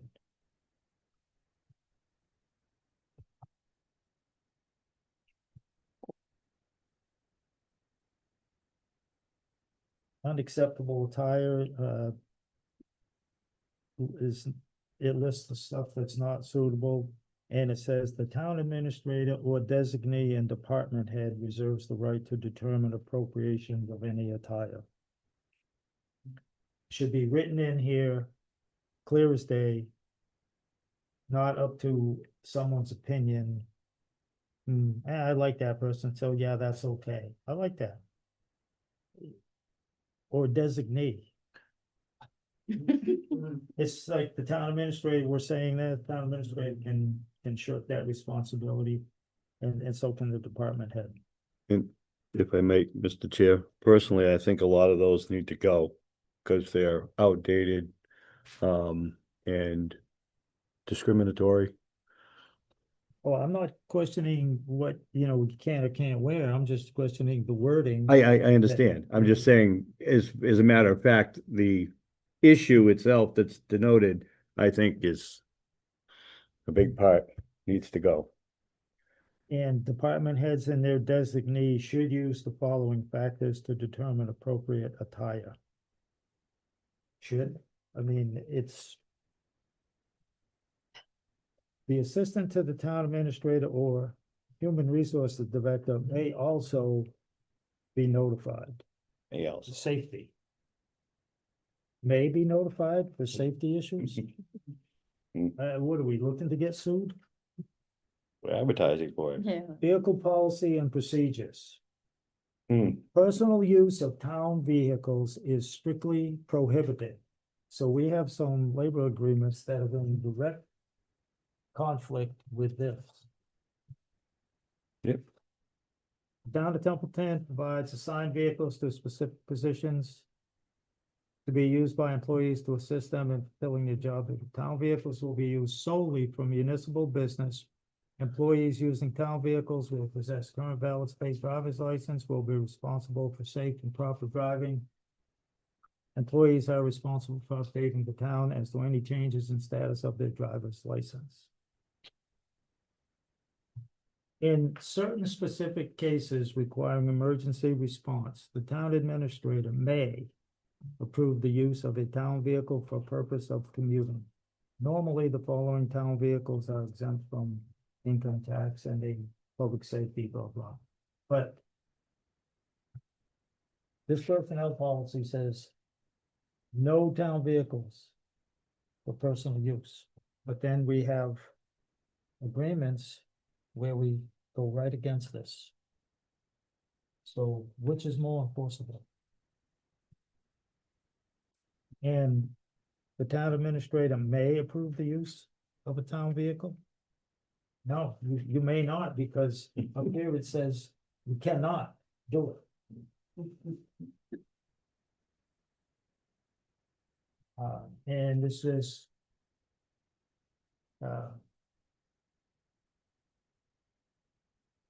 Overtime and time records.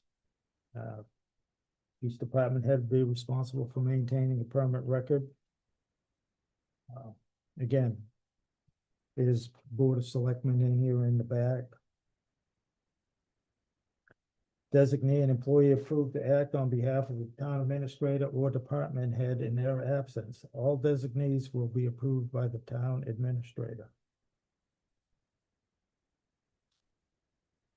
I don't know, who knows best who to fill in for them.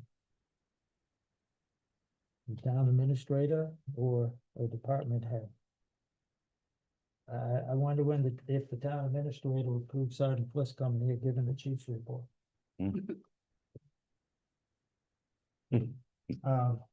Again, this is a policy, we call it a personnel policy, and it needs work. And most of it is just wordsmithing. Mm-hmm. And a couple of the items are we need to amend, either change this or change some agreements on use of vehicles. And I know what side of the fence I fall on. And I know the advisory committee has been talking about this and its expenses. And it's almost right up there with buying a new vehicle and then that department giving transferring that vehicle over to another department. And it doesn't even come in front of this board. Mr. Chair. I just, Mr. Chair, Yes. there was just one other item in that thing. It's heads are not permitted to use signature stamps to approve weekly payrolls. We see the stamps used all the time, so maybe, and we've, when someone's sick or something, they'll do it digitally sometime, they'll see it all, but it's a different time and age maybe. we have work to do in details. I have one as well on page 14 on the select board policy. I spoke with the Board of Health. They meet on Mondays normally. And they would be more than willing to switch to Wednesdays if we wanted to move to Mondays. I think that having a new TA coming in, it'd be better office wise. It'd be better for our meetings to get things set into motion and then continue on throughout. We have the entire week and not just discussing and making changes midway through the week. And Monday is the late day Yeah. for working in here, and the reason that was made, watch the meeting, it's December 2016. For the Employees were warrant, right? here, and they said that would be good, because if you're, at least for, part of the meeting, Mhm. if you're starting and you need assistance or you got a question, the employees would be here. And it was not 6:30, it was 7. So how that half hour got swapped in. I just look at some policies and figure that out. You have the Board of Health that meets on Mondays. Generally, the Conservation Commission meets on a Monday. Maybe on Tuesdays.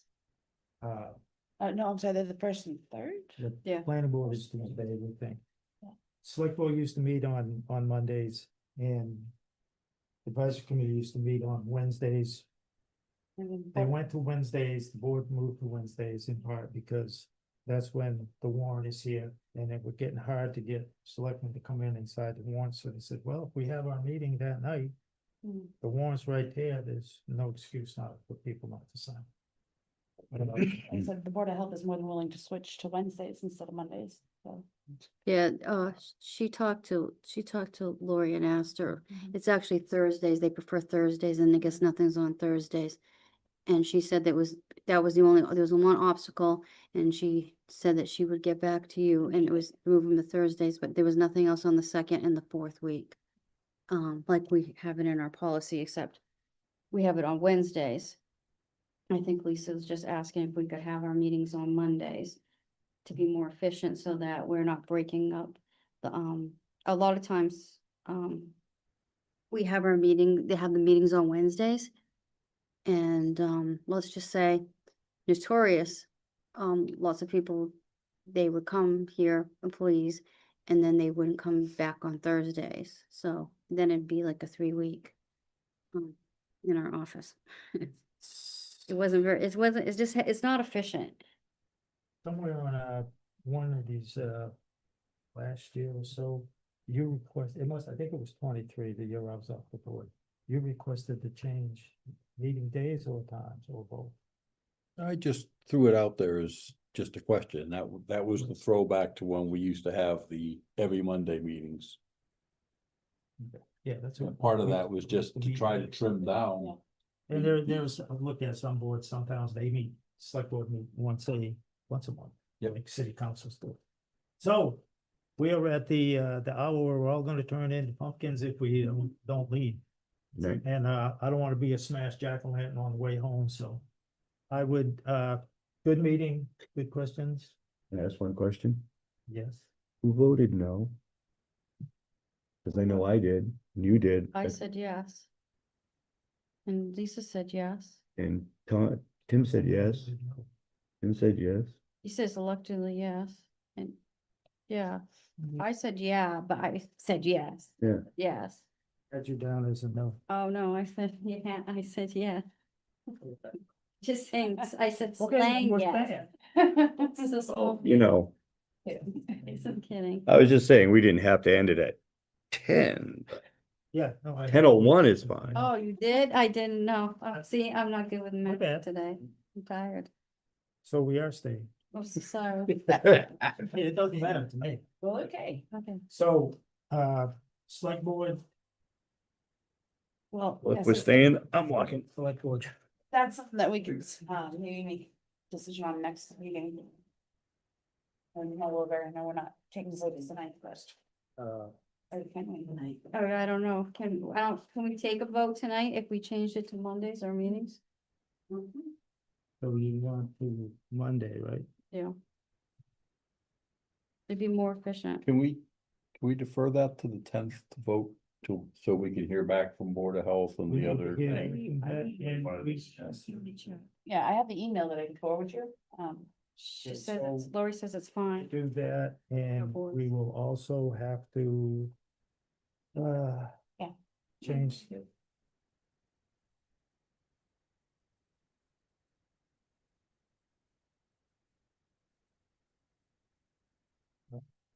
Yeah, we will have to amend. Page 4, is it 14? I have 14. This is another one that I missed, but. We have to look at the availability of the. I don't think the packet would be an issue the way that they put it out. I think it can. And you still have the weekend to look at everything in the same time frame. Then you have the whole week. So sometimes, Let's see. The 33rd day, proceeding with the business. if it's. I think sometimes things for the select board don't happen because the orders come down on the meetings on a Wednesday and then Thursday. And by the time Monday comes, Yeah. the efficiency is just not there.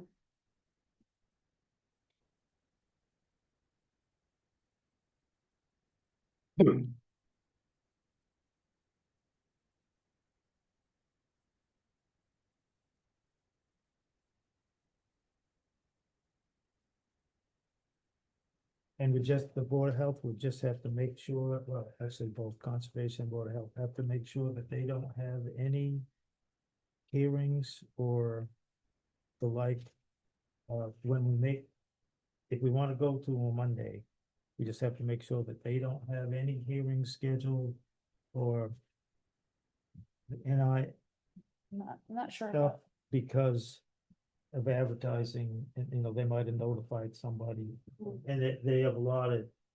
They have to advertise so many days before a meeting, and if we say, hey, we're gonna start meeting on Mondays on this day.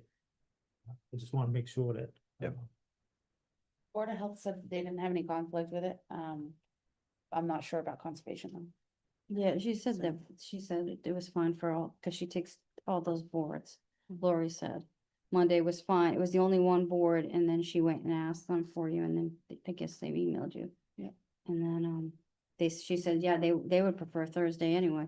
And maybe change, well, right now, we should get the packet no later than 4:30 on Thursday, That was, which, you know, if you go to Monday, it's just a couple days less than you have to read through your stuff. Yeah. it's not what I'm saying. I just think that Uh, if we vote for some stuff, then I think that it gives them more days to work on it. Whereas you go right into their long weekend and then you come back out of the weekend. I just think having Tuesday, Wednesday and Thursday to work on things. I just think the efficiency for the select board isn't there. I think it's, I mean, you get a meeting on a Wednesday. Staff comes back in on Thursday and then they're out back until Monday. And I think some of the stuff, if you don't write it down or don't, whatever, it just doesn't get done in an efficient way. And just So, remember that Mondays are holidays also. that's- Well, that's the other thing too, in the personnel policy. It says in there, all holidays that fall on a Sunday will be celebrated on Monday. But then it says the holidays will follow the state law, but then the state law is if if Christmas falls on a Saturday, you don't get Monday off. If it falls on a Friday, you don't get Monday off. But right now, that's how the town's doing. And that's just another thing that I would toss out there to change. Yeah. That is on page 14 as well, actually. Yeah. Special meeting, emergency meeting, business meetings.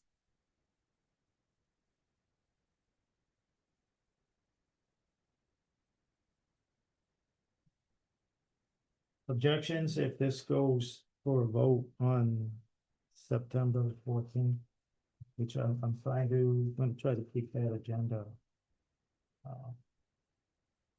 short because of the scheduled dog hearing.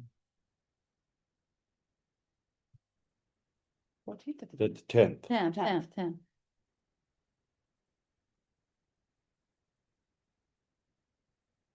The dog hearing's the 10th. dog hearings the 10th. I think so, yeah, September 10th. Well, when are we gonna find out if all details this dog hearing? I don't know, I think it's, I mean.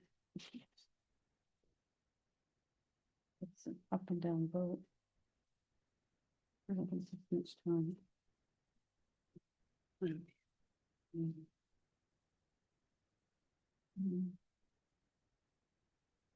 The town meeting warrant is supposed to open today, but it's gonna close on September the 24th, which is a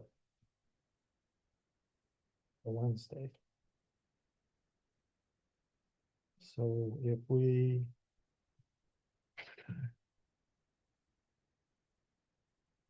go to Mondays, it's gonna be this every other Monday or yeah. The second and third Mondays or Maybe the second, maybe the fourth.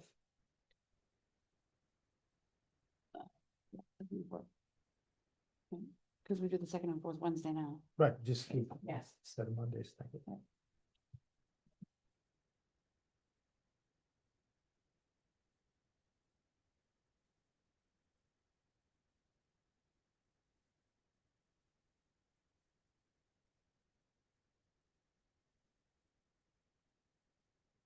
It shouldn't be a big deal because we got plenty of wiggle room for a fall town meeting, Yeah,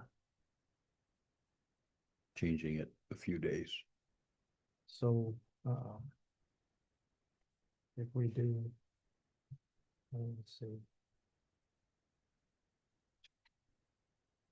We have the option, if we changed it early, you could go the 8th and then do the dog hearing all by itself on the 10th, since it's already been notified. And then we wouldn't have to do a dog hearing with a select board meeting together. Well, I thought that was the original intent at the last dog hearing, that we did not do those kind of hearings on the night of a business meeting. but it wasn't a.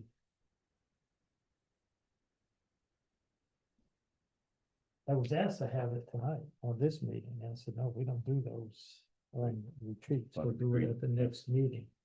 I went back and looked and.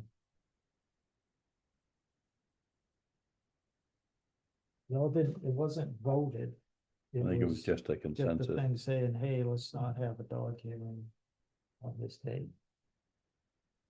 Oh, We changed it to. but I believe the notices and the newspaper stuff has all been done. Excuse me, Chair, if we changed it and we did it now, then. So if we meet on the 8th, we'll still have to meet on the 10th Right. because For the dog hearing by itself, that's in place already.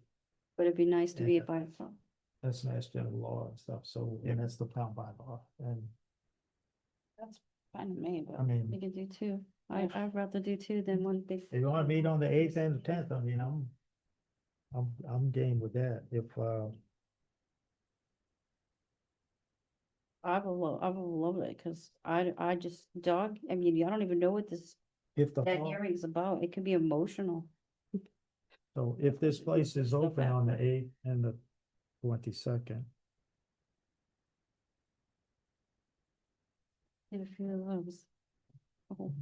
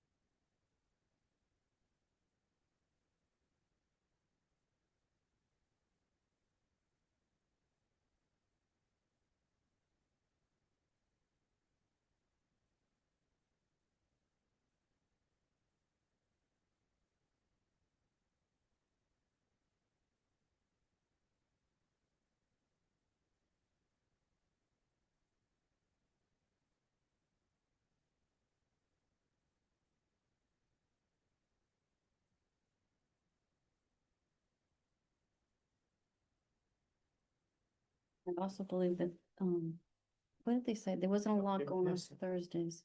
we'd have to know, Days after we move. we're, It would be- Can you check real quick on the 8th?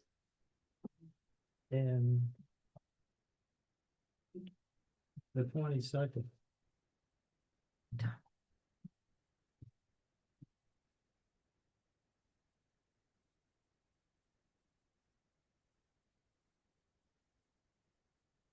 I'm used to doing it on this. I just took that out.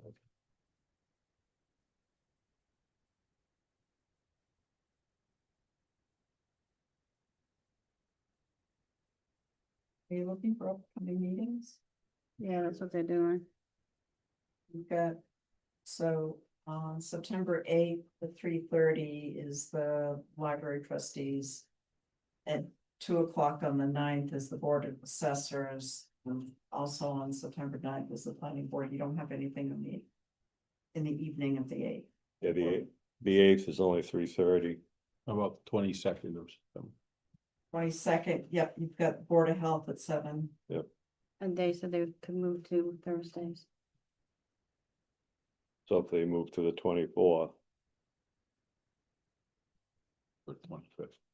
There's nothing on, you've got the select board right now scheduled for the 24th. You don't have anything on 25th.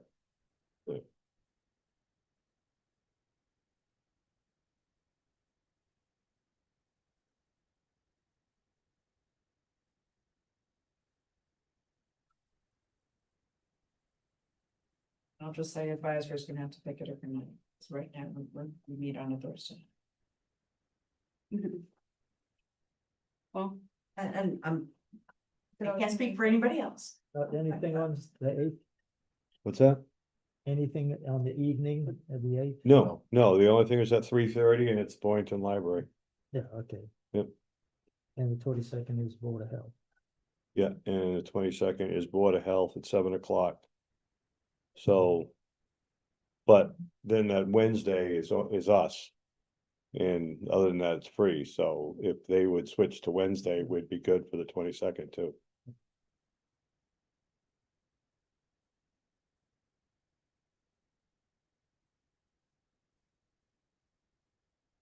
And then down the road, not for nothing here, but on October 6th is the Agricultural Commission, which is a Monday. And on October 20th, which is another Monday, is the Conservation Commission. Those are Lori's, that's what we said, we talked to her, but she should talk to her about it.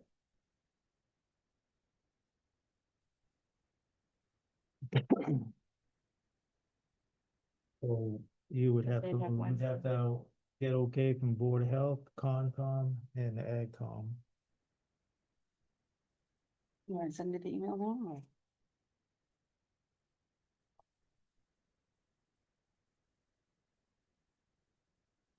To agree to move to a Wednesday.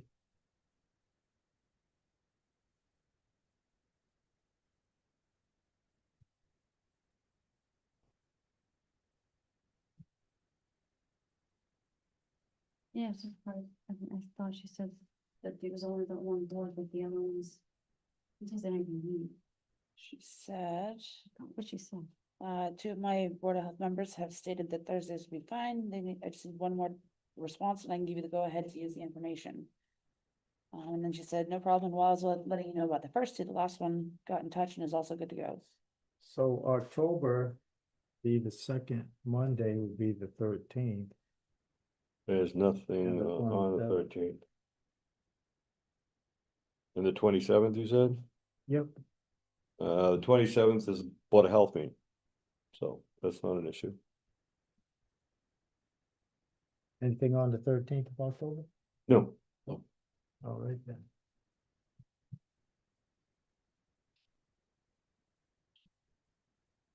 What about November? Where does that fall with Thanksgiving week?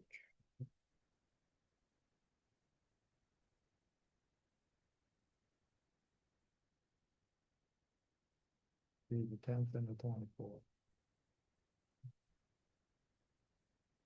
We were gonna meet. We could meet on the 17th out of sync like we were gonna do. 17th is the Conservation Commission.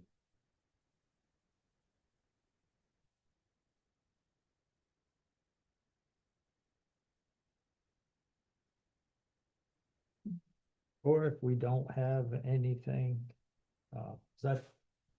Thought that was part of the discussion on the 19th, we would meet if we needed to. Yeah, it was. The thing about November is, well, No, because November 19th is fall town meeting. Or, I got a select board 12th. meeting at 12th. 6:30. 12th is town meeting. Yeah.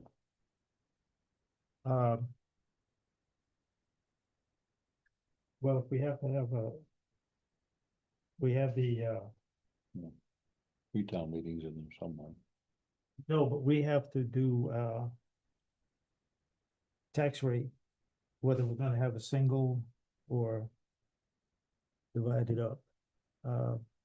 Typically in November, could be late October.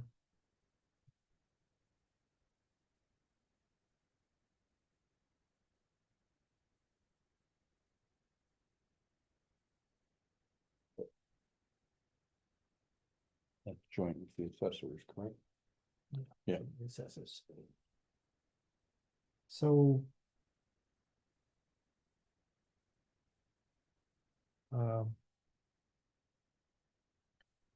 I can't remember who's on.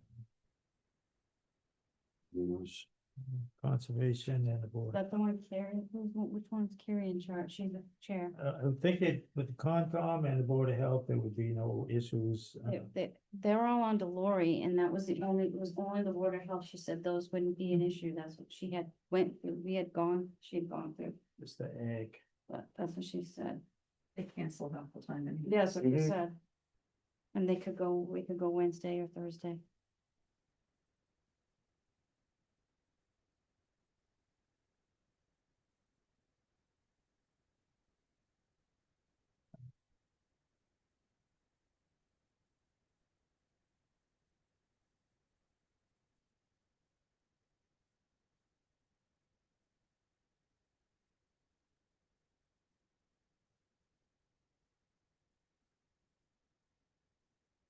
I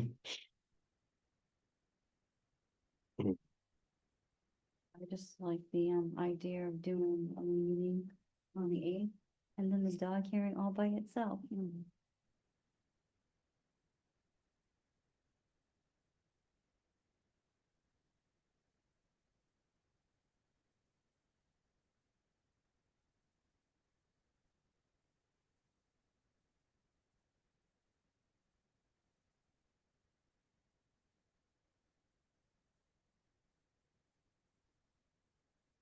Is that a move that everyone wants to make? Can we vote and make a motion? It's not a business meeting, you can't. Is post there it. a motion? Not a business meeting, we can't make that call tonight. No, but is that? I think that's something that we I think should, it's consensus, yeah. Yeah. Yeah. No problem here. I'll contact them three. And.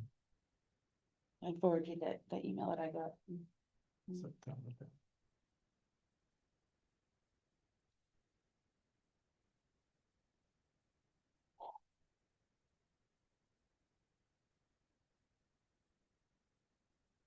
Okay.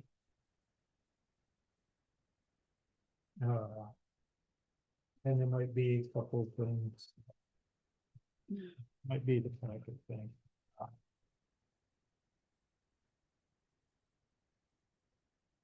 We'll move the agenda info.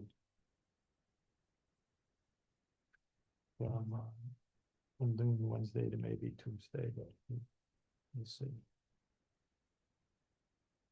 Anything else on select board? No. Covered a lot of it already. We can go in there now. So maybe I could, you could forward me anything that you have and I can work on typing it up. On, Like all the changes that need to be made on the policy. personnel? Yeah, it's like I said, a lot of it is, I can type it up. a lot of it is Okay. wordsmithing. A couple of the things would require action, but. So right, the arrows, Yeah. errors in the wording. Vehicle use thing, that's a lot of things, but yeah, the other stuff is just. Because we don't have.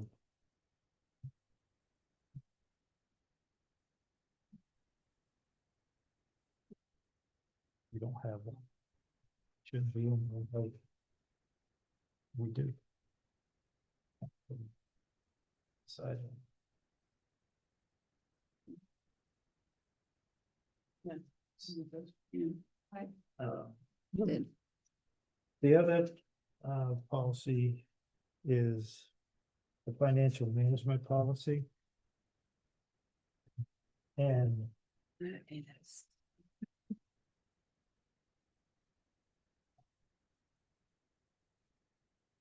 again, we've discussed it at one meeting, but changing the percentages of where free cash goes.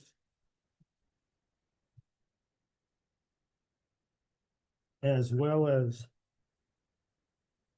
Definitions. where the where it talks about the balanced budget.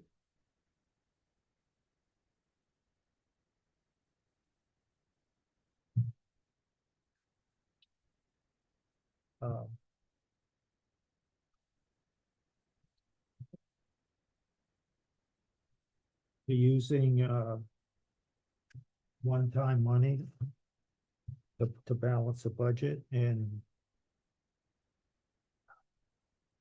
I'm of the opinion that,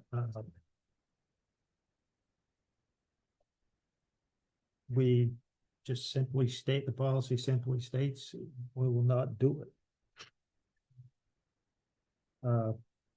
Cause you leave an opening in there, and it's just not this board. But it's, each year there's a possibility of a change of the board, and I just think it's better that it says you shall not do it. That- Or will not be done, That's what it does, says the town will not balance the budget. right? They're Except, using one-time or non-recurring revenues to fund ongoing expenditures. Except in the emergency, so you take out the except part. that's the part The that except, gives you the out to use it. Free cash stabilization, and again, the town, it was put in front of town meeting, and I just don't think it should have been, but $430,000 out of stabilization fund to fund Hmm. the school assessment. So that means, where do you find that money next year? Well, they took free cash. And used 200-something thousand out of it. Yeah, it wasn't as much, but still. Now we have to Mhm. come up with that amount. Because I don't look for the school assessment to drop, to go backwards. Maybe a little, but I don't expect that to go again. So every time you use that one-time money, the next time around, you have to find it. you start from below zero. EOR keeps, keeps telling us, don't use it. You will, they say you'll continue to have money issues while you keep doing that. And I just believe we should take that out. Just eliminate that. So it says you will not do it. And extraordinary unforeseen events. An emergency is an emergency. You can decide that on the spot, and depending what kind of emergency is, you can spend without having the appropriation or having enough money, and you fix it later. That was the result of the Municipal Modernization Act. That's been in there, and that's why we've been using. Take the time to look at town meeting warrants. And just go back 22. Between the annual town meeting and fall town meeting, special town meeting and falls that we've had, and other special town meetings, we have been using more and more free cash to support the general fund budget. And it's like taking money out of your savings account. You keep doing it. You just, oh yeah, we'll do that. Yep, that's how we'll cover that. And you're not budgeting smart, you're not developing budget discipline. And we're not making a hard choice, we're just falling on that free cash. And I know where Selectman Bob May stands on that. Yes, you do. It's just, no, I've seen his emails and I've heard him spoken. Being on the advisory committee, being at citizens input, again, the town's been told over and over and over again by different people that we're gonna continue to have money problems if we don't get off the free cash. One-time money for one-time expense. We just have to figure out, and we have to make the hard choices, and we have to learn how to say no once in a while. And I still think that there is a lot of grant funding out there that we have not pursued. Has not been pursued over, even with the grant writer, has not been pursued for whatever reasons. But there's a lot of it that's been left that we haven't gone after that we could have and should have. Again, this is, hopefully, town administrator and stuff, it's, maybe something will. And it's not illegal to use free cash, it's just not smart. Look at the balances of our capital stabilization fund and the infrastructure stabilization fund. She laughs. It's right up there with the inventory, and I said it earlier this year. If we don't have a complete inventory of all the stuff that the town has, then that means we don't have a plan. So your departments, my vote is you ain't getting nothing. Simple as that.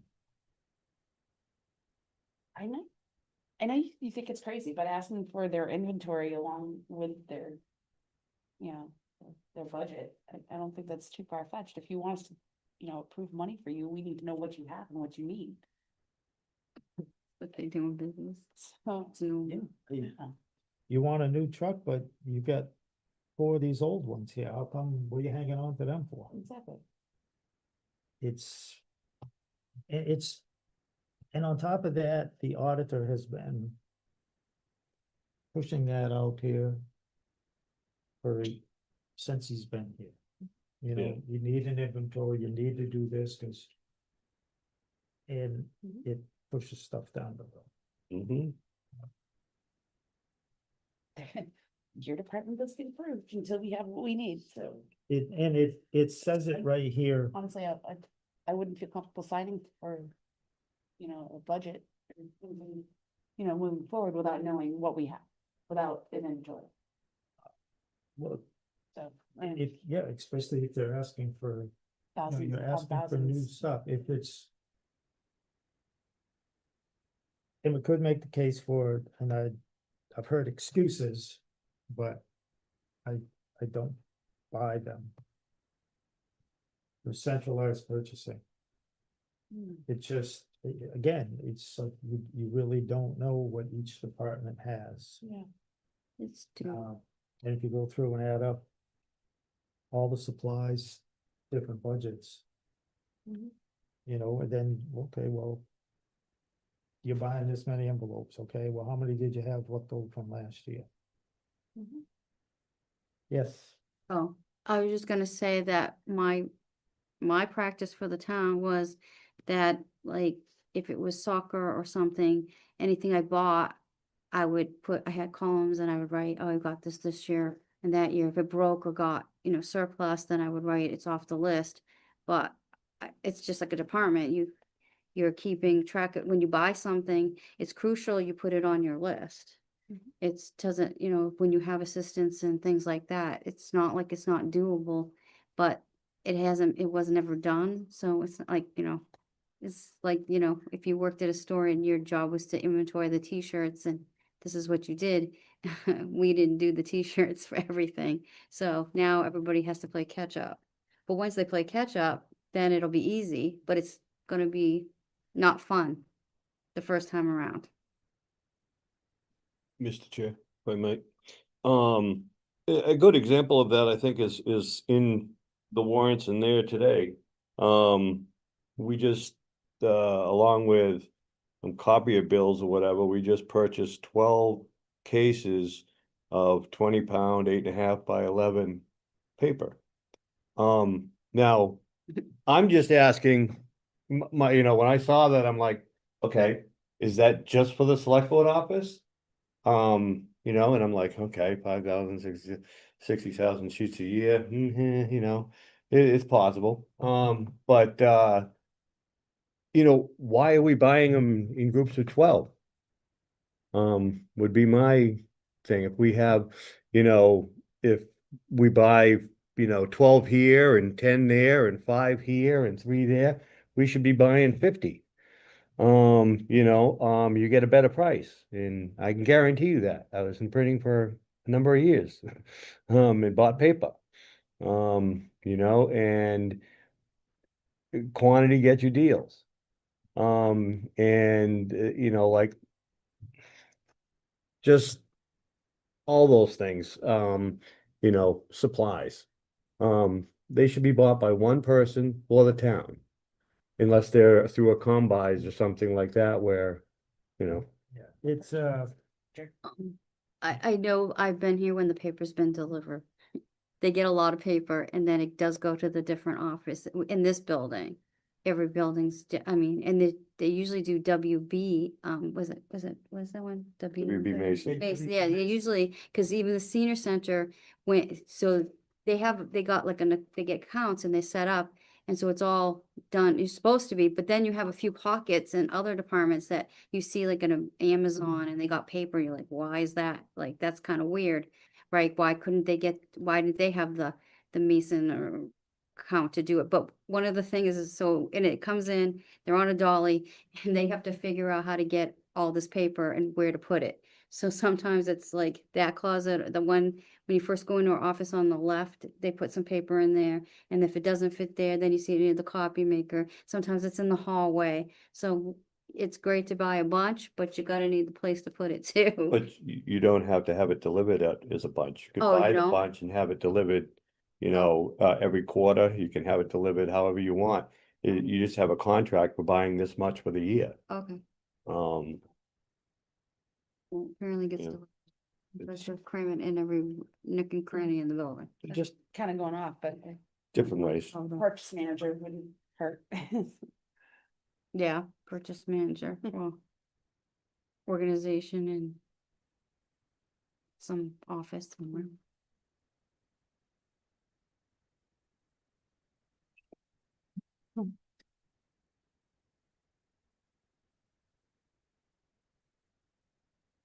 that has been some of the things I've heard. And it's, I'll tell you, it's on, if you wasn't even saying, it wouldn't save enough. Where would you store it? It's hard that employees would have to go here or there, I thought it was called work for a reason, but it's never been done. So how does anybody know? And again, you look at all the budgets, go back, just go 3 years and look at the supplies for different departments and see the amounts. Okay. You keep buying, same dollar amount, you keep buying this, but how much you have left? Does anybody know? It's back of the inventory. It's just, I talked about that a lot because years ago, we were looking for the town, this board was looking for a town board. We did interviews, came in. What's your experience? What's this? Somebody asked him a question on budget and he said, I worked in the town, boom, boom, boom, and it was a $2.5 million budget shortfall.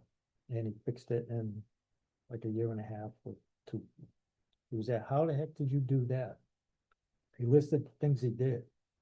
Said, I walked around all the departments, seen all the pencils, all this, all that, gathered it all up, put it in a central location, and I don't recall the amount that he said, but it was a significant amount of money that they realized savings on, because different departments had all this stuff and they kept, buying and buying and buying. Mhm. I said, that's worth trying.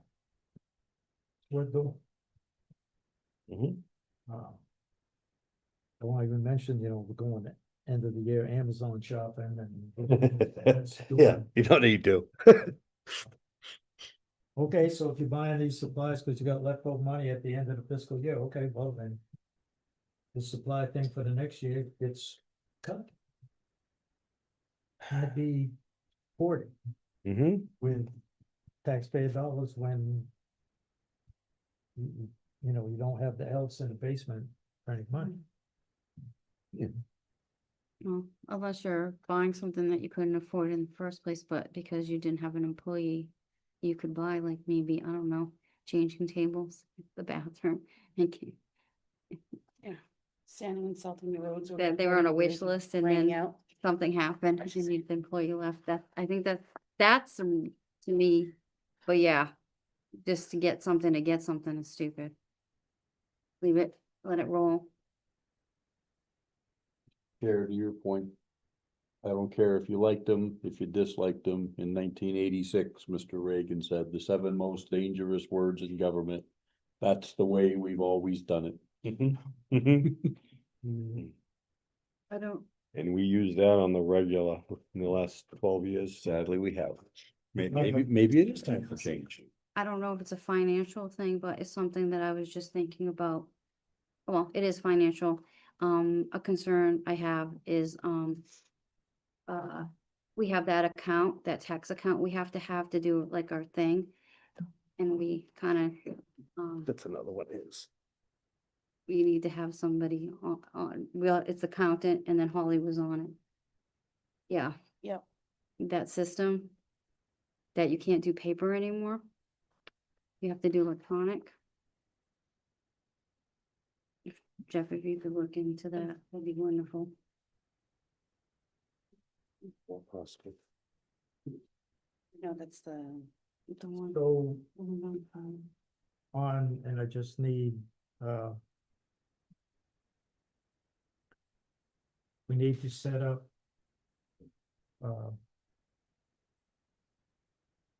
some interview meetings for the candidates. They have to be done in open session.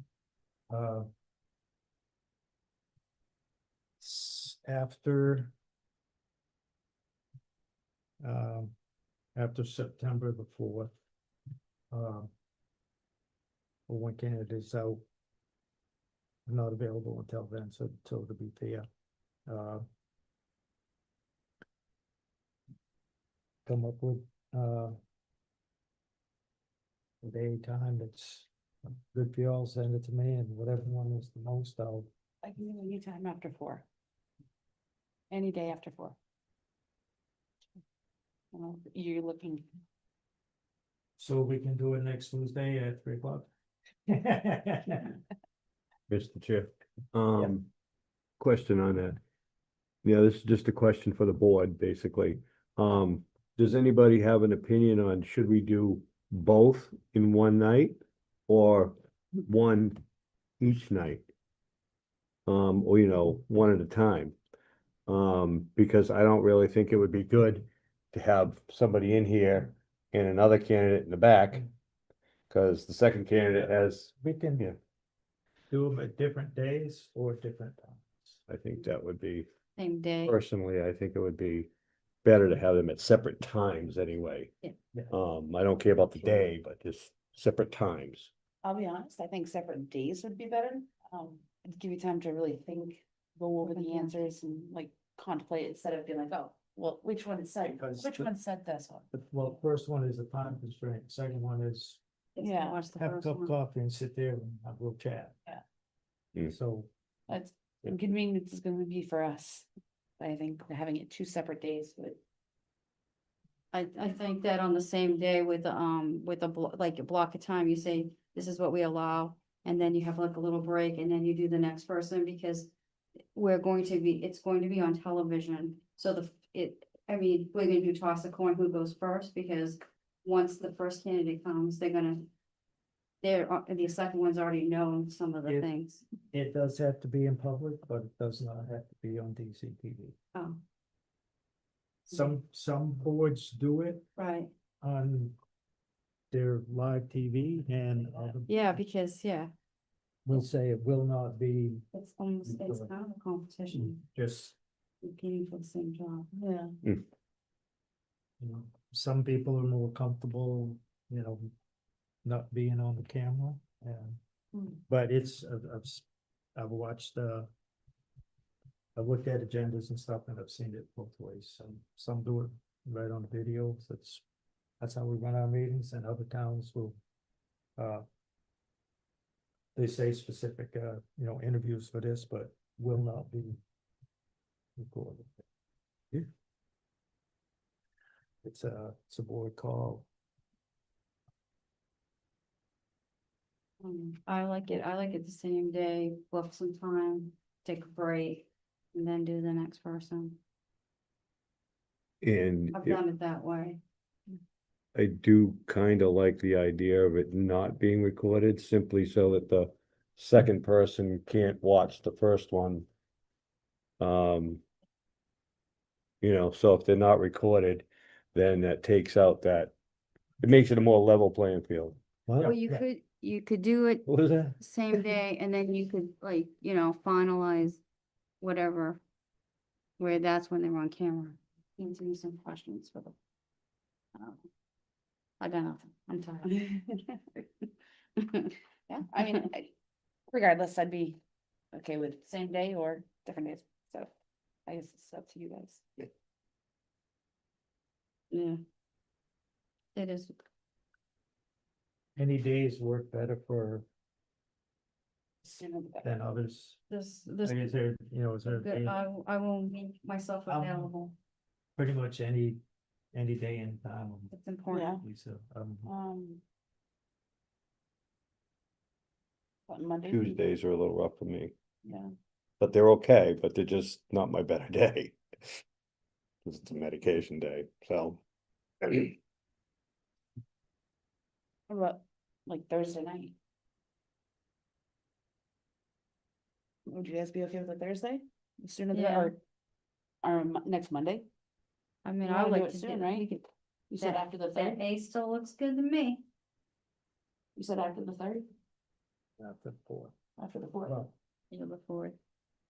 one is available now and the other one. might be- Just gonna go. Yeah, you can do it. After, plus. Give them a couple days. Did that person say they were available on the fourth? Could you do it on the fourth? You want to, Do the 11th? Thursday, the 11th, The 9th would be, oh, you said Tuesdays don't work, right? I'm fine. see if it's good for us and then see if it's good for them. I mean, it should be good for them if they, if you, That's how far away is that though? It's 2 weeks. Yeah, Do we want to wait 2 weeks? no,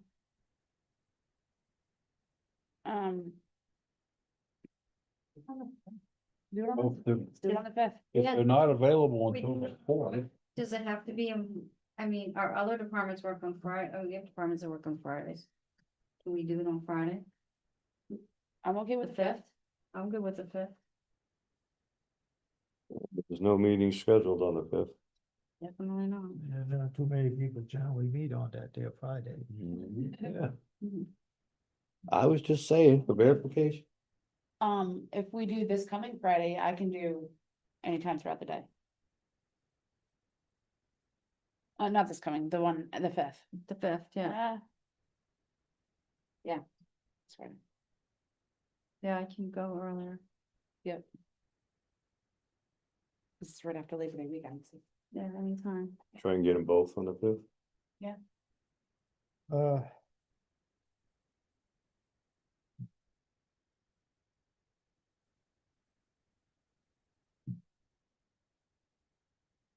We could have Friday the 5th, Monday the 8th, Tuesday the 9th, Thursday the 11th. We're gonna be seeing a lot of each other. Huh? I'm honestly good for the weekend too. I'm gonna cross my fingers for the fifth. Hey, I'll do Sunday afternoon, I don't think, but I don't think, But I said. I Saturday. think they'll come in on a weekend. we could do it at the banquet room at Williams.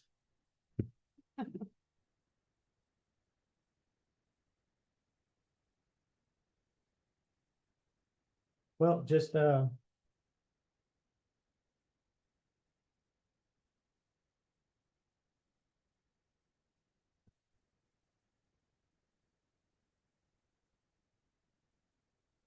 Tuesday the 9th, okay? fine. I knew you'd pick a Tuesday if I said. Yeah, I'm good, I'm good. I like Friday the fifth. What are you doing on Friday the fifth? You can't be here. Sorry. I'm getting tired now, and punchy. Time, Open.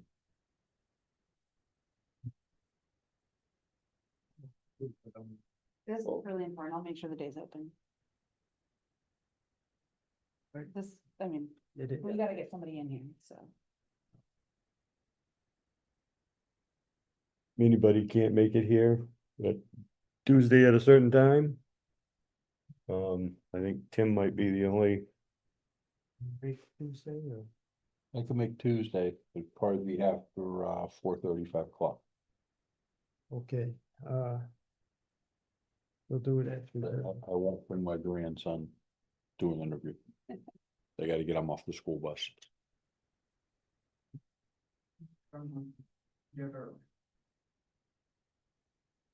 Okay, so here Tuesday the 9th and do them both when in blocks of time. Start, Grandma just said we can do it early. She'll do the pickup. yeah, so we could do something like maybe 5 and 7.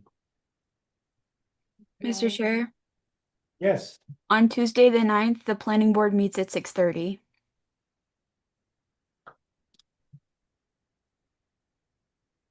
Oh, yeah, Friday the Tuesday 5th. the 9th, they do.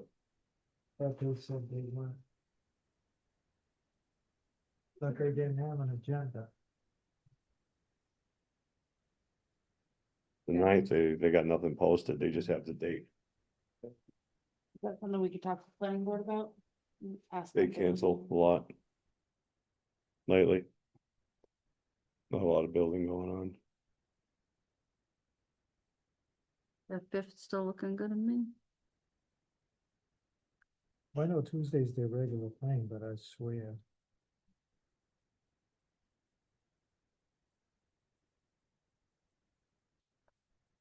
Uh. Thursday, the 11th. You really don't wanna do Friday? I know. Okay. I just don't wanna go that far out. I like to go as soon as the sooner the better. They've already been To through see, the screening board and waited. Well, one person is not available till after the 4th, so. right. it's- The 5th is not the 4th. I'm interviewing with Dan, they're not here. What they said the 4th, so that means the 5th they're available. That's what I would take is a,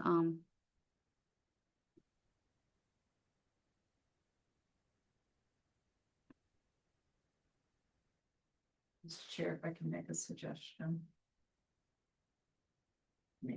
Schedule it for the 5th. And if the person. If there's a misunderstanding, when that, Okay. Is Thursday fine? The 11th? the 11th. What the heck's the 11th? Is that CPC?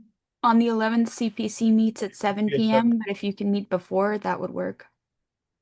They meeting here? Yeah, at 7. Yes.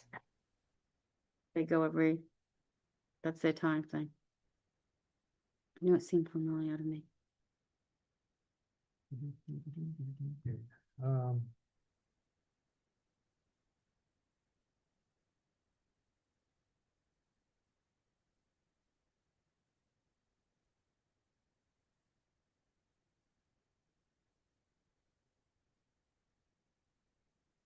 I know we could meet, but getting them there. Monday, the 8th? Huh? Monday, the 8th? Yeah. There's only Boynton Library at 3:30. Well, that's gonna be our new meeting day, right? Yeah, Okay, sorry about that. but we can't vote till the 10th anyway. Yeah. Are we doing it? We have to vote to change it, so we can't have it on the 8th. That's true. So we could practice, we could go the 8th and practice. We couldn't do it on the 8th until we vote to change the policy. Right? Mhm. Meeting will still have to be on the 10th. Yeah, They. Good for you? I can make it work. Okay, then, I'll shoot for Monday. 5:30. Okay. I want at 5:30 and.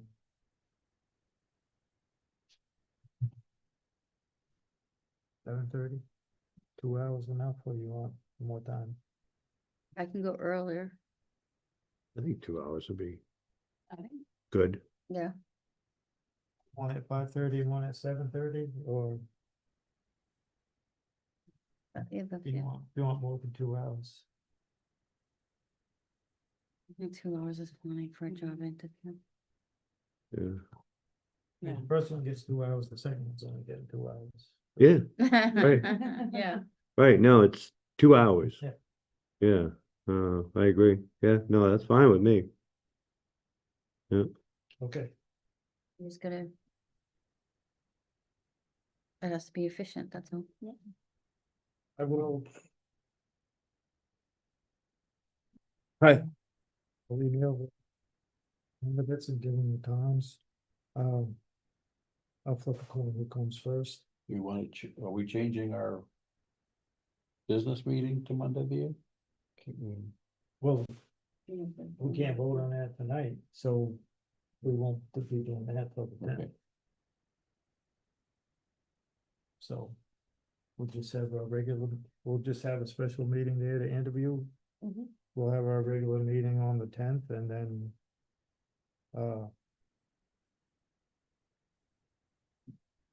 we make a call, and then we will have to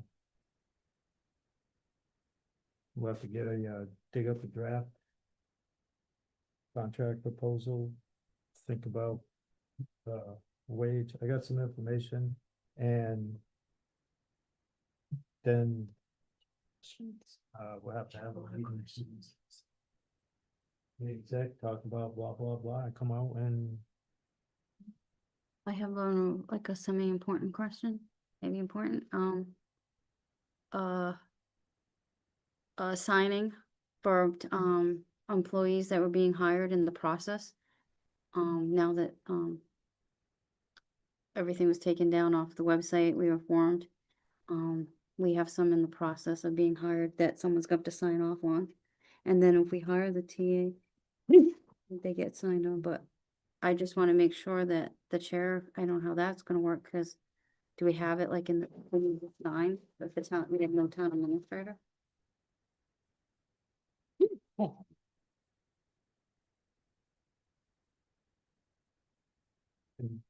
beside that on the 10th. Well, it reverts to the chair anyway.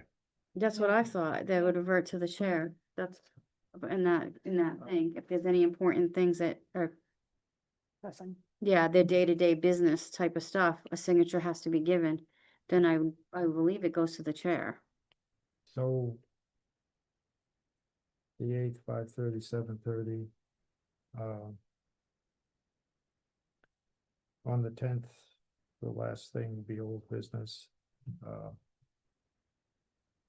A date for negotiation. We'll go with the executive session to discuss terms, salary, all of that, and then boom. Wait a minute. Don't even know.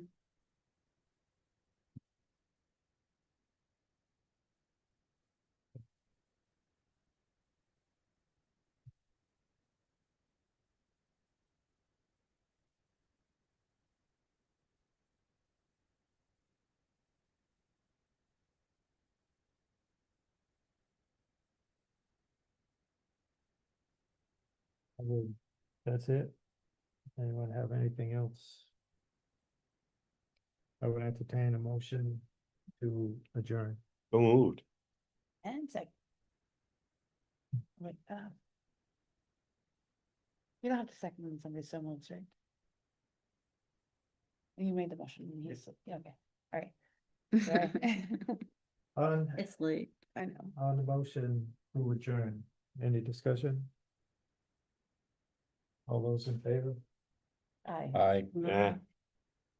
All those opposed? Me.